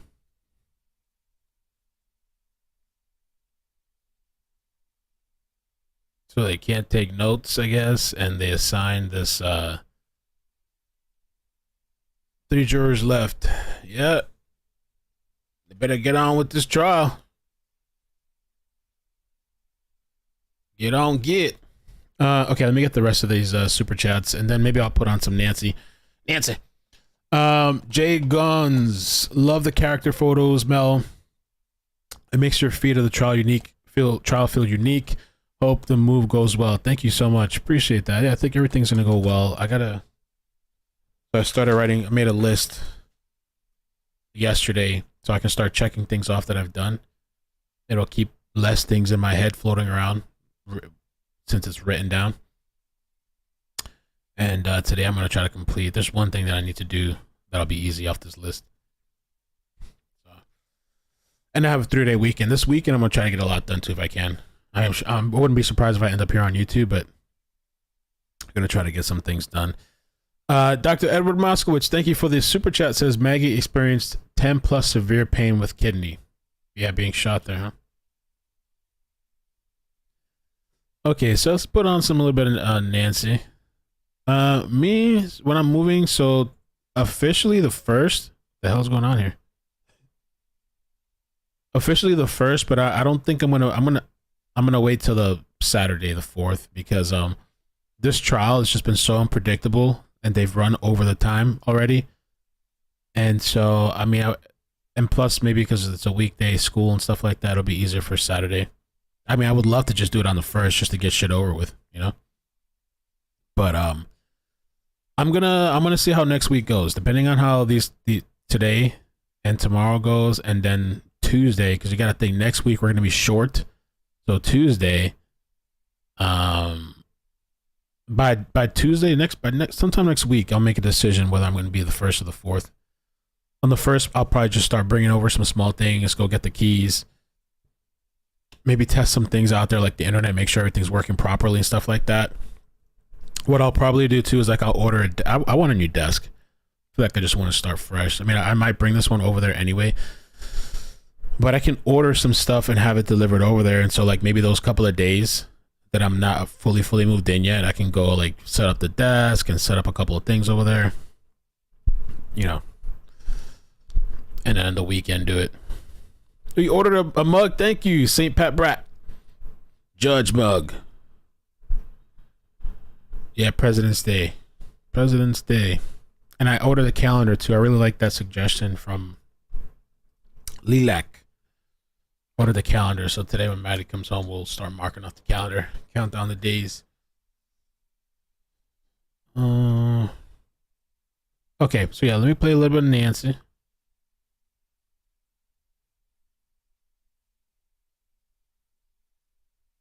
And how are you guys feeling about the trial, man? Are you happy we've been covering it?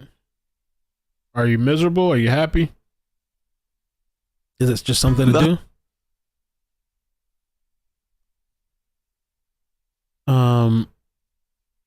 I feel how I feel personally. I feel pretty happy with it, I guess. Okay with it. I mean, there's been some really rough days. It wouldn't have been as bad. I literally went off of, they said 3 weeks, and so I'm like, oh, 3 weeks, okay. Even if it's like drags, I think it's gonna be interesting for sure. I wish Eddie would have came on. I think that the defense list is gonna be interesting because you got Buster. Buster's gonna take the stand. You got, I think, Alec. I think his brother. I don't know who else. Got some people taking a stand over there. So I think it's still potentially gonna get more interesting. And I think it's a good, like, a little of an endurance check, you know, if we want to keep doing the trials every now and then. We did, I think last year we just did one trial, the Johnny Depp one. This year we started off with Alec. I could see us doing another one. I think especially in the new place, once I'm set up, if I have a day that, like, I'm really, really tired, like like yesterday, I can just have the laptop connected to, it might be a little bit, I'd have to see how I can do that, but I think I could set up a camera. I could just chill and kick back for a little bit, and lay back, you know, or on the couch or something if I want to switch it up. An endurance check, man. Juggling check. Boring, but love you in the chat. And that's why definitely whatever other trials we cover next, I just think we have to be selective, you know? It's just a reminder to be very selective what we pick.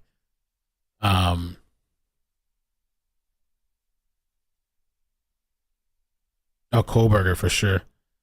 Shambot says, iCkEdMeL, I love / I love, hate it. So grateful you're sticking with it. Thanks. Yeah, I feel like we're just too far in to stop. We're too far in to stop the trial. I do have merch. It's still in the works, and I gotta get with the girls and talk with them too, to talk about some of the things that I want and don't want, and like some direction and some things.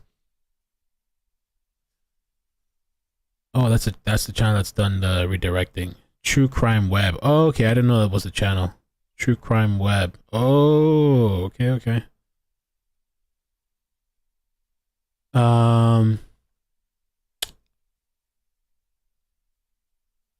but they haven't posted anything in a while, I guess, huh? I'll put their channel in the description. True Crime Web. It doesn't look like they've been posting anything, but True Crime Web.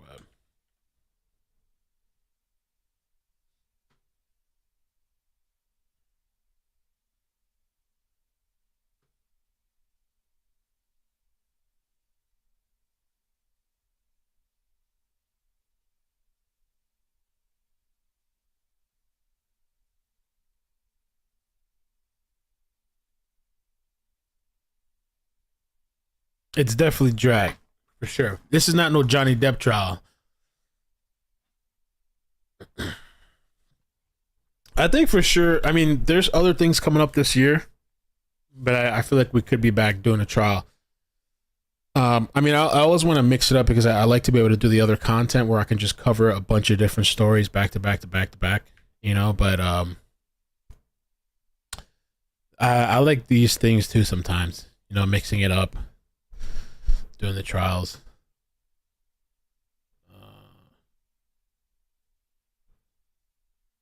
But it's definitely gonna have to take little breaks in between. Like, can't do trials all the time.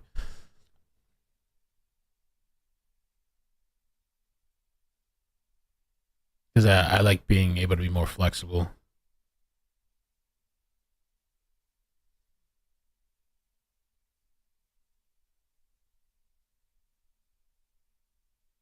Oh, he does live streams. Oh, okay.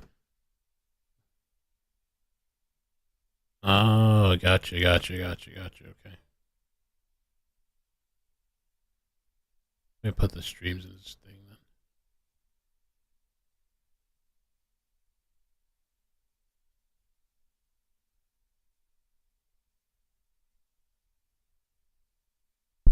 Okay.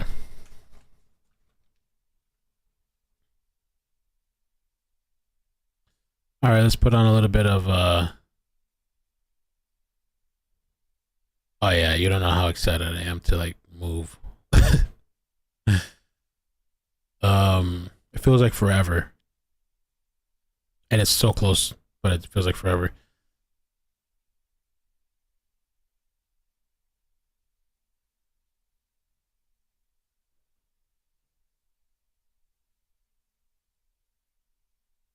Okay.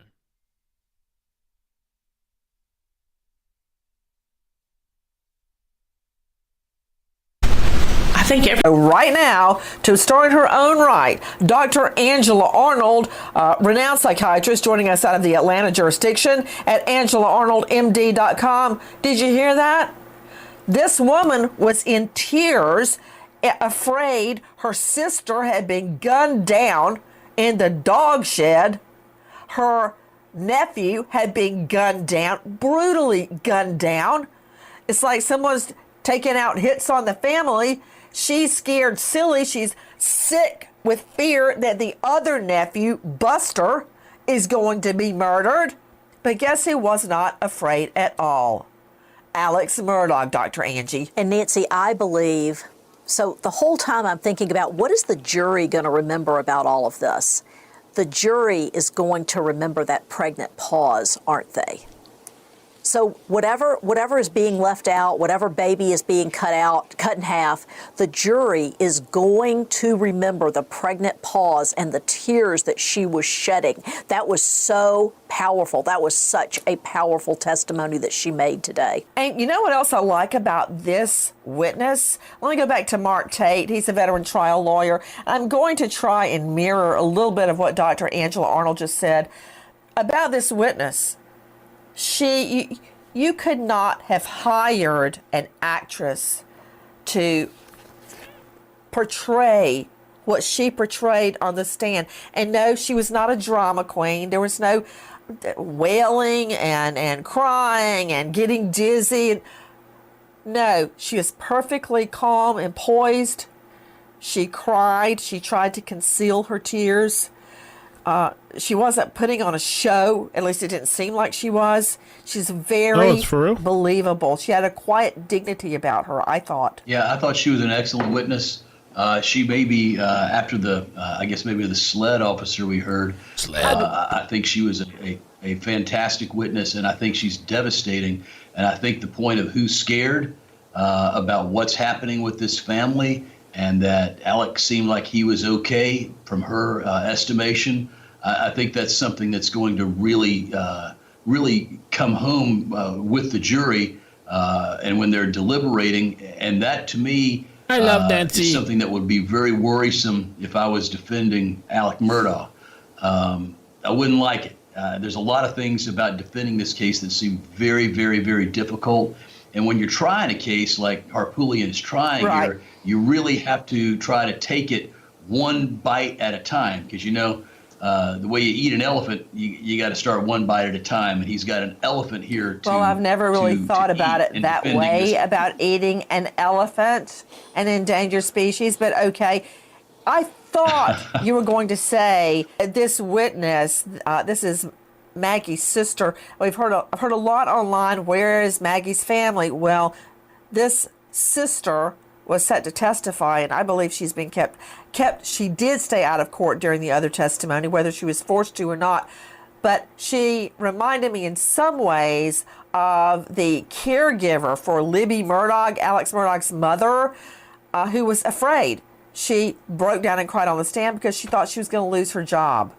And that would have been Michelle Shelley Smith, who I thought was an incredible witness and very, very believable. Guys, this witness, I'm telling you, this woman is awesome. I want you to hear more of what Maggie's sister, Marion Proctor, says on the stand. Take a listen to our cut one. Did you have any conversation with Alec about what had happened? I didn't talk to Alec a lot. Alec was just really busy, and the whole town was coming to see him, and he was very, very, very torn up. I did at one point ask him if Maggie had suffered, and he assured me that she did not. Now, I don't know that I think that's true. And I asked if Paul had suffered, and he said no. And then later I asked him, I said, Alec, do you have any idea who's done this? I said, we have got to find out who could do this. And he said that he did not know who it was, but he felt like whoever did it had thought about it for a really long time. I just didn't know what that meant. Straight out to Dr. Michelle Dupree, forensic pathologist, medical examiner, former detective, and author of Homicide Investigation Field Guide. Dr. Dupree, thank you for being with us. This is your neck of the woods. Dr. Dupree joining us from South Carolina. Dr. Dupree, did you hear that? No, she didn't feel anything. Really? How would he have known that? Because that one question to this day will drive me to distraction. I wonder, did my fiance know what was happening to him when he was shot 5 times? What did he feel? Was it so quick he felt nothing? But the awful truth is, I think he did feel a lot of it, and I think he suffered. But here, Murdaugh is saying, nah, she didn't feel anything. What? Nancy, doesn't that say a lot? I mean, you want to tell the loved ones that they didn't feel anything, but he says it apparently in such a flippant way, and it makes you wonder. In addition, he says that somebody thought about this for a long time. Well, I think Alex, or allegedly, did think about this for a long time, because I think it was planned. And I think that you can see that in a lot of his testimony. You know, another thing that he said repeatedly is that he wanted to clear Paul's name. Okay, Paul's already dead. Translation, I don't want to pay out a big fat settlement to Mallory Beach's family. That's another thing that was preoccupying his mind after the murders of his wife and son. Take a listen to our cut too. In the days and weeks following Maggie and Paul's murder, did Alec ever say anything about the boat case? We would talk about the boat case, and he was very intent on clearing Paul's name. What did he say? He said that his number one goal was clearing Paul's name. And I thought that was so strange, because my number one goal was to find out who killed my sister and Paul. But that wasn't Alec's concern, main concern? I know he must have wanted that too, but it just, I don't know how he could have thought about anything else. And more in that same vein. Take a listen to our cut 4. She's further describing Murdaugh's seeming indifference toward finding Maggie and Paul's killer. You're not critical of Alex for wanting to clear Paul's name after he was murdered, do you? Are you? I'm not critical about that at all. I think that was his way of honoring Paul after he was gone. I just thought his priority should have been focusing on finding out who killed Maggie and Paul. And how do you know that wasn't a priority for him? We never talked about finding the person who could have done it. It was just odd. We were sort of living in fear because we thought this horrible person was out there, and we were mostly afraid for Alec and Buster, but we didn't know the motive behind the killings. We thought it probably had something to do with the boat case, and we thought that up until September, and then things started to change a little bit. And right then, Christine, she cut that off right when all the lawyers go, objection, objection, stop, stop, stop, because what happened in September was when Alex Murdaugh arranged to have himself shot by cousin Curtis Edward Smith on the side of the road. And that is what changed her thinking about who may have murdered her sister and her niece. And another thing, Tate, I want you to listen to this next bit of sound, because you know what? All their talk about a happy family, I told you, Tate, that if you looked hard enough, you would find a girlfriend, a mistress, a something connected to Alex Murdaugh. Take a listen to our cut 5. Was that something that remained in Maggie's mind over the years up until... And she would know that. I think that if I asked her that question, she could express an answer to that. Yes, sir. No, what is the answer to that? It was an affair that happened, or Maggie thought it was an affair that happened many years ago.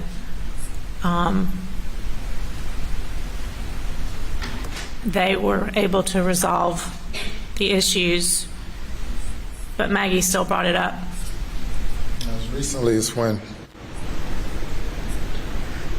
A year ago. She did not think anything was going on. It still bothered her. All right. May I ask a follow-up, Your Honor? Yes. During when that event occurred, did she make Alec leave the household for a period of time? She did.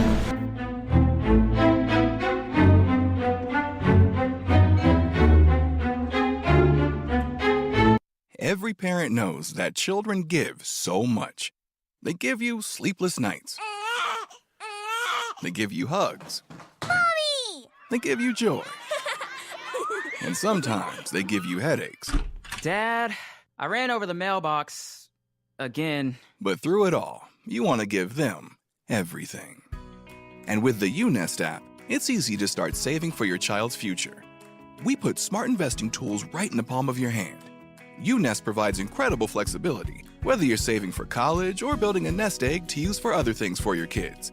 You can grow your UNest account by earning rewards from over 150 top brands like Disney Plus and DoorDash.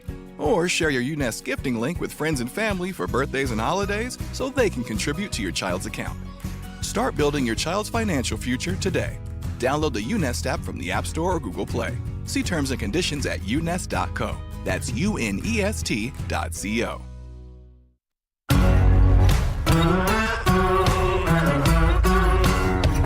Crime Stories with Nancy Grace. Was that something that remained in Maggie's mind over the years up until... And she would know that. I think that if I asked her that question, she could express an answer to that. Yes, sir. No, what is the answer to that? It was an affair that happened, or Maggie thought it was an affair that happened many years ago.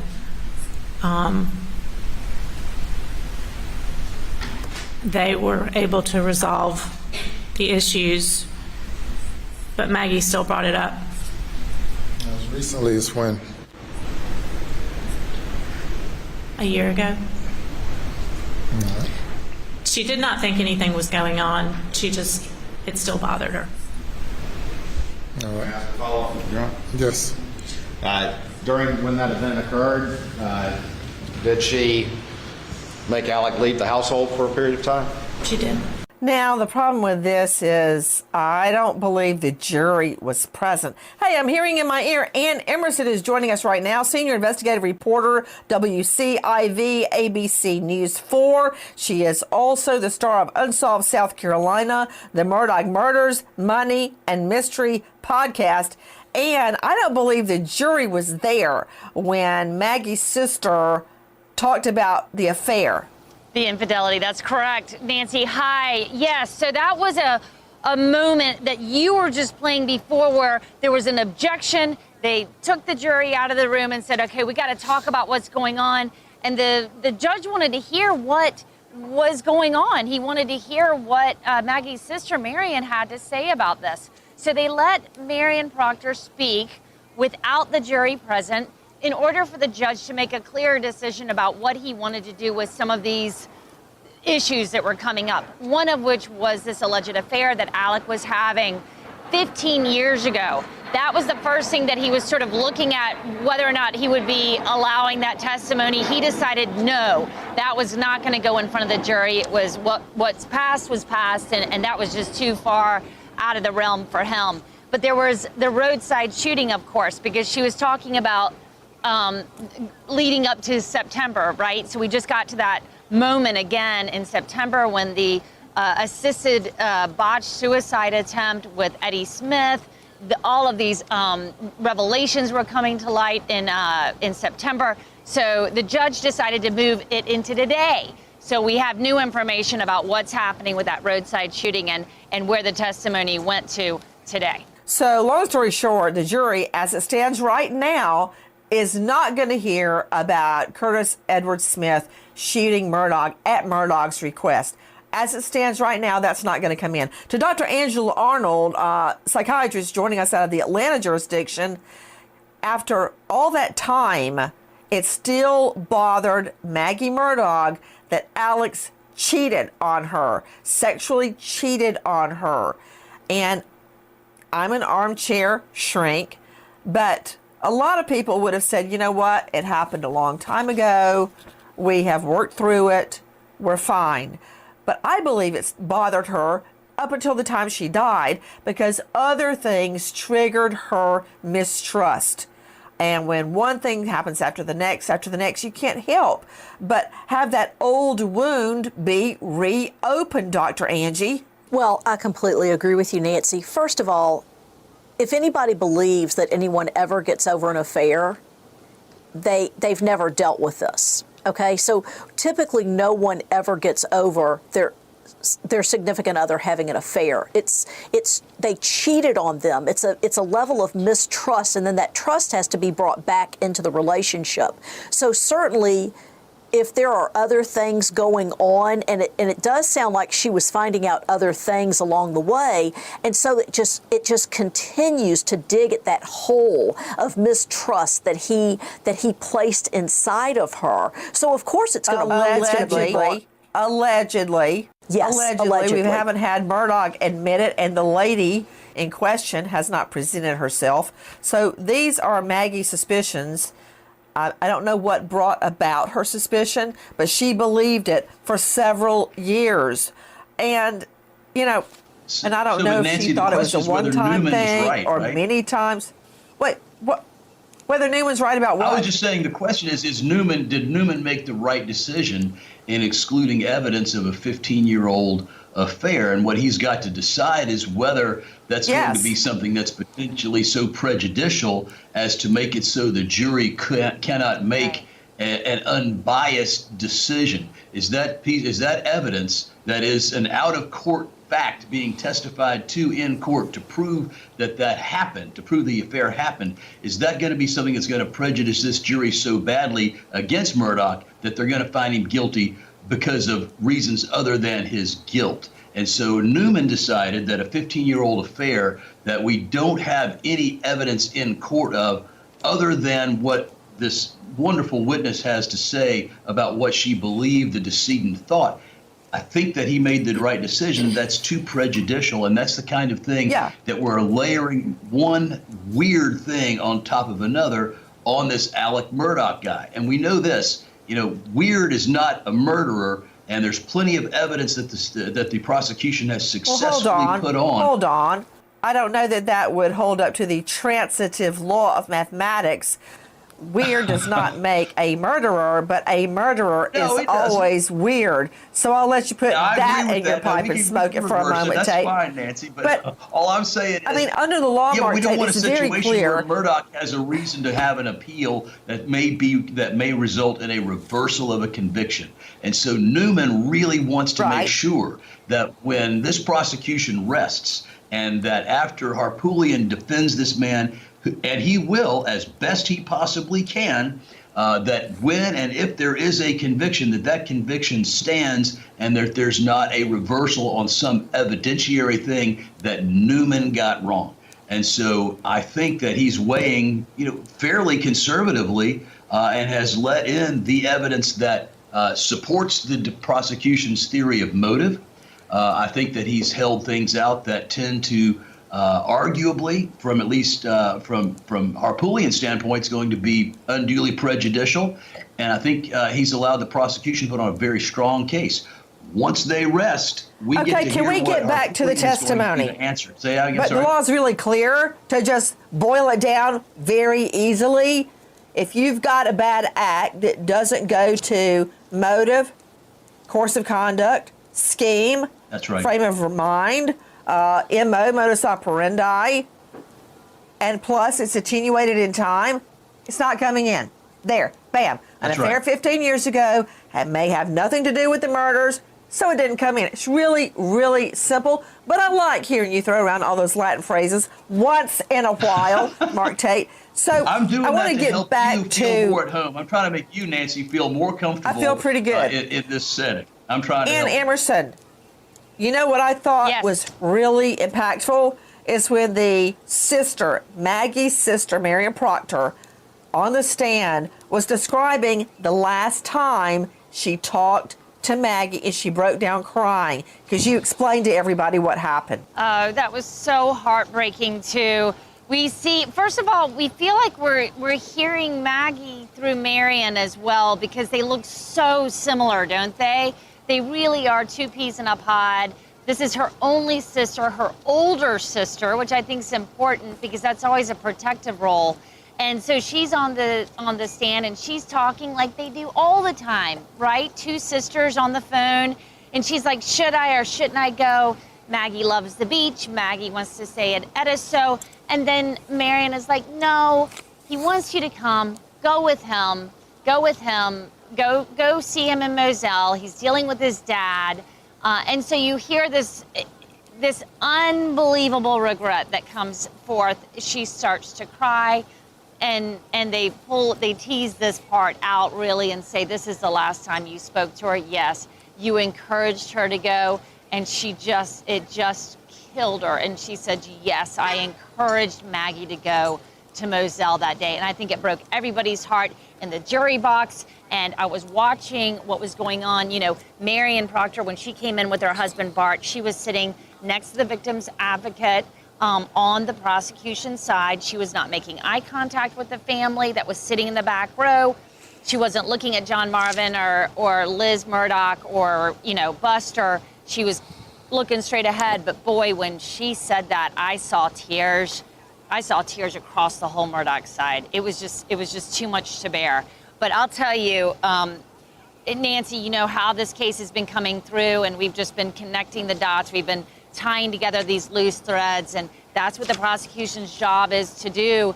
And I'm starting to see a clear picture of why they were teasing that painful emotional part out from Marion Proctor, and that was because the prosecution was holding some cards still about what they knew that Alec Murdaugh was going to say about that last why Maggie was at Moselle, why Maggie was really at Moselle. And so we were learning a little bit more about that, and I can share that with you as well. But as far as Marion Proctor, when she got up there and did that, boy, that really brought the house down.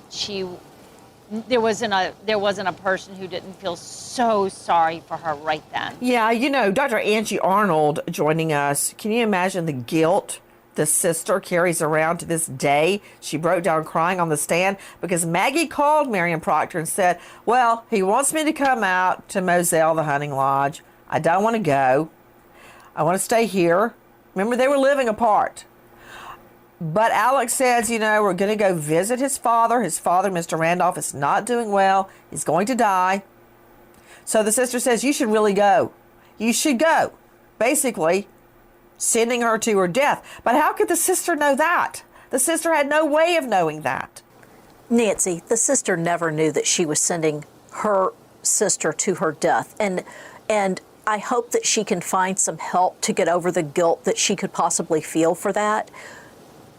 I believe her sister thought that she was doing the right thing. They were living apart. She wanted to help her. She was encouraging her sister and supporting her sister in helping her with her marriage, which wasn't very good at this point, apparently. So she didn't send her to her death. She was trying to be a good, supportive sister to help her sister in a very difficult decision. Guys, a lot happening in the courtroom. I want you to listen now to what happened when Alex Murdaugh was asked about that Snapchat video.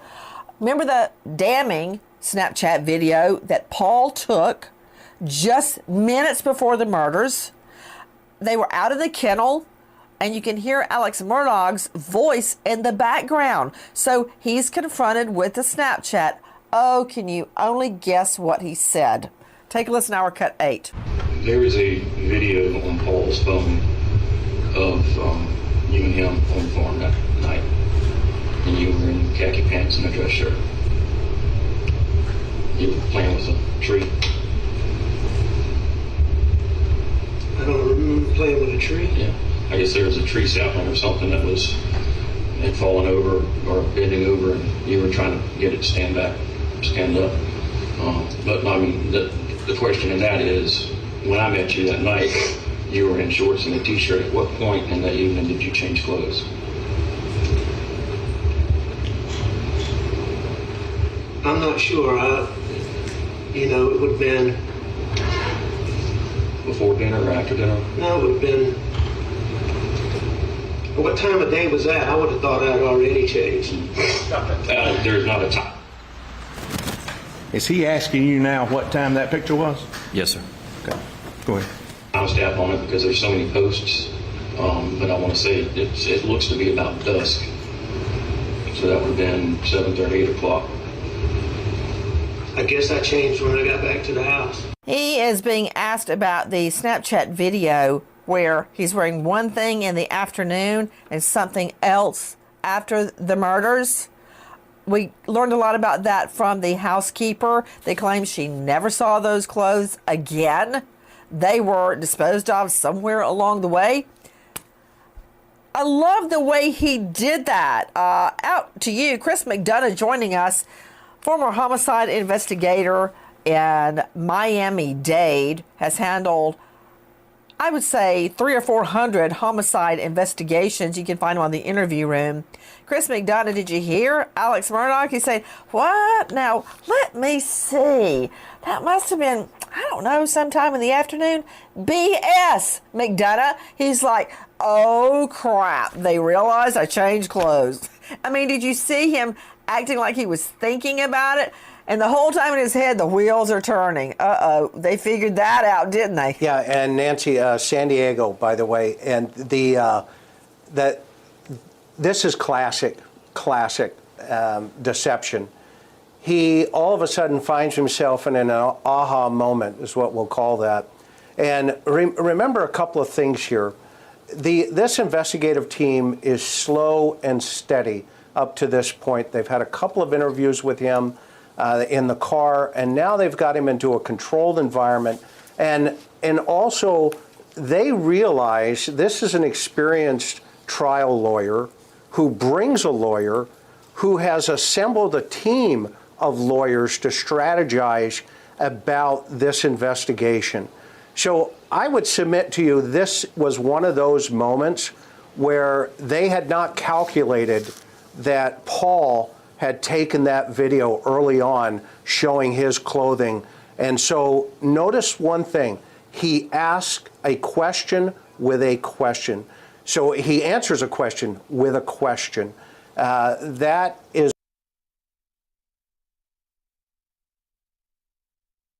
Okay, I'm going to fully step away. So I'll be back probably as this thing starts, the lunch break. So I'm going to leave it here running in the background. I just want to say too really quick, I was dealing with AT&T, which was actually a real pain in the ass for some reason. Betty, thank you for the super chat. I don't know if you're still around. And Lita, thank you for the 9-month membership. Let me get myself on screen here. Thank you for the 9-month membership.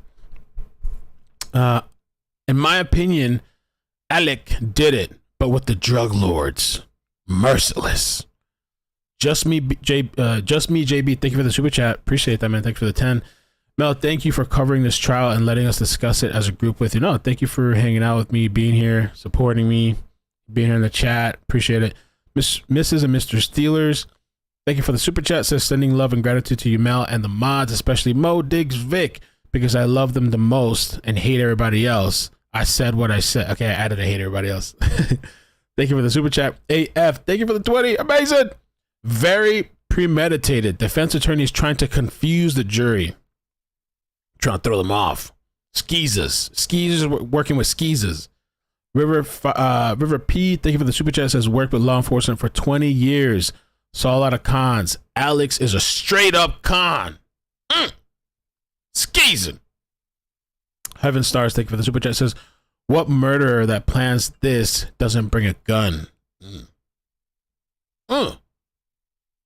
Skeezers. Mr. Raven says, I think it's going to be a hung jury. Okay, I'll be back. I'm going to let this play in the background. I don't want to get a double audio thing like we did yesterday, so I'm just going to leave it in silence for now. Ooh. Let me make sure. Is this legit? Ooh.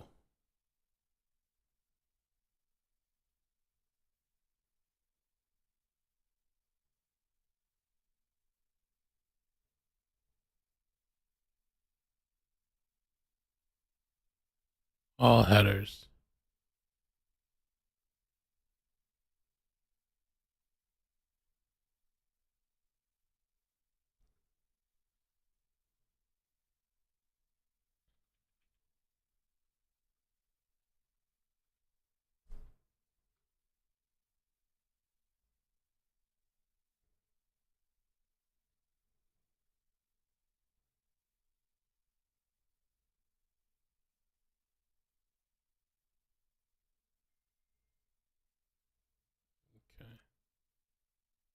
I have to call this later and confirm it. That's weird.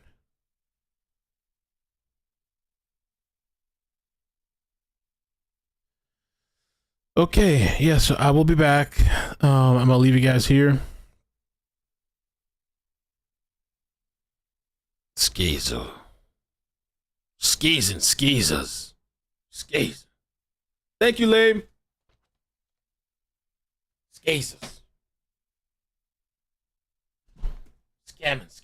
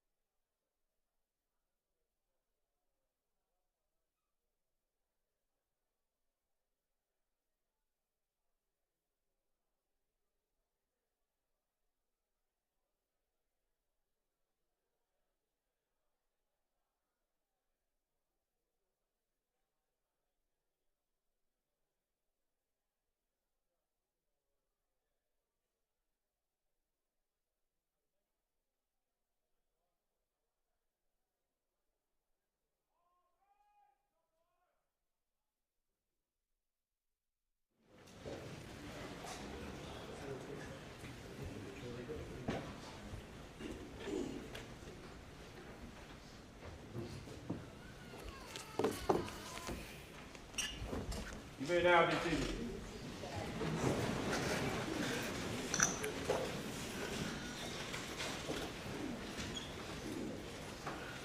Ready for the jury? State's ready, Your Honor. Defense ready, Your Honor.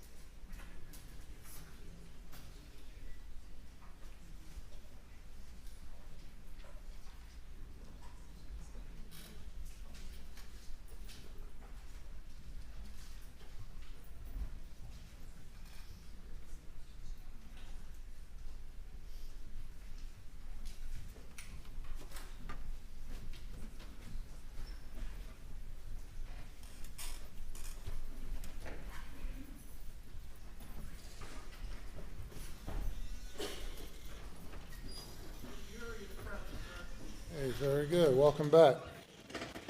Ladies and gentlemen, I've appointed juror number 826 to serve as the foreperson of the jury. In various places and various states, it's done differently. In some places, the jury selects a foreperson.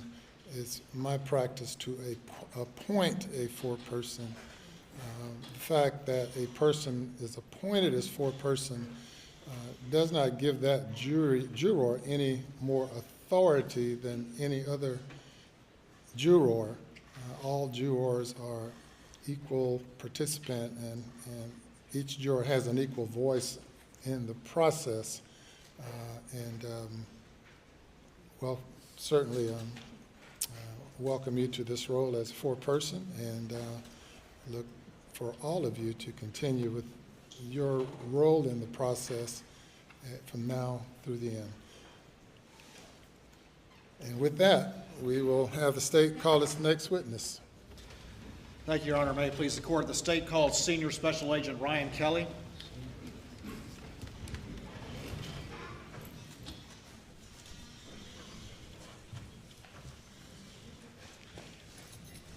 Sorry if I'm walking away from you.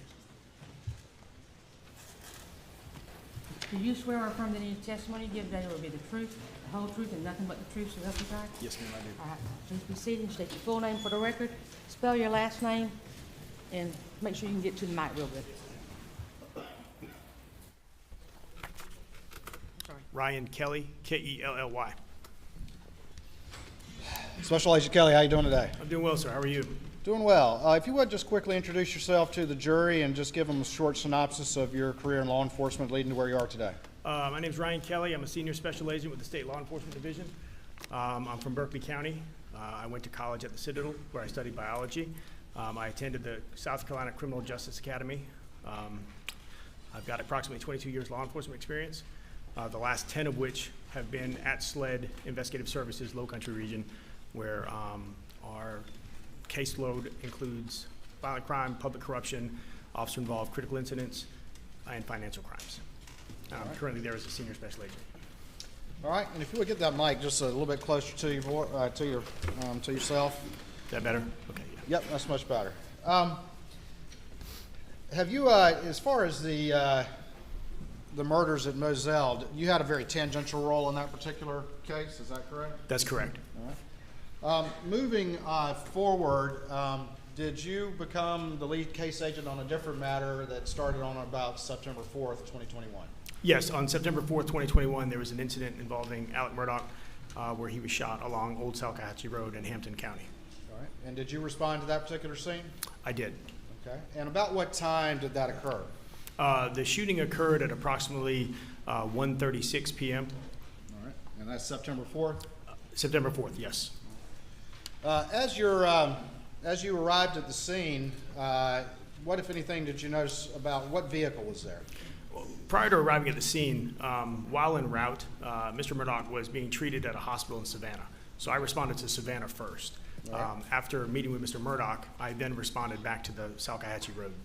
Okay, and we'll talk about that in a bit. But let me ask you about the scene a little bit. What vehicle was at the scene? There's a black Mercedes SUV. All right. And do you know who that Mercedes belonged to? Yes. And who did it belong to? Maggie Murdaugh. All right. And what information had been, you said you responded to Savannah Hospital, is that correct? That's correct. All right. And you had a chance to talk with the defendant, Alec Murdaugh? I did. And do you see him here in the courtroom today? Yes, he's there in the brown blazer in between Mr. Harpootlian and Let me ask you, I want to ask just a little bit about the scene before we get into that. What, if anything, did you notice about the condition of the vehicle? The vehicle had a driver's side rear flat tire. Okay. And did you notice anything about that particular tire, the class of tire it was, or what kind of tire it was? That particular tire is a run flat. All right. So the tire was flat, and when we got there, we expected to see some type of damage to the tire, to the inner wall or whatnot, and that just wasn't present.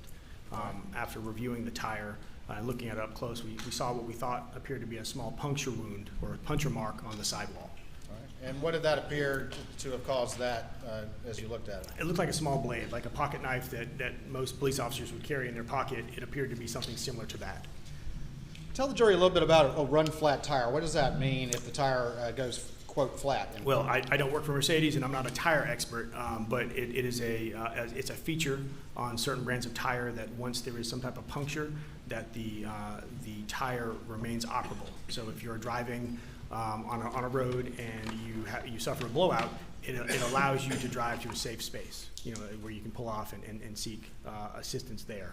But they typically don't go flat immediately after being punctured, unless there's some catastrophic damage to the tire. And in this case, there was not. That catastrophic damage was not there.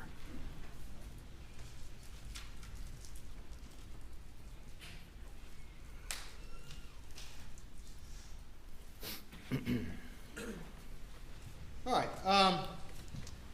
In the stand by for me just real quick.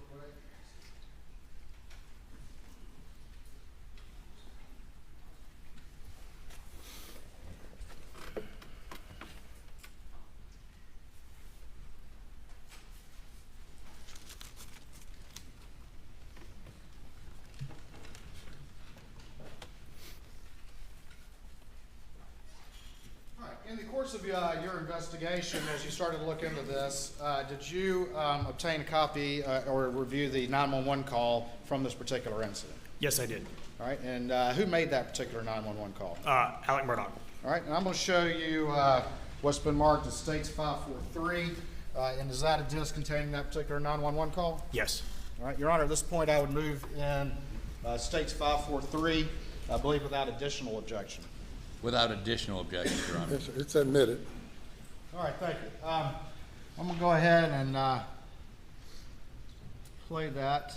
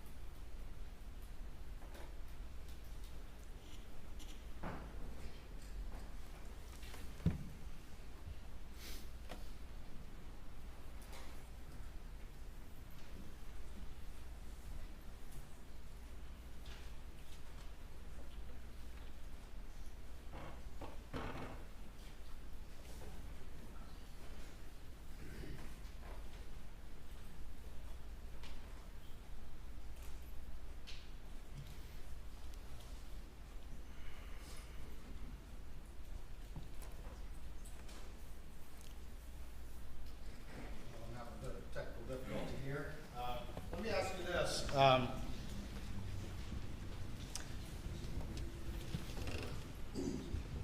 While we're getting that 911 call up, can you generally describe what was reported by the defendant on 911? Yes. Mr. Murdaugh called 911. The Hampton County 911 operator answered the phone, obviously asked, "What's your emergency?"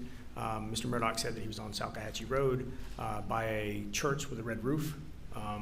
When she asked what had happened, he said that he had been driving on Old Talkatchee Road, suffered a flat, and when he pulled over, another motorist arrived on scene to render assistance, and he said that when he turned around, the motorist shot him. So at that point, the dispatcher asked, "Have you been shot?" And then that's at that point where Mr. Murdaugh said yes, he'd been shot, but then he said he was okay. All right. And did he say that he got a flat tire, he stopped, and then someone stopped to help and then shot him? Yes. All right.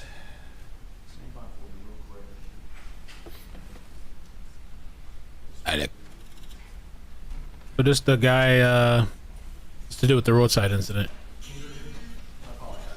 So the prosecution is going to go on to the end of the day. Are they going to go on to tomorrow too and next week? Prosecute. How much longer are they going to go? How many more weeks are they going to go with this?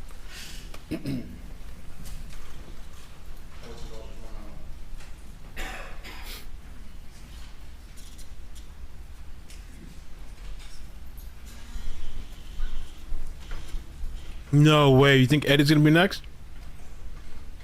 Is he back there somewhere, or are they going to bring him out of a cell?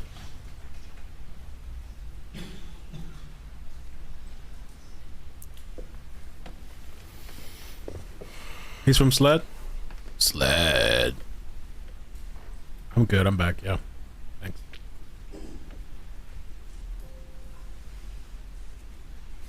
Yeah, prosecution bringing out everybody from every incident. Damn.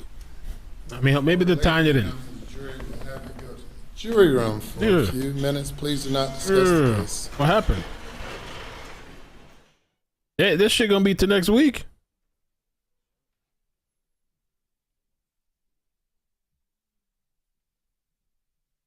Lord Almighty, come on, man.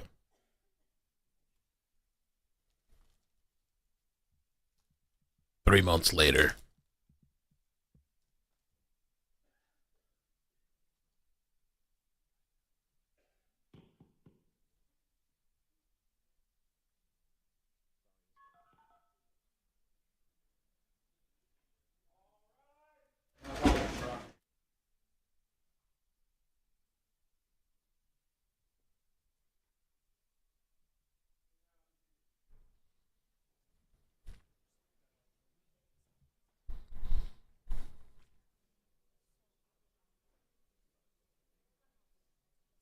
Wow.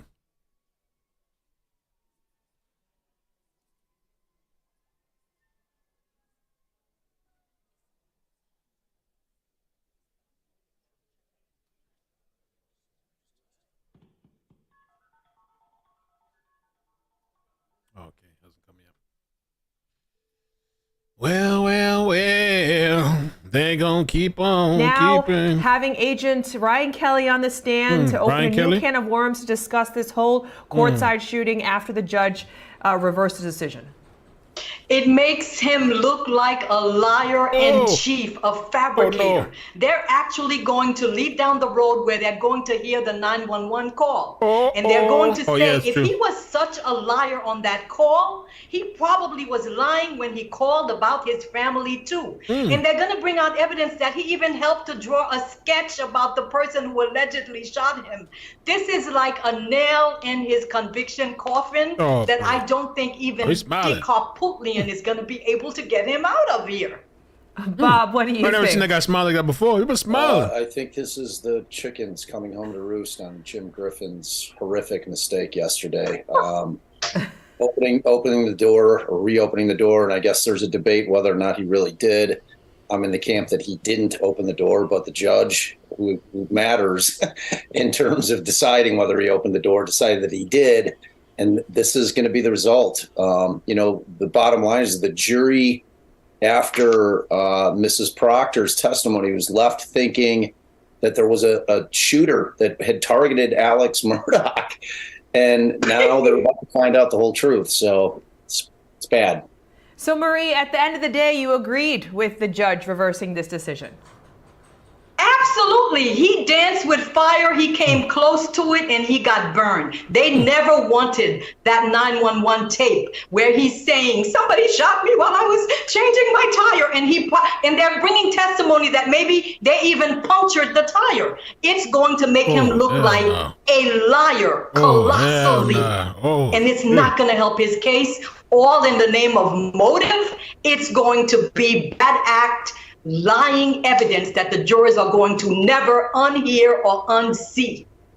Well, earlier today, Bob, I want to get your thoughts. We talked to Marie about this earlier. We had another witness on the stand, and that was the crime scene investigator, Kenneth Kinsey, Dr. Kenneth Kinsey. And he went toe-to-toe with Harpootlian about everything, with the trajectory, the patterns, the angles of the shots at the murder scene. What did you think of his testimony, and how do you think the jury responded to that?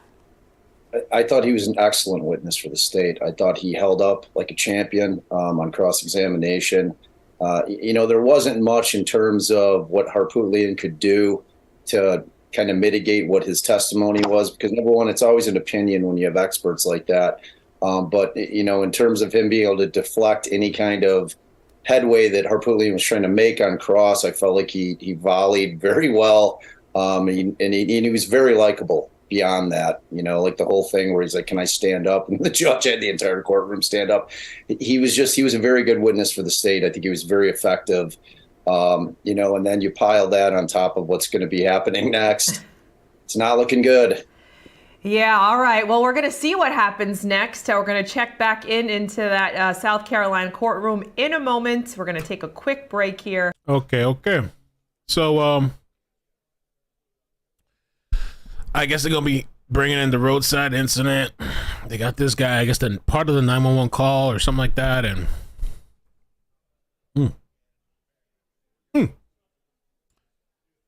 I don't think they're going to be done by today, prosecution. They were supposed to be done yesterday. I don't, unless, they're really going to go through this guy quick and the cross is going to be quick. And we listen to all that audio and shit, and who knows if they got any other witnesses. This shit is going to tomorrow. Prosecution side.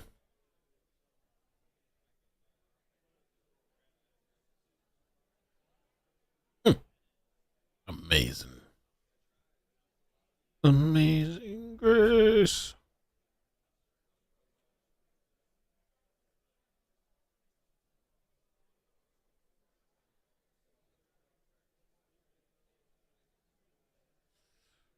So, I don't know.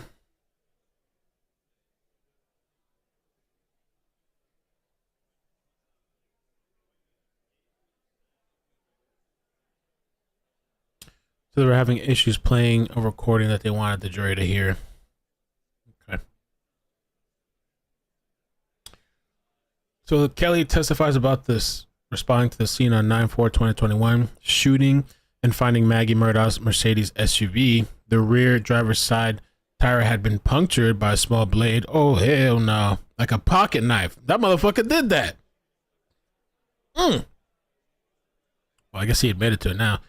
But the vehicle had run flat tires, meaning it could have still driven. The state calls its 60th witness, SLED. Agent Ryan Kelly is going to testify about the September 2021 roadside shooting. How much did I miss? A lot? Maybe not too much, right? A couple minutes? SLED. SLED.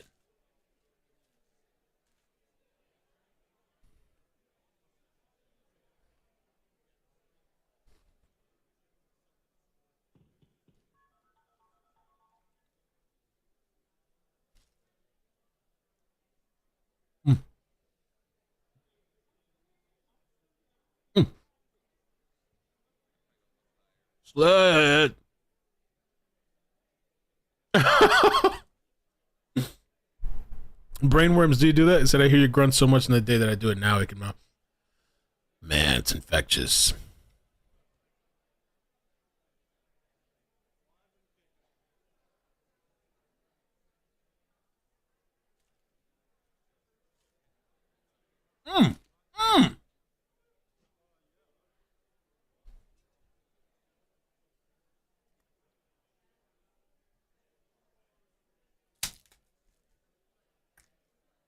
Rise Above said, "You seem like you're over this trial, Mel, but we're not. We're here to the end. Weeks, months, ride or die."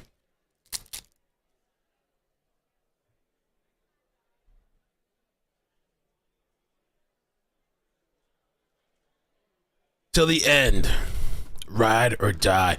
The witnesses, the characters are right here.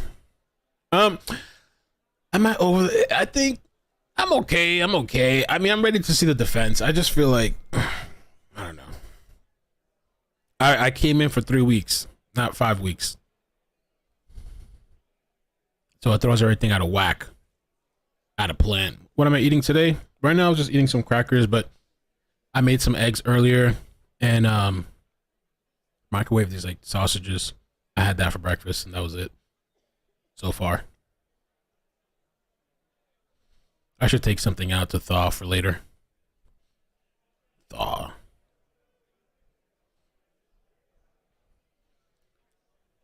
I haven't done Kachava in like 3 days though, man. Gotta get back in the Kachava game. Kachava. I kind of was. Chavacata said you were over it last week.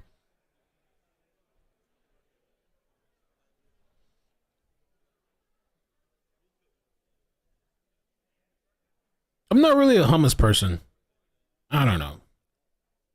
I mean, it depends. I've never really been into hummus. I've tried it.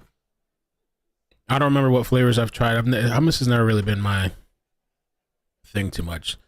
Even though I know they say it's like healthy and stuff like that. Thank you. Thank you, Eva.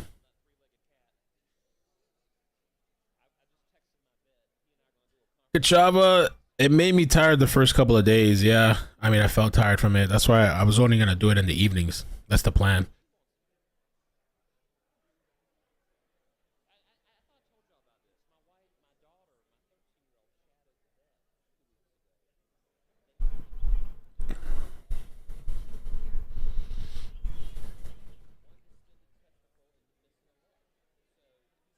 You love hummus? Oh, Lord.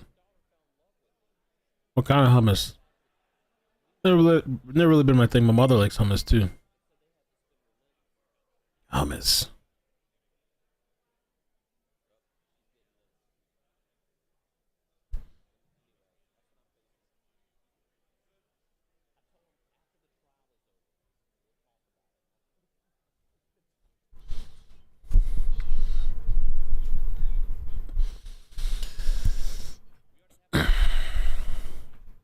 I've kind of been just trying to stick to like super easy things to eat, so I can do like do a little packing and other stuff. Apparently it was something wrong with tech. Yeah, they said they had issue playing the audio. Peanut butter fluff sandwich for lunch. What's that? Peanut butter fluff? Peanut butter fluff.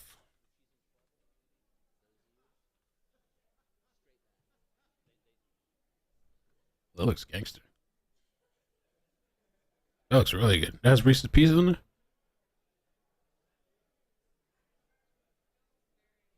It's like I'm not sure what it is. There's this other stuff that looks really freaking good. I don't know if it's that. What kind of sandwich is that? But I guess the peanut butter is supposed to be good for you. That shit looks gangster. Mm.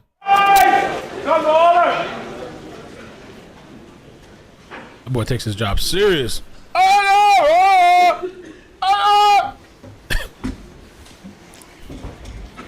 And now be seated. You may bring the jury. I wonder what the guy looks like, the one that's screaming like that. Is that a cop that's doing that? Fluff is marshmallow. Oh yeah. I knew that.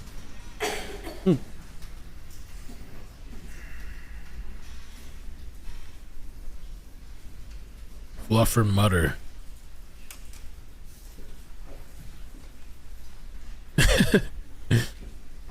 That's the bailiff? Huh?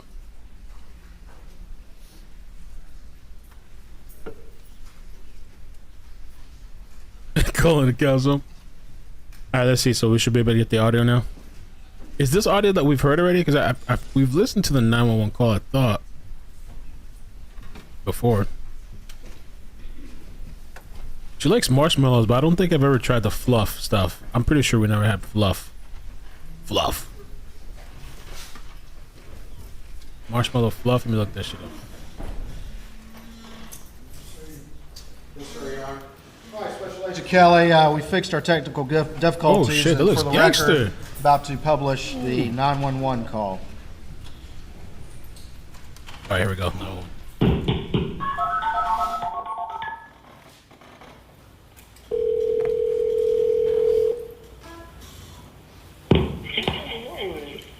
Hampton County 911, what's your emergency? On Salkahatchee Road. Okay, what's the address on Salkahatchee Road? I'm by the church. What church? What church are you talking about? I don't know the name of it with the red roof. Okay, what end of Salkahatchee Road? Because I don't know what you're talking about. At the Hampton County side.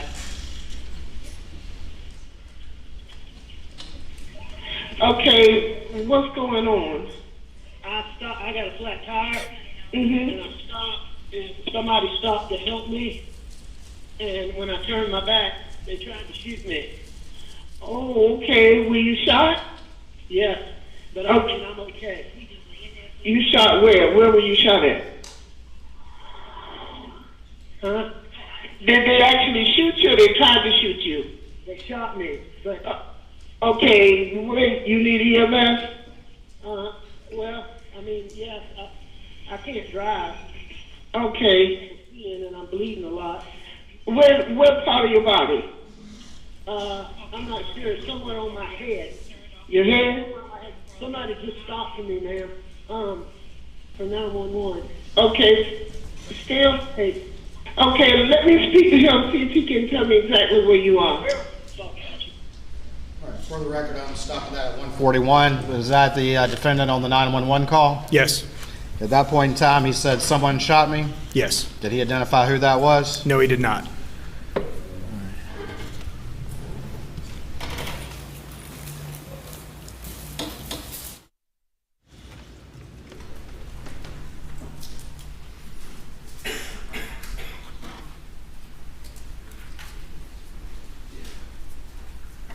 I'm going to show you what's been marked as States 545.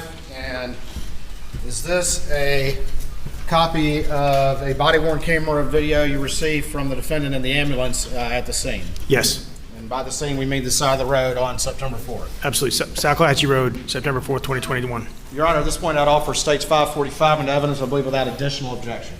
No additional objection, Your Honor. It's submitted. All right, for the record, I am going to publish a portion of that video. Tell me more now. I'm going down the road. I had a tire go flat. I pulled over, and this car went by me. And I didn't pay a lot of attention. Truck, but then it turned around, came back. A real nice guy, acted like, and I turned my head, and I mean, boom. Okay. You know what kind of gun it was? I don't know what kind of gun it was, but it sounded like a shotgun, even though it was so loud.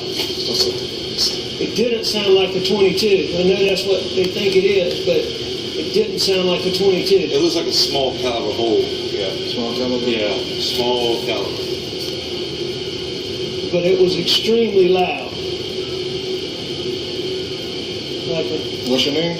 Alec Murdaugh. Okay. He said shotgun, right?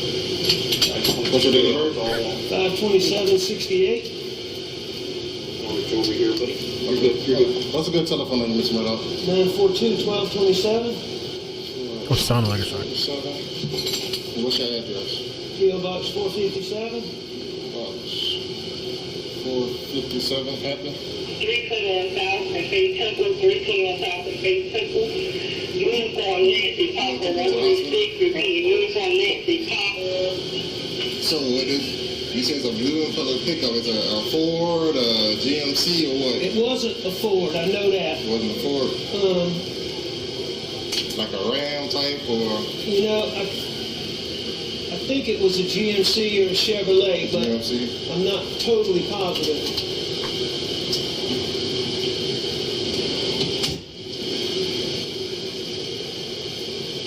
Like I promised, hope you're not. So you got a flat tire in Mercedes Benz, on the side of the road, try to change your tire. The boy called a pickup, came beside you, thought everything was okay, and then the cloud, you think of a shotgun and just shot. How many times did it fire, you think? I think just one time. What time? I lost my vision right when it first happened. Okay. And I think let's wait for our lead on the 4 You coming to the hospital? What's that? You flying out? Oh, we're flying. Yeah, we're flying. Yeah, we can't handle that. Okay. Not no traumas are hit like that. When the flight crew We'll find out. We'll find out where we're going to. All right. Once you gotta give me some pictures of them first. Hold on 1 second. All right, for the record, I played that clip from about 14:07 to 14:10 by the timestamp. Was that the defendant in the ambulance at the scene on Salkatchie Road? Yes, it was. And did he again tell the story that he had been shot by an unknown assailant? Yes, the story was consistent. All right, and did he say at any time during that anyone shot him? No. And what did he say the weapon sounded like that shot him? He said it sounded like a shotgun.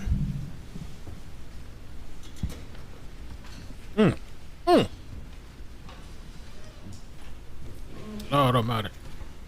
The nerve. On September 4th, you said you responded to a hospital? Yes, in Savannah, Georgia. All right, and who did you see when you were there? I met with Alex Murdaugh and I met with Randy Murdaugh. All right, and did you have a conversation with the defendant? Yes, I did. All right, and can you just very generally relate what the defendant said? Did he tell you a very similar story that we've heard from the 911 call in the ambulance video? Yes, when we arrived in the hospital, Mr. Murdaugh was receiving treatment. He was awake and willing to talk to us. At that point, he was the only witness to this incident. We asked him what happened, and he told us a story that was consistent with the 911 call and with what was told to the deputy. All right. And did he state that a driver had stopped, passed by, turned around, and came back to the location? Yes, he said the similar story that he was driving along Old Salkatchie, that he hit something significant with his tire, causing it to go flat. So when he pulled over to the side of the road to inspect the tire, it was flat. As he was doing that, he said a dark in color Chevy pickup truck drove by, passed him, turned around, and came back to his location. He said he made contact with the driver, and as Mr. Murdaugh turned around to walk back to his vehicle, he said the driver then shot him.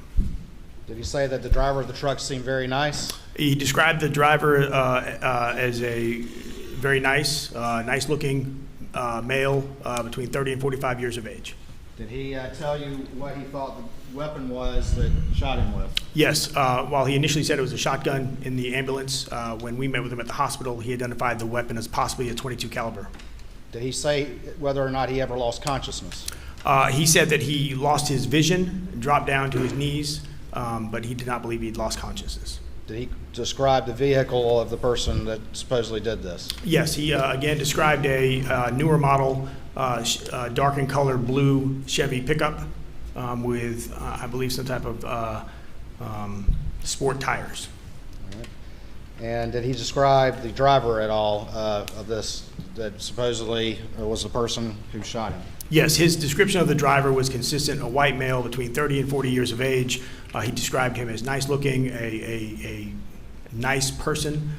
He described him as having close cropped hair with a close cropped facial hair.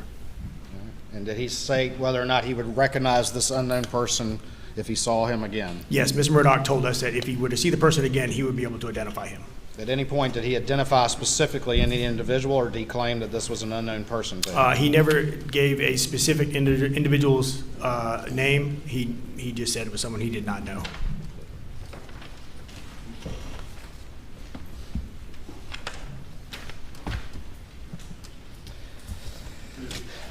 I'm going to return back to the scene, and I'm going to show you what's been marked as States 544.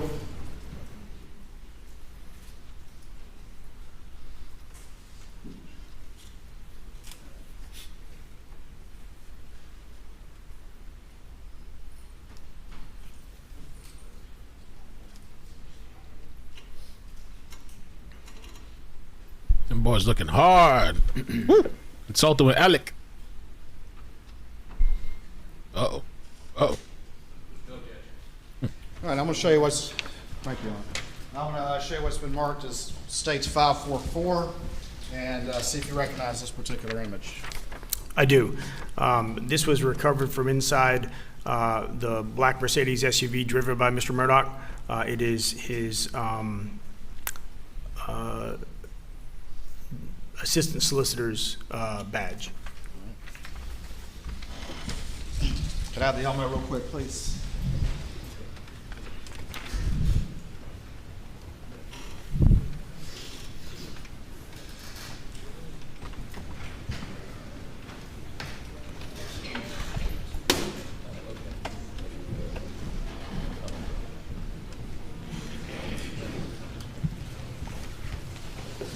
All right, is that what's on the screen right now for the jury to see? Yes, it is.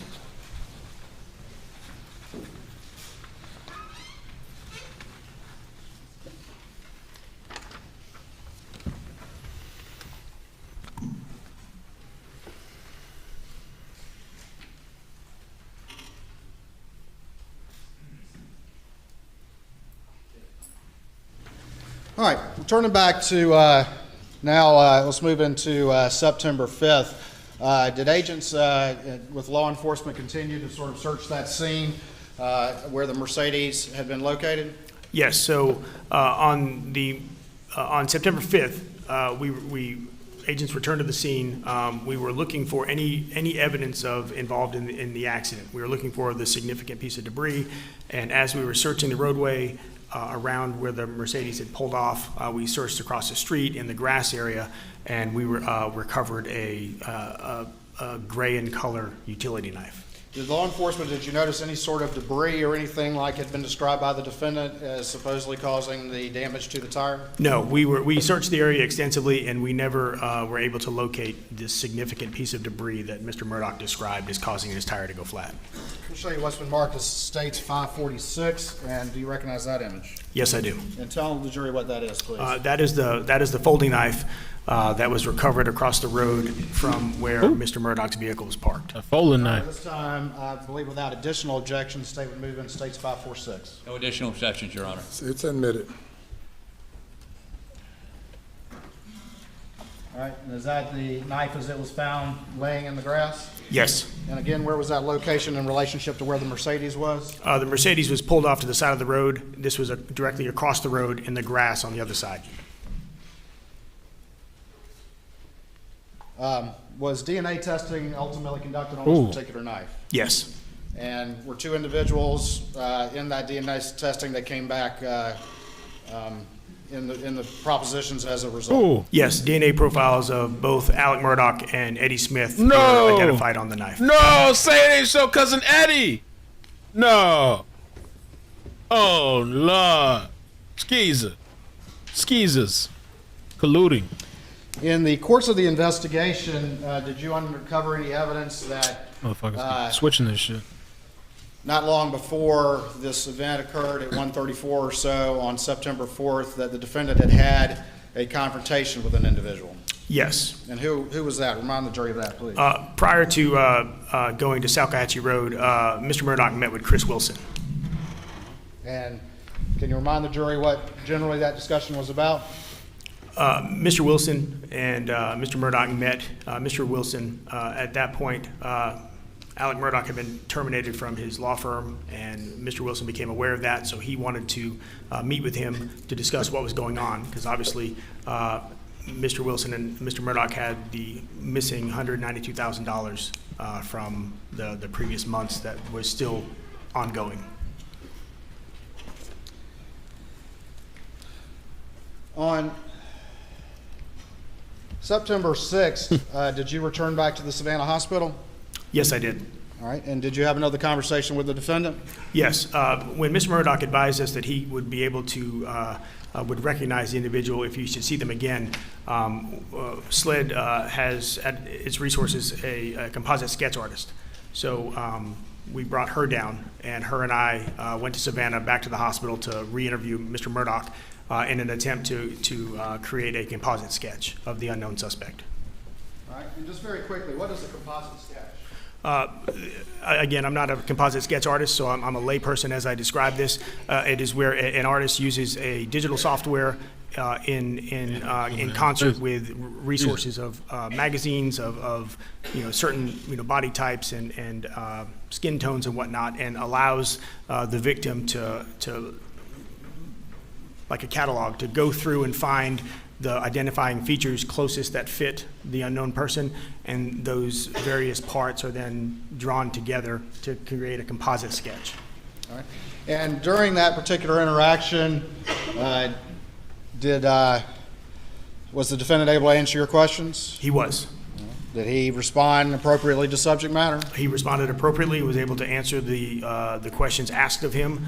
And again, we started from the beginning, and he again went over the entire scenario of what happened on the 4th, and it was consistent with the versions he had given us previously. Did he agree to have this discussion with you? He did agree. And did you go into some discussion again with what happened on the side of the road, at least according to him at this point in time? Yes. And was it consistent with what he'd related before? It was consistent. Did he describe this unknown individual? Again, he described him in a similar fashion: white male, between 30 and 40 years of age, was nice looking, close cropped hair, manicured close facial hair. I believe he described him as wearing some type of outdoors type shirt. The description was consistent with what he had previously told us. All right. And did he also provide a similar description of the vehicle that this individual was driving? Yes, again, a dark and colored Chevy pickup truck. And yet again, at any point during this period of time, did he identify who this person was, or did he say it was an unknown assailant? Never identified who it was, and continued to tell us it was an unknown person. Did he work with the sketch artist and looking through books and working to make a sketch of this supposed unknown assailant? Yes, the sketch was completed. And did that take a relatively extensive period of time? Looking back, I don't know the exact approximate, but it probably took a couple hours for the interview and the sketch to be completed. All right, I'm going to show you what's been marked as States 547 to your testimony and see if you recognize that image. I do. This is the composite sketch. All right, Your Honor, at this time I would offer States 547, I believe, without additional objection. Without additional objections, Your Honor. It's admitted.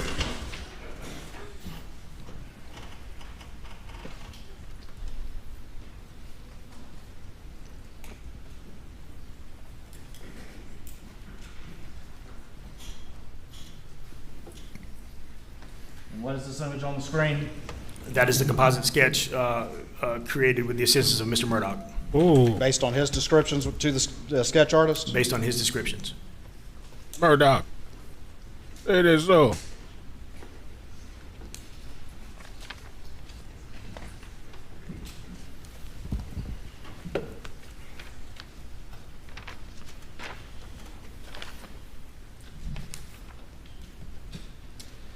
This is on September 6, 2021? September 6, 2021. That evening, did law enforcement receive any communication from the defendant's family? Yes. On the evening of September 6, Special Agent Owen received a call from Mr. Murdaugh's brother, Randy. All right. Can you relate what the investigation learned from that particular conversation? Alec Murdaugh was still in the hospital in Savannah. Randy and the family had been down there with him. Randy called Special Agent Owen to let him know that Alec had been making calls from the hospital to some unknown numbers. Ooh. So Randy provided those numbers to us. And was information related that he had had contact with hospital staff? Yes, Randy told us that Alec was trying to convince the the medical staff members to allow him to use the phone so he could make phone calls. Oh. And was information related that he was actually offering the staff money to try to use their phone? Yes, one of the nurses in their notes made note of Mr. Murdaugh trying to offer money to use their phone. It's Keeson. That boy's sleazy. Underhanded. Did cutthroat. The family of Mr. Murdaugh relate a specific name and a number to law enforcement as they discovered that Alec was attempting to contact this person? A specific name and number were provided to us. Curtis Edward Smith. We were able to take the telephone number and trace that back to Mr. Smith. No, Eddie. How are they gonna do all this shit around Eddie and not bring in Eddie? Bro, there's no way. Come on. Eddie. You gotta bring in Eddie, man. During the course of this particular investigation, did law enforcement obtain any surveillance footage from any nearby establishments? Yes, we did. And can you describe that to the jury, please? Eddie. After the shooting, the agents who are present on the crime scene, obviously part of our investigation is to canvass the area. There was St. John's Baptist Church was nearby. Agents made contact with staff there. They in fact did have surveillance video that captured the roadway of Salcahatchee Road. Reviewing the footage, we first looked to isolate Mr. Murdaugh's black and color Mercedes. That was something that was a known to us. That he went that way, it would have been seen. And as we continued to review the footage, we started looking for a blue and color Chevy pickup truck. At 1:25 p.m. approximately, we observed a blue and color Chevy pickup truck with a gold or yellow in color passenger front quarter panel. Passed by at 1:25, approximately 20 seconds later, Mr. Murdaugh's black and color SUV passed by. At 1:30 p.m., the blue and color pickup truck was seen driving back the opposite direction away from where Mr. Murdaugh would have been.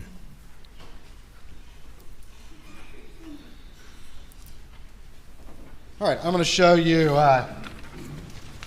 3 images that have been marked states 548, 549, and 550, and see if you recognize these images.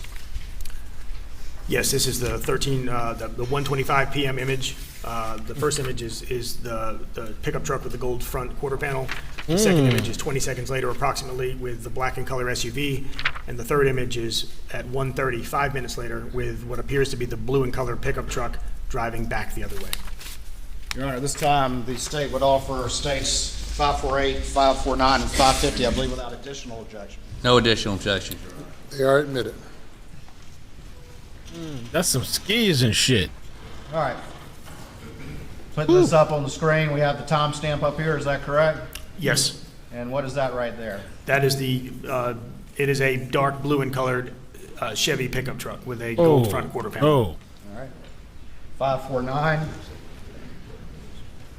What does that image reflect? It is the Mercedes SUV. And they got pictures and video. I didn't know that. Going in the same direction? Going in the same direction, approximately 20 seconds after.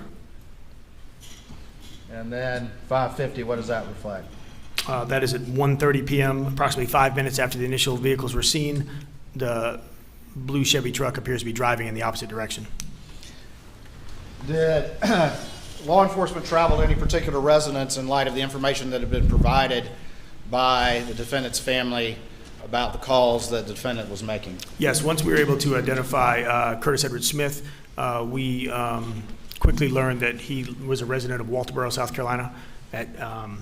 So we were able to go to his residence the morning of September 7th, and we were able, he lives at 1075 Burlington Road in Walterboro. Agent Owen went by and was able to locate or observe the blue and color Chevy pickup truck with the right front gold quarter panel. Was a search warrant conducted of that residence? Yeah, a search warrant was obtained and executed on the residence. What date was that? September 7th, 2021. All right, and during the course of that search warrant, was there some narcotics found? Yes. Was there a ledger found? Yes, so a small amount of narcotics. Mr. Smith has a garage, a modest home. Over the course of the execution of the search warrant, narcotics were located inside the garage, but the search of the residence, we found the best way I could describe it would be a physician's desk reference of multiple narcotic pills, like a drug reference guide that he had made personal notes in.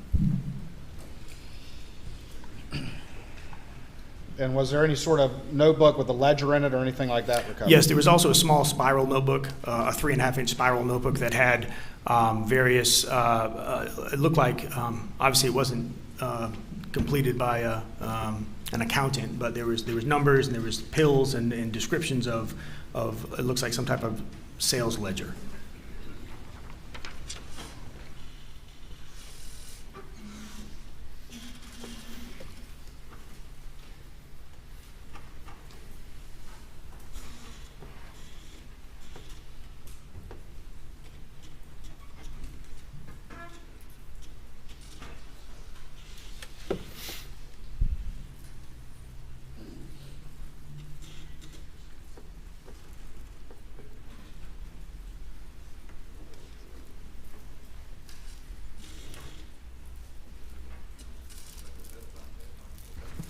All right, I'm going to show you what's been marked as States 551 and see if you recognize this image. Yes, I do. These are transaction receipts and deposit and withdrawal receipts for Curtis Edward Smith's Enterprise Bank account. And Curtis. ultimately, did the law enforcement look at some of this financial information and trace that back to the defendant? This was recovered in Eddie Smith's house, correct? Yes, those documents were recovered in Mr. Smith's house. At this point, Alex Murdaugh had been fired from his law firm for stealing from clients and from the firm. We were aware of that information. It was told to us that Mr. Murdaugh had a prescription drug addiction that we were aware of. At this point, we were aware of that Mr. Murdaugh had reached out to Mr. Smith from the hospital. So when we found, like I said, Mr. Smith lives in a modest house, has a modest vehicle. When we're seeing several $100,000 of deposits and financial records for Mr. Smith's Enterprise Bank, we obtained a search warrant. Through the execution of that search warrant, the funds were tied back to checks written by Mr. Murdaugh. And did those funds continue up until the time of the murders at Moselle? Yes, they did. And did they continue afterwards? They did. Well, Your Honor, this time I would offer States 551 into evidence, I believe, without additional objection. Without additional objections, Your Honor. It's admitted.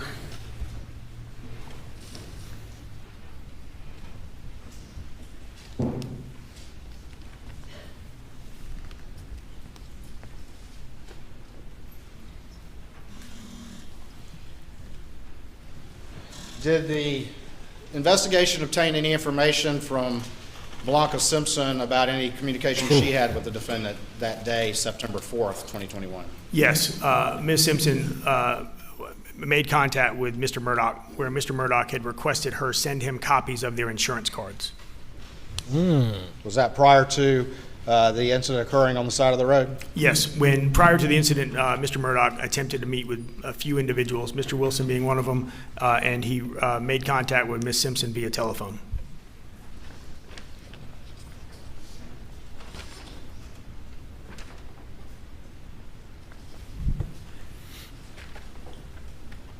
In light of the information that had been uncovered about Eddie Smith and the financial connection between Eddie Smith and Alec Murdaugh, did the investigation seek to re-interview Alec Murdaugh? We did. I've reached out to Mr. Arpulian on the day of September 7th, 2021. All right. And over the course of the next few days, was the defendant going to rehab? Yes, we communicated regularly with Mr. Arpulian and Mr. Griffith. They made it known to us that Mr. Murdaugh had entered into a rehab facility that was out of state. So at that point, we were making an attempt to interview him. We made plans to travel to Atlanta, where we believe Mr. Murdaugh was, and those plans did not come to fruition.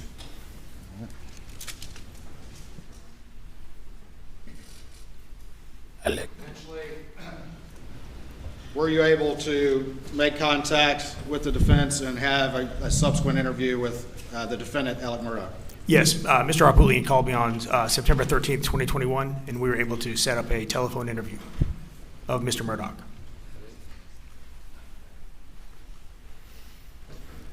All right, I'm going to show you what's been marked as Exhibit 552, State's Exhibit 552, and see if you recognize this disc. I do. This is a recording of the September 13th, 2021 interview with Mr. Murdaugh. Your Honor, this time I would offer State's 552 into evidence, I believe, without additional objection. No additional objections, Your Honor. It's admitted. Nice, Murdaugh.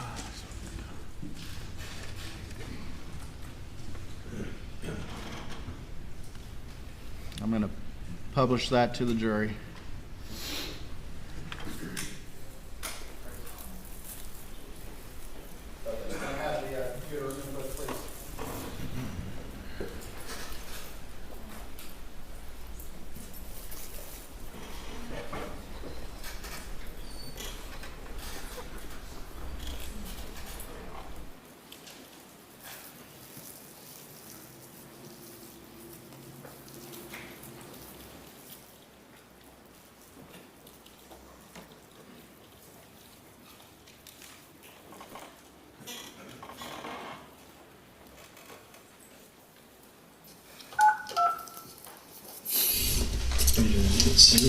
No, it should not. We're not. All right, telephone conference interview of Alec Murdaugh, 9/13/21. Whose voice is that? Special Agent Jomar El-Bayalde. Was he present with you when you conducted this interview? Yes, he was. Jim. Hey, Jim, this is Ryan Kelly and Jomar El-Bayalde with SLED. How are you? SLED. Hey, Ryan and Joe. Yes. We're in an office over here in Atlanta with Alec and Dick, and I'm just gonna put the phone here on the table next to Alec, and then turn it over to you guys. Well, let me start, Ryan. First of all, we only have about 30 to 40 minutes before we have to get out of here. Okay. Okay, no problem, sir. Sorry about that. You caught me. I was halfway to Somerville, so I had to turn around and get into a place where. And I'm sorry, but we were late getting in here to see Alec, and once we got in here, we had to have a long discussion. Okay. It's beneficial. I'd like to walk him through some questions, which will then allow you to question him, but give you some sort of, rather than him just sort of wandering around. Okay. Okay. Well, before we get started, can we just have, for the purpose of our notes, obviously we prefer not to do telephone interviews. This is how y'all requested, so obviously, we don't really have a choice. But we just I'm gonna need Alex to identify himself, on the call, and basically what we do is I'm gonna ask him his date of birth and the last four of his social. Okay, go ahead. Alex, just go. Hello. Alex, should you give me your full name? Okay, Richard Alexander Murdaugh. Okay, and what's your date of birth? My date of birth is May 27th, 1968. Last four of your social. 74. Damn, I muted it for you guys, but damn, they could have. Okay.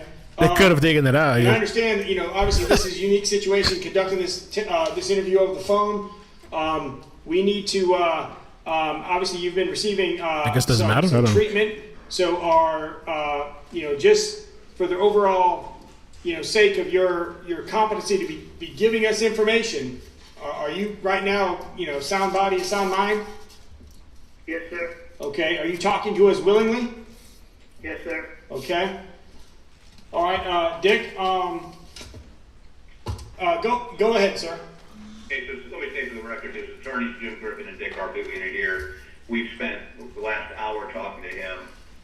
We believe that he is a sound mind and body, and that he understands, and that he is in no way diminished capacity. Okay. So he is perfectly competent to answer these questions. Now, we're willing to, and we've advised him, we're going to talk about the shooting incident a week ago Saturday, where he was shot in the head, how that happened, who and why it was done. Okay. We don't want to talk about what happened in Moselle, and we don't want to talk about anything involving finances at the law firm. Is that okay? Yes. Okay. So, Alec, let's talk about last Saturday morning, and let me go through this briefly. Who did you meet with and talk to last Saturday morning? I met with Jim Griffin and Chief Chessie. Mm-hmm. And then what? I drove to Canton and I met with Chris Wilson at my mom's house. Okay. And you and Chris were talking about what? About everything I had done. Okay, everything you had done concerning finances. Finances, pills, lies. Okay. Now, were you taking, well, first of all, let me back up for just a second. Have you had a long-standing Oxycontin or opioid addiction issue? Yes, sir. How many years? The best I can remember, around 20 years, 18 to 20 years. Okay. Now, on this particular day, on this Saturday, were you taking the Oxycontin or taking any opioids? I had taken some, but, I was taking, I'd given it all that I had someone else, and I'd taken some at like 4 a.m., so I was having some withdrawals. Okay. And the previous day, the news had come out about your embezzling or taking client money or law firm money. Is that correct? That's correct. And how would you describe your state of mind at that time? I was was in a very bad place. What does that mean? I thought it would be better for me not to be here anymore. What do you mean by not be here anymore? I thought it would be better for me not to be here anymore. What do you mean by not be here anymore? I thought that it would make it easier on my family for me to be dead. And easier, with some financial gain to your family if you were dead? I have a fair amount of life insurance debt. Do you remember how much? Not off the top of my head, but like $10 million, $12 million. Okay. And so you decided to end your life? That's correct. And tell these sweat agents how you went about arranging that. I called Curtis Eddie Smith on the telephone. Okay, now let's stop for a second. Who is Curtis Eddie Smith? Curtis Eddie Smith is the primary person who I purchased pills from for years. And some weeks you would give him how much money for pills? I mean, it'd be in my records, but we had weeks where there would be $40,000, $50,000, $60,000 that you would give him for pills? Yes, sir. Okay, so you've known him for how long? Years. Years. So, did you call him that morning? Yes, sir, I did. That day? About what time? I'm not sure. Okay. But I asked him to... Was it after you met with Jim Griffin? It was after I met with Jim Griffin. After you met with Chris Wilson? I believe so. Okay, and when you called him, what did you ask him? I asked him to meet me. Okay. Did he meet you? He did. Where did he meet you? He met me out not too far from my mom's house. Where? He was on the side of the road. I think at the funeral home. At the funeral home. Okay, and did y'all talk? Not there. He followed me into town. To where? To over where I stopped by the Sunoco gas station. Okay, did y'all have a discussion there? Yes, sir. Did y'all get out of your cars or was just in your vehicle? I don't think we got out of our cars. And what vehicle were you in? I was in my wife's Mercedes. And what vehicle was he in? He was in a gray pickup truck. Okay, and what did y'all discuss? I told him that things were getting ready to get really bad and that I would be better off not here. And I asked him to shoot me. And you asked him to shoot you? That's correct. And what was his response? I mean, I think at first he was a little surprised, but then he said, okay. Did you tell him where you wanted him to shoot you? Yes, sir. Where'd you tell him you wanted him to shoot you? In the head. And did you tell him how you were going to arrange that? What was going to be the logistics of that? Yes, sir. Go ahead. I told him to follow me out and that I would make a flat tire and he would go past me and turn around and come back and do it. And did he follow you out? He did. Now, where did he get the gun? I gave it to him. Where did you give it to him? We had stopped somewhere on Salcahatchee Road, I believe. Did y'all have a discussion there, or did you just give him the gun? We didn't have much discussion. When you say much, was there any discussion? I'm not sure. I was worried about cars coming, and so it was a very fast thing. You gave him what kind of weapon did you give him? A revolver pistol. What caliber? 38. Okay, and that was your gun? Yes, sir. Okay, and so he followed you out to where? Salcahatchee Road. Okay, and you pull off the road? Yes, sir. And you pulled off the road, what did you do? I stopped, made my tire flat. How'd you make your tire flat? With a knife. Whose knife? Mine. What did you do with the knife after you made your tire flat? Threw it. Which tire? Back driver's side. Back driver's side. You threw it where? Across the road. Across the road? Yes, sir. Okay. Was it woods over there, a ditch, or do you know? Just some grass, like thick grass. Okay. And after you did that, he passed you, or did he pass you as you were doing that? I think that he had already passed me and was in front of me and went down the road, turned around and come back. Now, when he was coming back, you had given him a pistol. What was your intent? For him to kill me.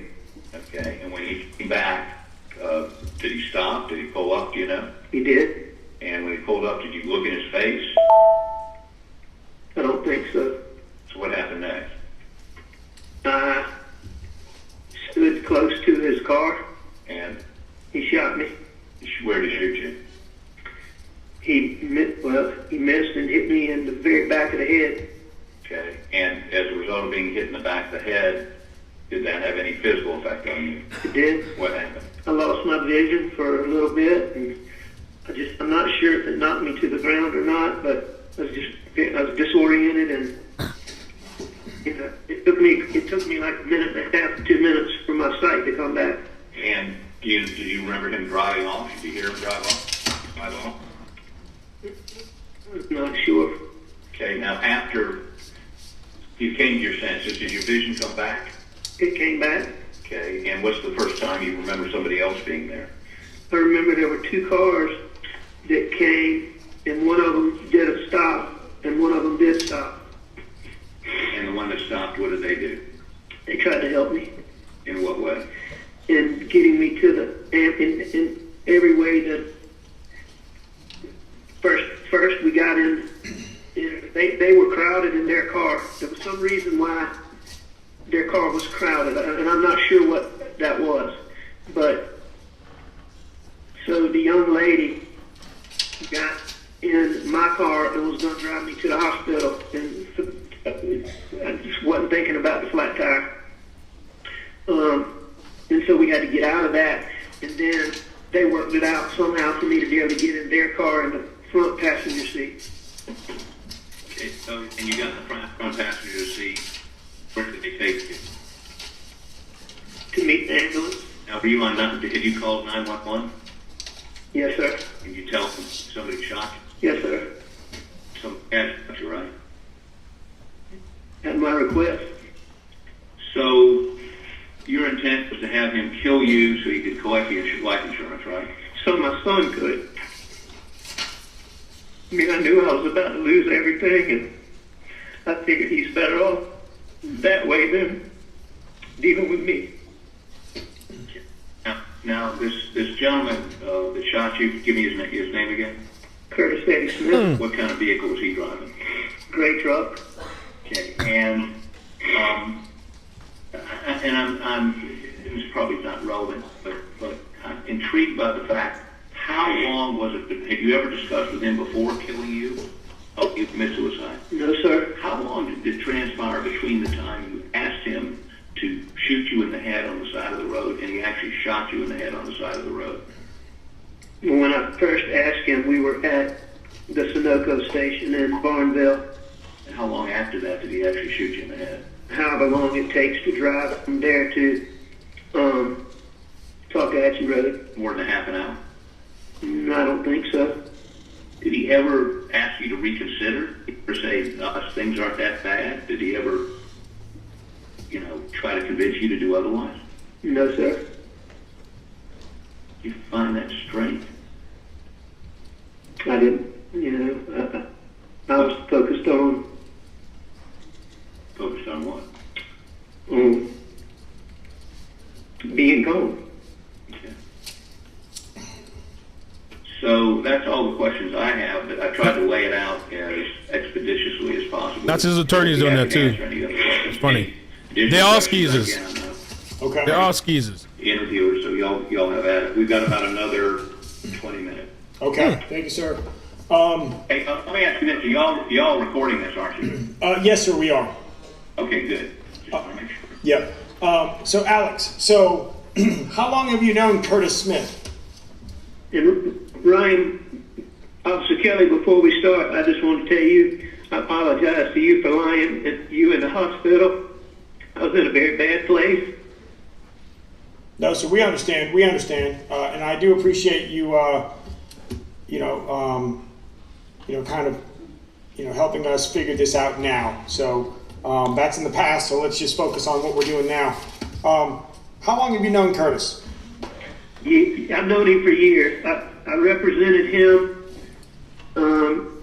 He knew my dad somehow from playing softball, and he came to my dad with a lawsuit, and I handled that case. So I would guess 10, 12 Okay. years ago. How often would y'all talk on the phone?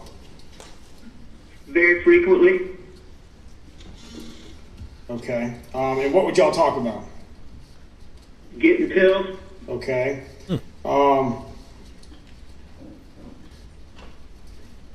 And you would pay him money to get you pills, correct? Yes, sir. Okay. How often would you pay him? Frequently. Okay. Well, I mean, once a week, twice a week? It would vary sometimes, but it was several times a week. How would you pay him? In cash and mostly in checks, but in some cash too. Okay. And what accounts would those checks come from? The vast majority of them would come from the Bank of America account, but there would also be some funds that would come from the Palmetto State account. And whose accounts are those? Mine. The Bank of America accounts are in my name, and then there's another account there that I created that's a DBA, that's my name, DBA Forge, and then my checking account at Palmetto State Bank. Okay, so there's two accounts at Bank of America? Yes, sir. The DBA and then your checking? Yes, sir. Okay. And what is the DBA? Forge. F-O-R-G-E. Thank you. Okay, and then the Palmetto is your, was the other checking account? Yes, sir. Okay, and who was he, so you were paying him the money. Do you know who he was getting the drugs from? No, sir. Al, what did he tell you where he's getting it from? Oh, well, I was told that he got them from a black guy in Walterboro, and I was told that he had some connection in Beaufort, but I never... Did he give you a name? No, sir. I never saw those guys. I never dealt with those guys, so I don't know. That's what he told me. Would you ever give anybody else money for drugs? Yes, sir. Who else did you give money? I had given Kenny Hughes money. Who's Kenny Hughes? He's a guy that I called up and asked him if he knew anybody that he could buy pills from. Mm-hmm. And I told him I had a client that had issues and couldn't get them medically, and that, you know, and I would pay him as well, but I called him up and asked him to do it. All right, how much money do you think you gave him? I have no idea. Okay, did you write him a check or pay him cash? Both. Okay. Did you pay anybody else? Sopranos. No, sir. So it was just Curtis Smith and Kenny Hughes? Yes, sir. Sure about that? Think about it. In the past, I have paid other people. Okay, who are those other people? I had a lady that worked at our house that, at our mom's house that. And who's that? Barbara Mixon. But that was on a very, very few occasions. And did you pay her a cash and check, or how'd you pay her? I'm not sure. Okay. I mean, that was on very limited occasions. Okay. Is there anybody else?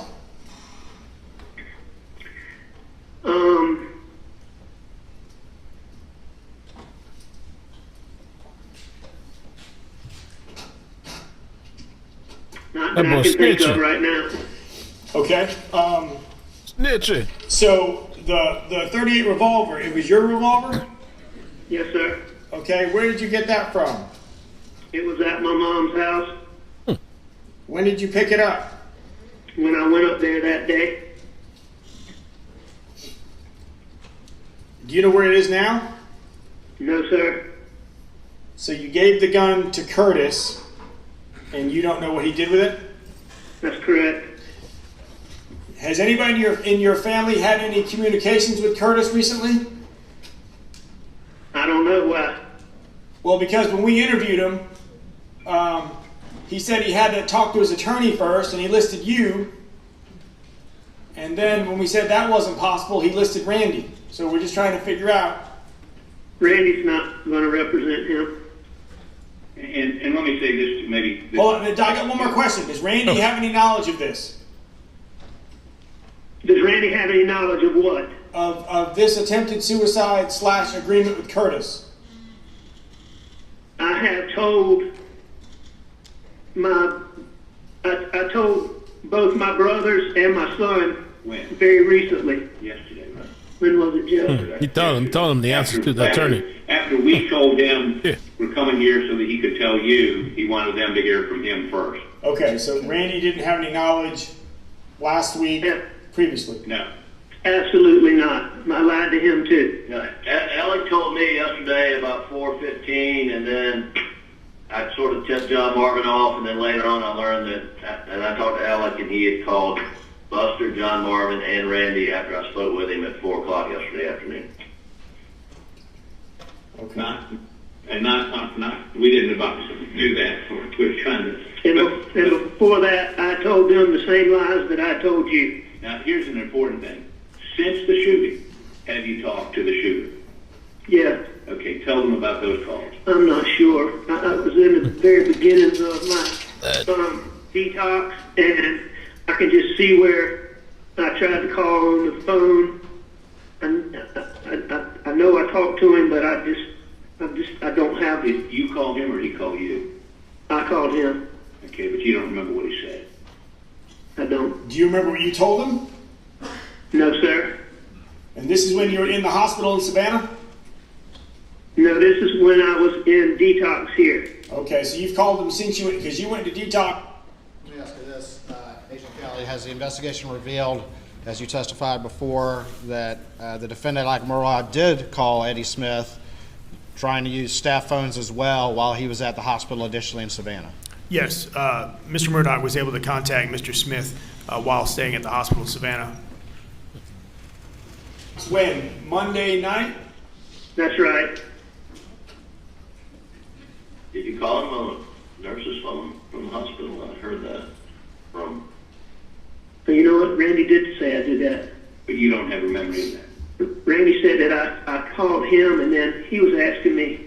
He did say I did that. Oh. But you don't remember calling Curtis. I don't, but I will tell you from past experience that when withdrawals begin, you will do just about anything to make them quit. And I probably was calling him for that purpose. To get pills? Probably. Oh. All right, so you don't know where the gun is at? No, sir. But you last saw it in Curtis Smith's possession? I gave it to him, yes, sir. All right. So the accounts that you were writing the checks to Curtis were Bank of America and Palmetto State Bank. Yes, sir. All right. And the funds, where were those funds coming from? Well, that's maybe an area we don't want to talk about, but just let's say the bulk of them were not legitimately obtained. Okay. And I'm not trying to be coy. It's just that, Mr. Murdaugh is independently wealthy, so not anymore. Well, I understand that, but I think it's a pertinent question. So look, he was independently wealthy, but there's a significant amount of money missing from clients in the law firm. Okay.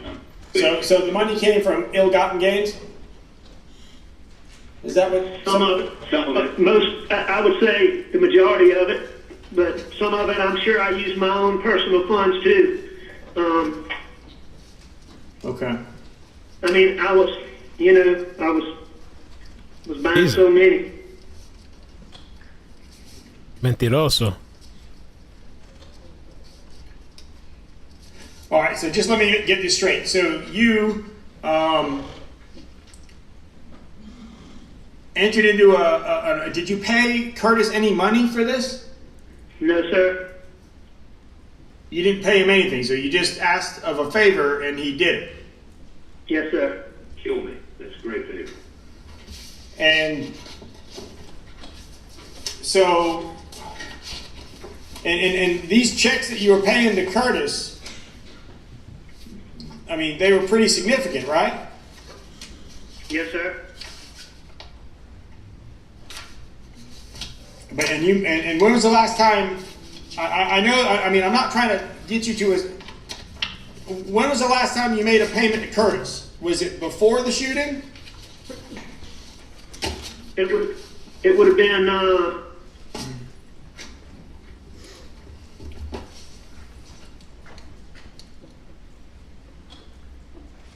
I mean, not like right before the shooting, but it would have been several days. Okay. Did you remember how much you paid him? No, sir. I think the last few times I paid him were all in check, and I was trying to,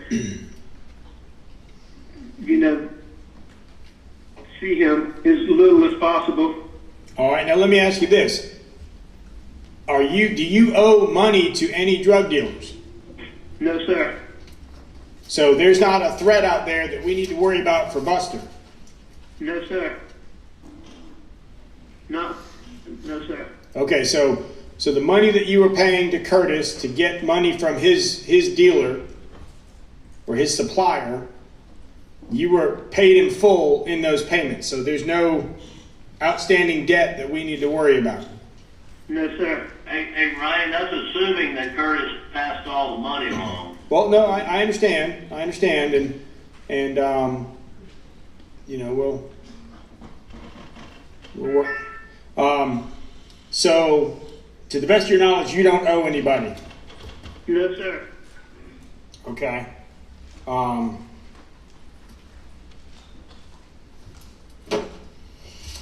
So the money that you paid him, you don't remember how much you paid him, but it was for pills, and you're saying that you didn't pay him at all for him to shoot you. That's correct. Now, I'm going to be honest, that doesn't make any sense to me. I understand. And I know that, whether you did or you didn't, it really doesn't have that much of a difference, so I'm not going to, but I appreciate you're being forthcoming and you're making every attempt to be honest at this point. But so, I just want to make sure that we're all on the same page. So you did not make any financial payment to Curtis to have him shoot you. No, I did not. Okay, but you entered into a verbal agreement with him to set up a scheme where he would shoot you. It would be a suicide set up as a robbery homicide, and you doing so was in order for your son to get your life insurance policy. I don't know about a robbery, but everything else is true. Hold on. So let me say this to you. He's had this policy for 10 years. Suicide. I've had a policy. No, I understand that policies. I mean, what is the policy with? Where's it at? I don't know know. where the actual policy Tell us. is. Okay. Did you intend to have that paperwork in the Mercedes, like the will and all that information? Was that left in there intentionally? Well, I've been down to meet with some lawyers about some things, and it was in there from that Who do you mean? day before. I can't call her name now. My Spit it out. Buster's girlfriend's. Oh shit, he's snitching on her too. Kathy Olivetti. Oh hell no. And you're meeting with them about why did you have wills? Just getting things cleaned up. I'd been down and met with him one time before, and And Ryan, there's a 2-year statutory ban on any suicide exclusion. In other words, if you have the policy and work 2 years, you can commit suicide and still collect. Yep. Okay. So that's not, now, what he thought really doesn't matter, but he may have thought Yeah. that there would have been a problem. Okay. But you still entered into an agreement, basically, to have him kill you, so your son would then reap the insurance benefits. And Yeah. Okay. Okay. You in? Is that true? Yes, sir. Okay.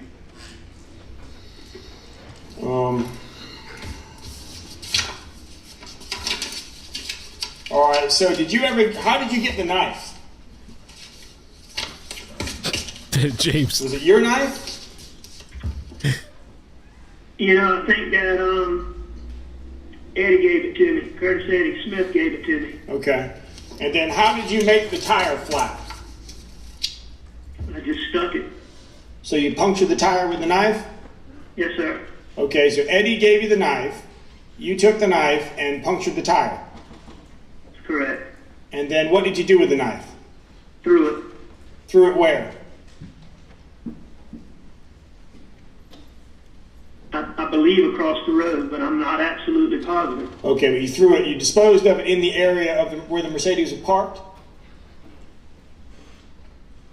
I think I threw it across the road from where it was parked. Okay, okay. Do you know if they disposed of the gun out there? I do not know. Okay. Okay, was that gun registered to anybody? Probably. Probably to who? Should have been. I believe that I purchased it, so I believe it would be registered to me. Do you remember when you purchased it? No, sir. Where would you have purchased it? Yeah. I got no idea. Okay.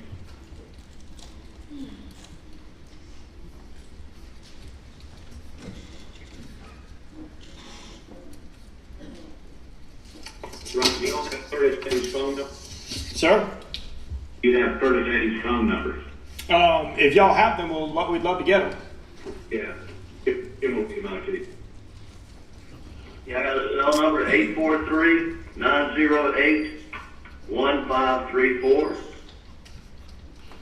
And a home number at 843-538-4691. All right. Alex, did you ever have any dealings with anybody else besides Eddie? Any of his friends, family, girlfriend? I mean, I knew who his girlfriend was, but I never had any dealings with her about pills. Who's his girlfriend? Oh, shit. A lady named Donna Eason. Oh, Lord. I don't know her very well, but I've just helped her with a couple of little legal issues over the years. Oh, shit. Okay. But she never was involved in the exchange of pills or money. Oh. Okay. Is there a property up in Hugie? A property where? In Hugie, up 41. Do you guys own any property up there? Oh, yes, sir. And out of Charleston? Yes. Yes, sir. Tell me about that. There's a piece of property that I owned with a bunch of other people that nobody else would pay, and so I've been paying for it, and he did some work up there digging some ditches. When did he do that? He started within the last couple of months.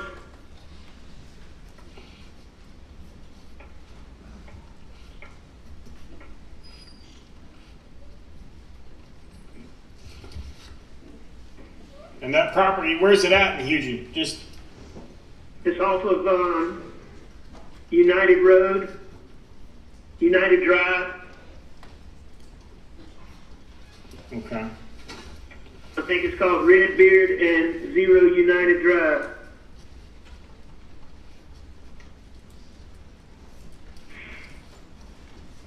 Hey, Ron, we're going to have to jump here in just a minute. Okay. Shut it down here in just a minute.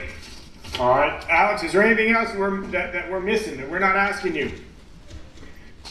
Like in regards to what? Not that I can think of, but like, what are you thinking? I was just kind of leaving that open-ended. Like I said, I'm not trying to get, I'm not involved in the other aspects of whatever other investigations. You know, we're keeping those separate. So, so you communicated with Curtis. You would communicate with him over cell phone? Yeah. Okay. How many phones do you have, Alex? At the time. I had one phone. 1227 was my primary phone. And then, I have to download that phone, Ryan. You know, when SLED started focusing on Alex, said he's a target, we started doing our own work. So I took possession of that and sent it to a guy to download, and he had to get a separate phone, and that was that other number. And then y'all seized both of those, as my understanding. All right, and then he's got a third phone that he got prior to going to the treatment center. Yeah, from Walmart, burner phone. Okay. What is his extended? What's your expected length of treatment there in Alpharetta? Well, it's unclear right now, but he'll go from here into rehab at some point. We'll keep you posted. Okay.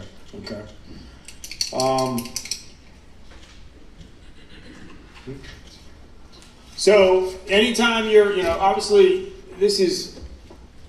So you've identified Curtis Smith as the individual who shot you. And y'all entered into an agreement, so y'all kind of were hand in hand in this. Very much so. And he never tried to talk you out of it?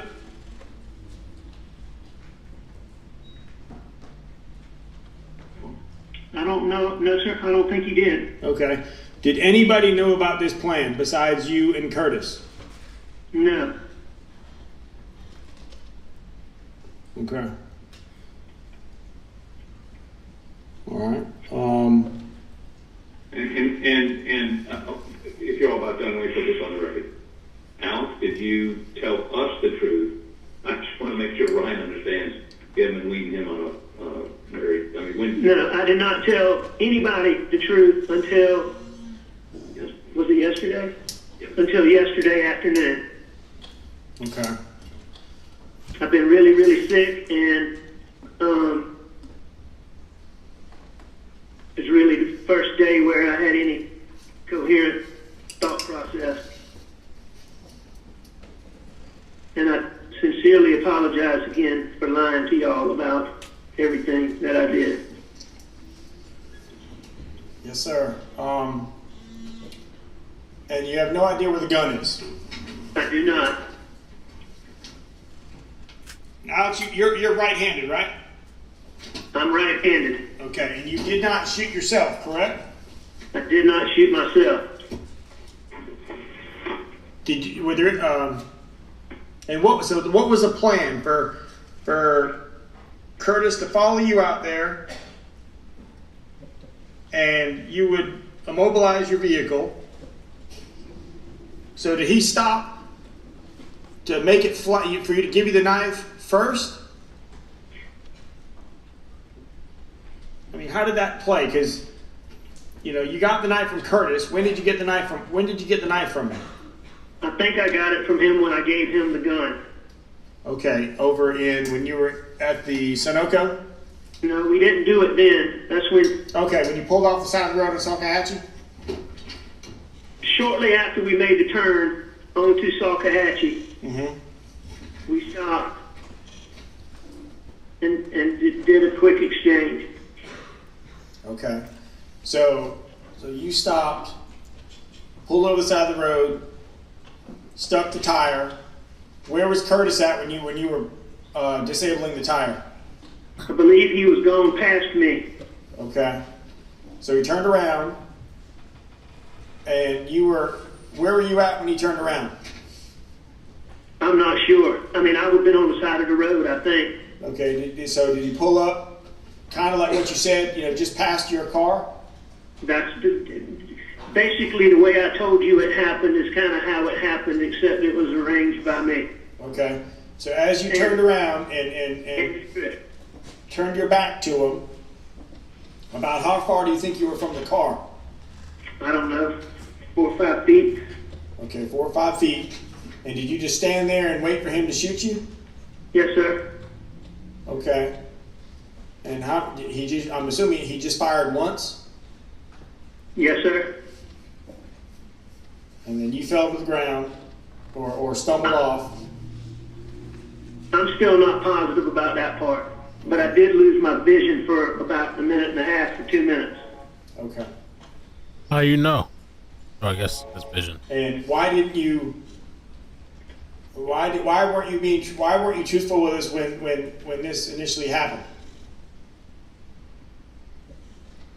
I don't have a good reason. I was in bad place.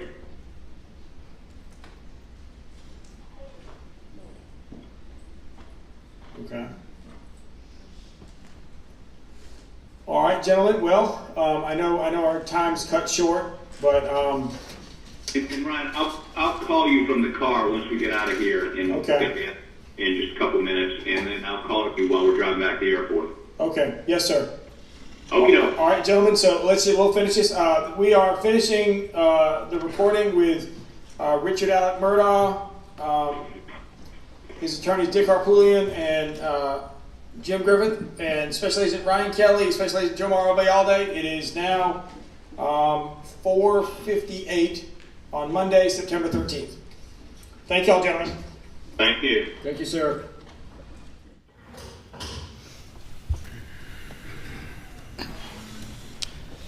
Special Agent Kelly, is that the complete conversation that you had with Alec Murdaugh on September 13th, 2021? Yes, it is. Prior to that conversation, over the course of the 911 call, the ambulance, and multiple interviews at the hospital, did Alec Murdaugh ever mention or identify Curtis Edward Smith at all until his lies about the side of the road were exposed? No. Did Alec Murdaugh ever say that there was any risk or threat to Buster? He said no. No, he did not. He actually denied it when we asked. Did Alec Murdaugh say that Curtis Eddie Smith had anything to do with the murders at Moselle? He denied it when we asked. And is there any evidence that Curtis Edward Smith had anything to do with Moselle? None whatsoever. Thank you. Nothing further. Oh, let's get it, man. It's going to get hot now. Let's get it. What they got to say? Your Honor, I understand we have a 4:30 cutoff. You just want me to go as far as I can go? Or we can adjourn now for the day. What? I don't, this is going to take a while, and I would suggest perhaps maybe one adjourn. Hey, ladies and gentlemen, we're going to adjourn till 9:30 tomorrow morning. Let's have order in court. Speaking to the jury. Yo, did you see his face? Did the judge's We're going to face? adjourn until 9:30 tomorrow morning. Have a good evening. Please do not discuss the case. I mean, maybe I looked at it wrong. I thought the judge reacted to that guy screaming too.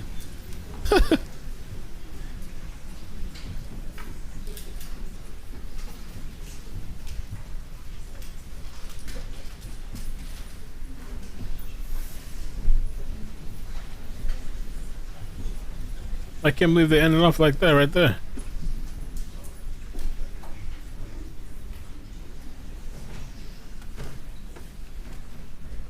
All right, officer, please do not discuss your testimony with anyone overnight. You'll be cross-examined tomorrow morning. Yes, sir. And we will be in recess. All right. No, he didn't. He wasn't that loud that time. Maybe somebody said something to him.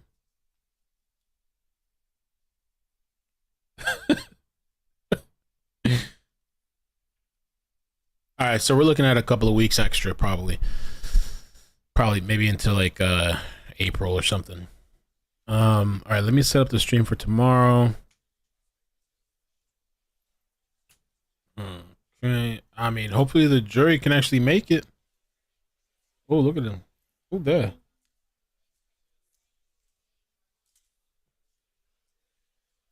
Brother. I'm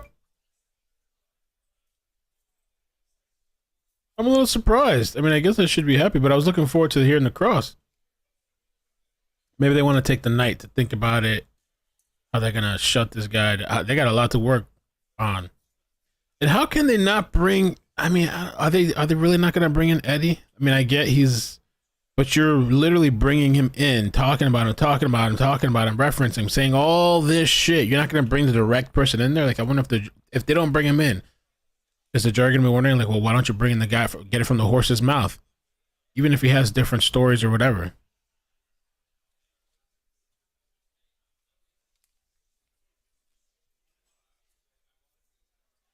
Cousin Eddie gotta be pissed. He's probably watching this shit pissed.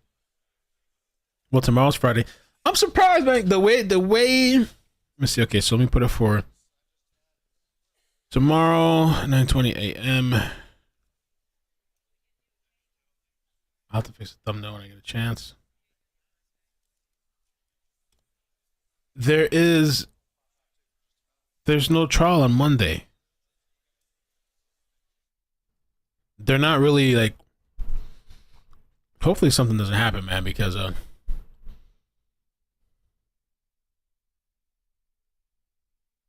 could you just play the feed while you pack? I could.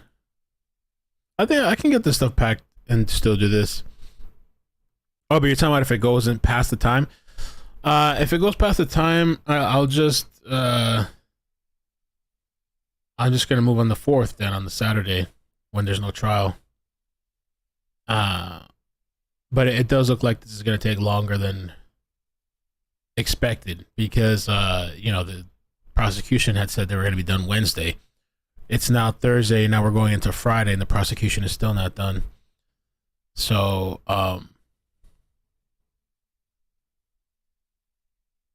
yeah, I'm thinking it's going to go, I was joking about April, but definitely I don't know. It looks like we're going to go into the beginning of March. Still with this trial, probably the second week in March, maybe. Them boys kicking out. Them good old boys, they ain't worried, man. They got money, they got power, influence. That's how they roll. They've been rolling like this their entire life. Buster.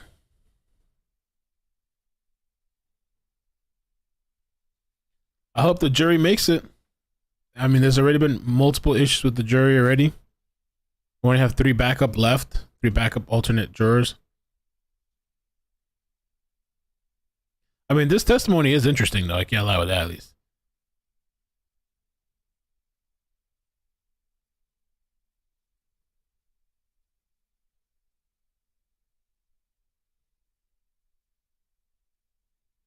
This boy taking forever.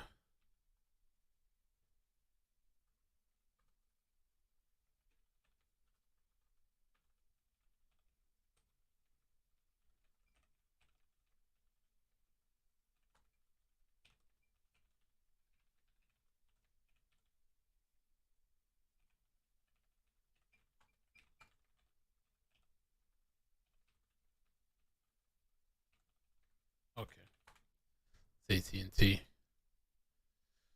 So we have tomorrow's trial set up, so I'm gonna set it up for tomorrow. I'm gonna get the rest of the super chats, and I'm gonna hightail it early so that, because I guess take advantage and do some of the little things I wanted to do, like the packing and the. Gotta fix the thumbnail on this one.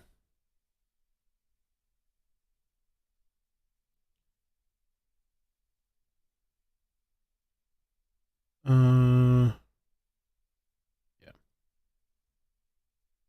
Okay.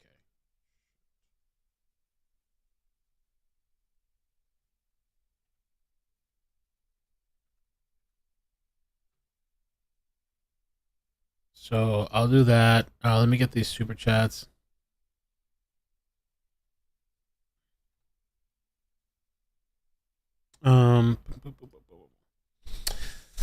Okay, where did I leave off at?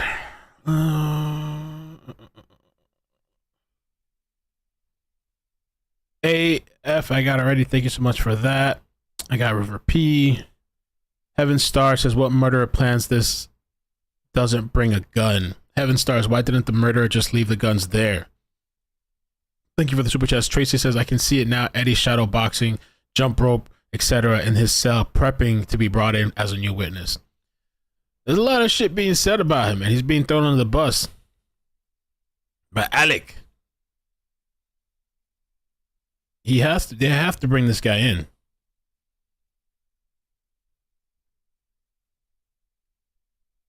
And when this guy came in, Alec, to tell his story, his attorneys were pretty much walking him through. Somebody said chase now. We could get a chase. That'd be nice if we get a chase. We get a chase today. Get a chase. I'm glad that maybe I guess I'll take that it's over early. So I can do the couple of things that I've been needing to do. Do it now. All right, man. So if you guys could hit like, I appreciate it, man. Who knows? Maybe we'll be back later. Maybe I can put that Cousin Eddie video together for you guys. The fights, the back and forth fights for Eddie. I thought was pretty interesting.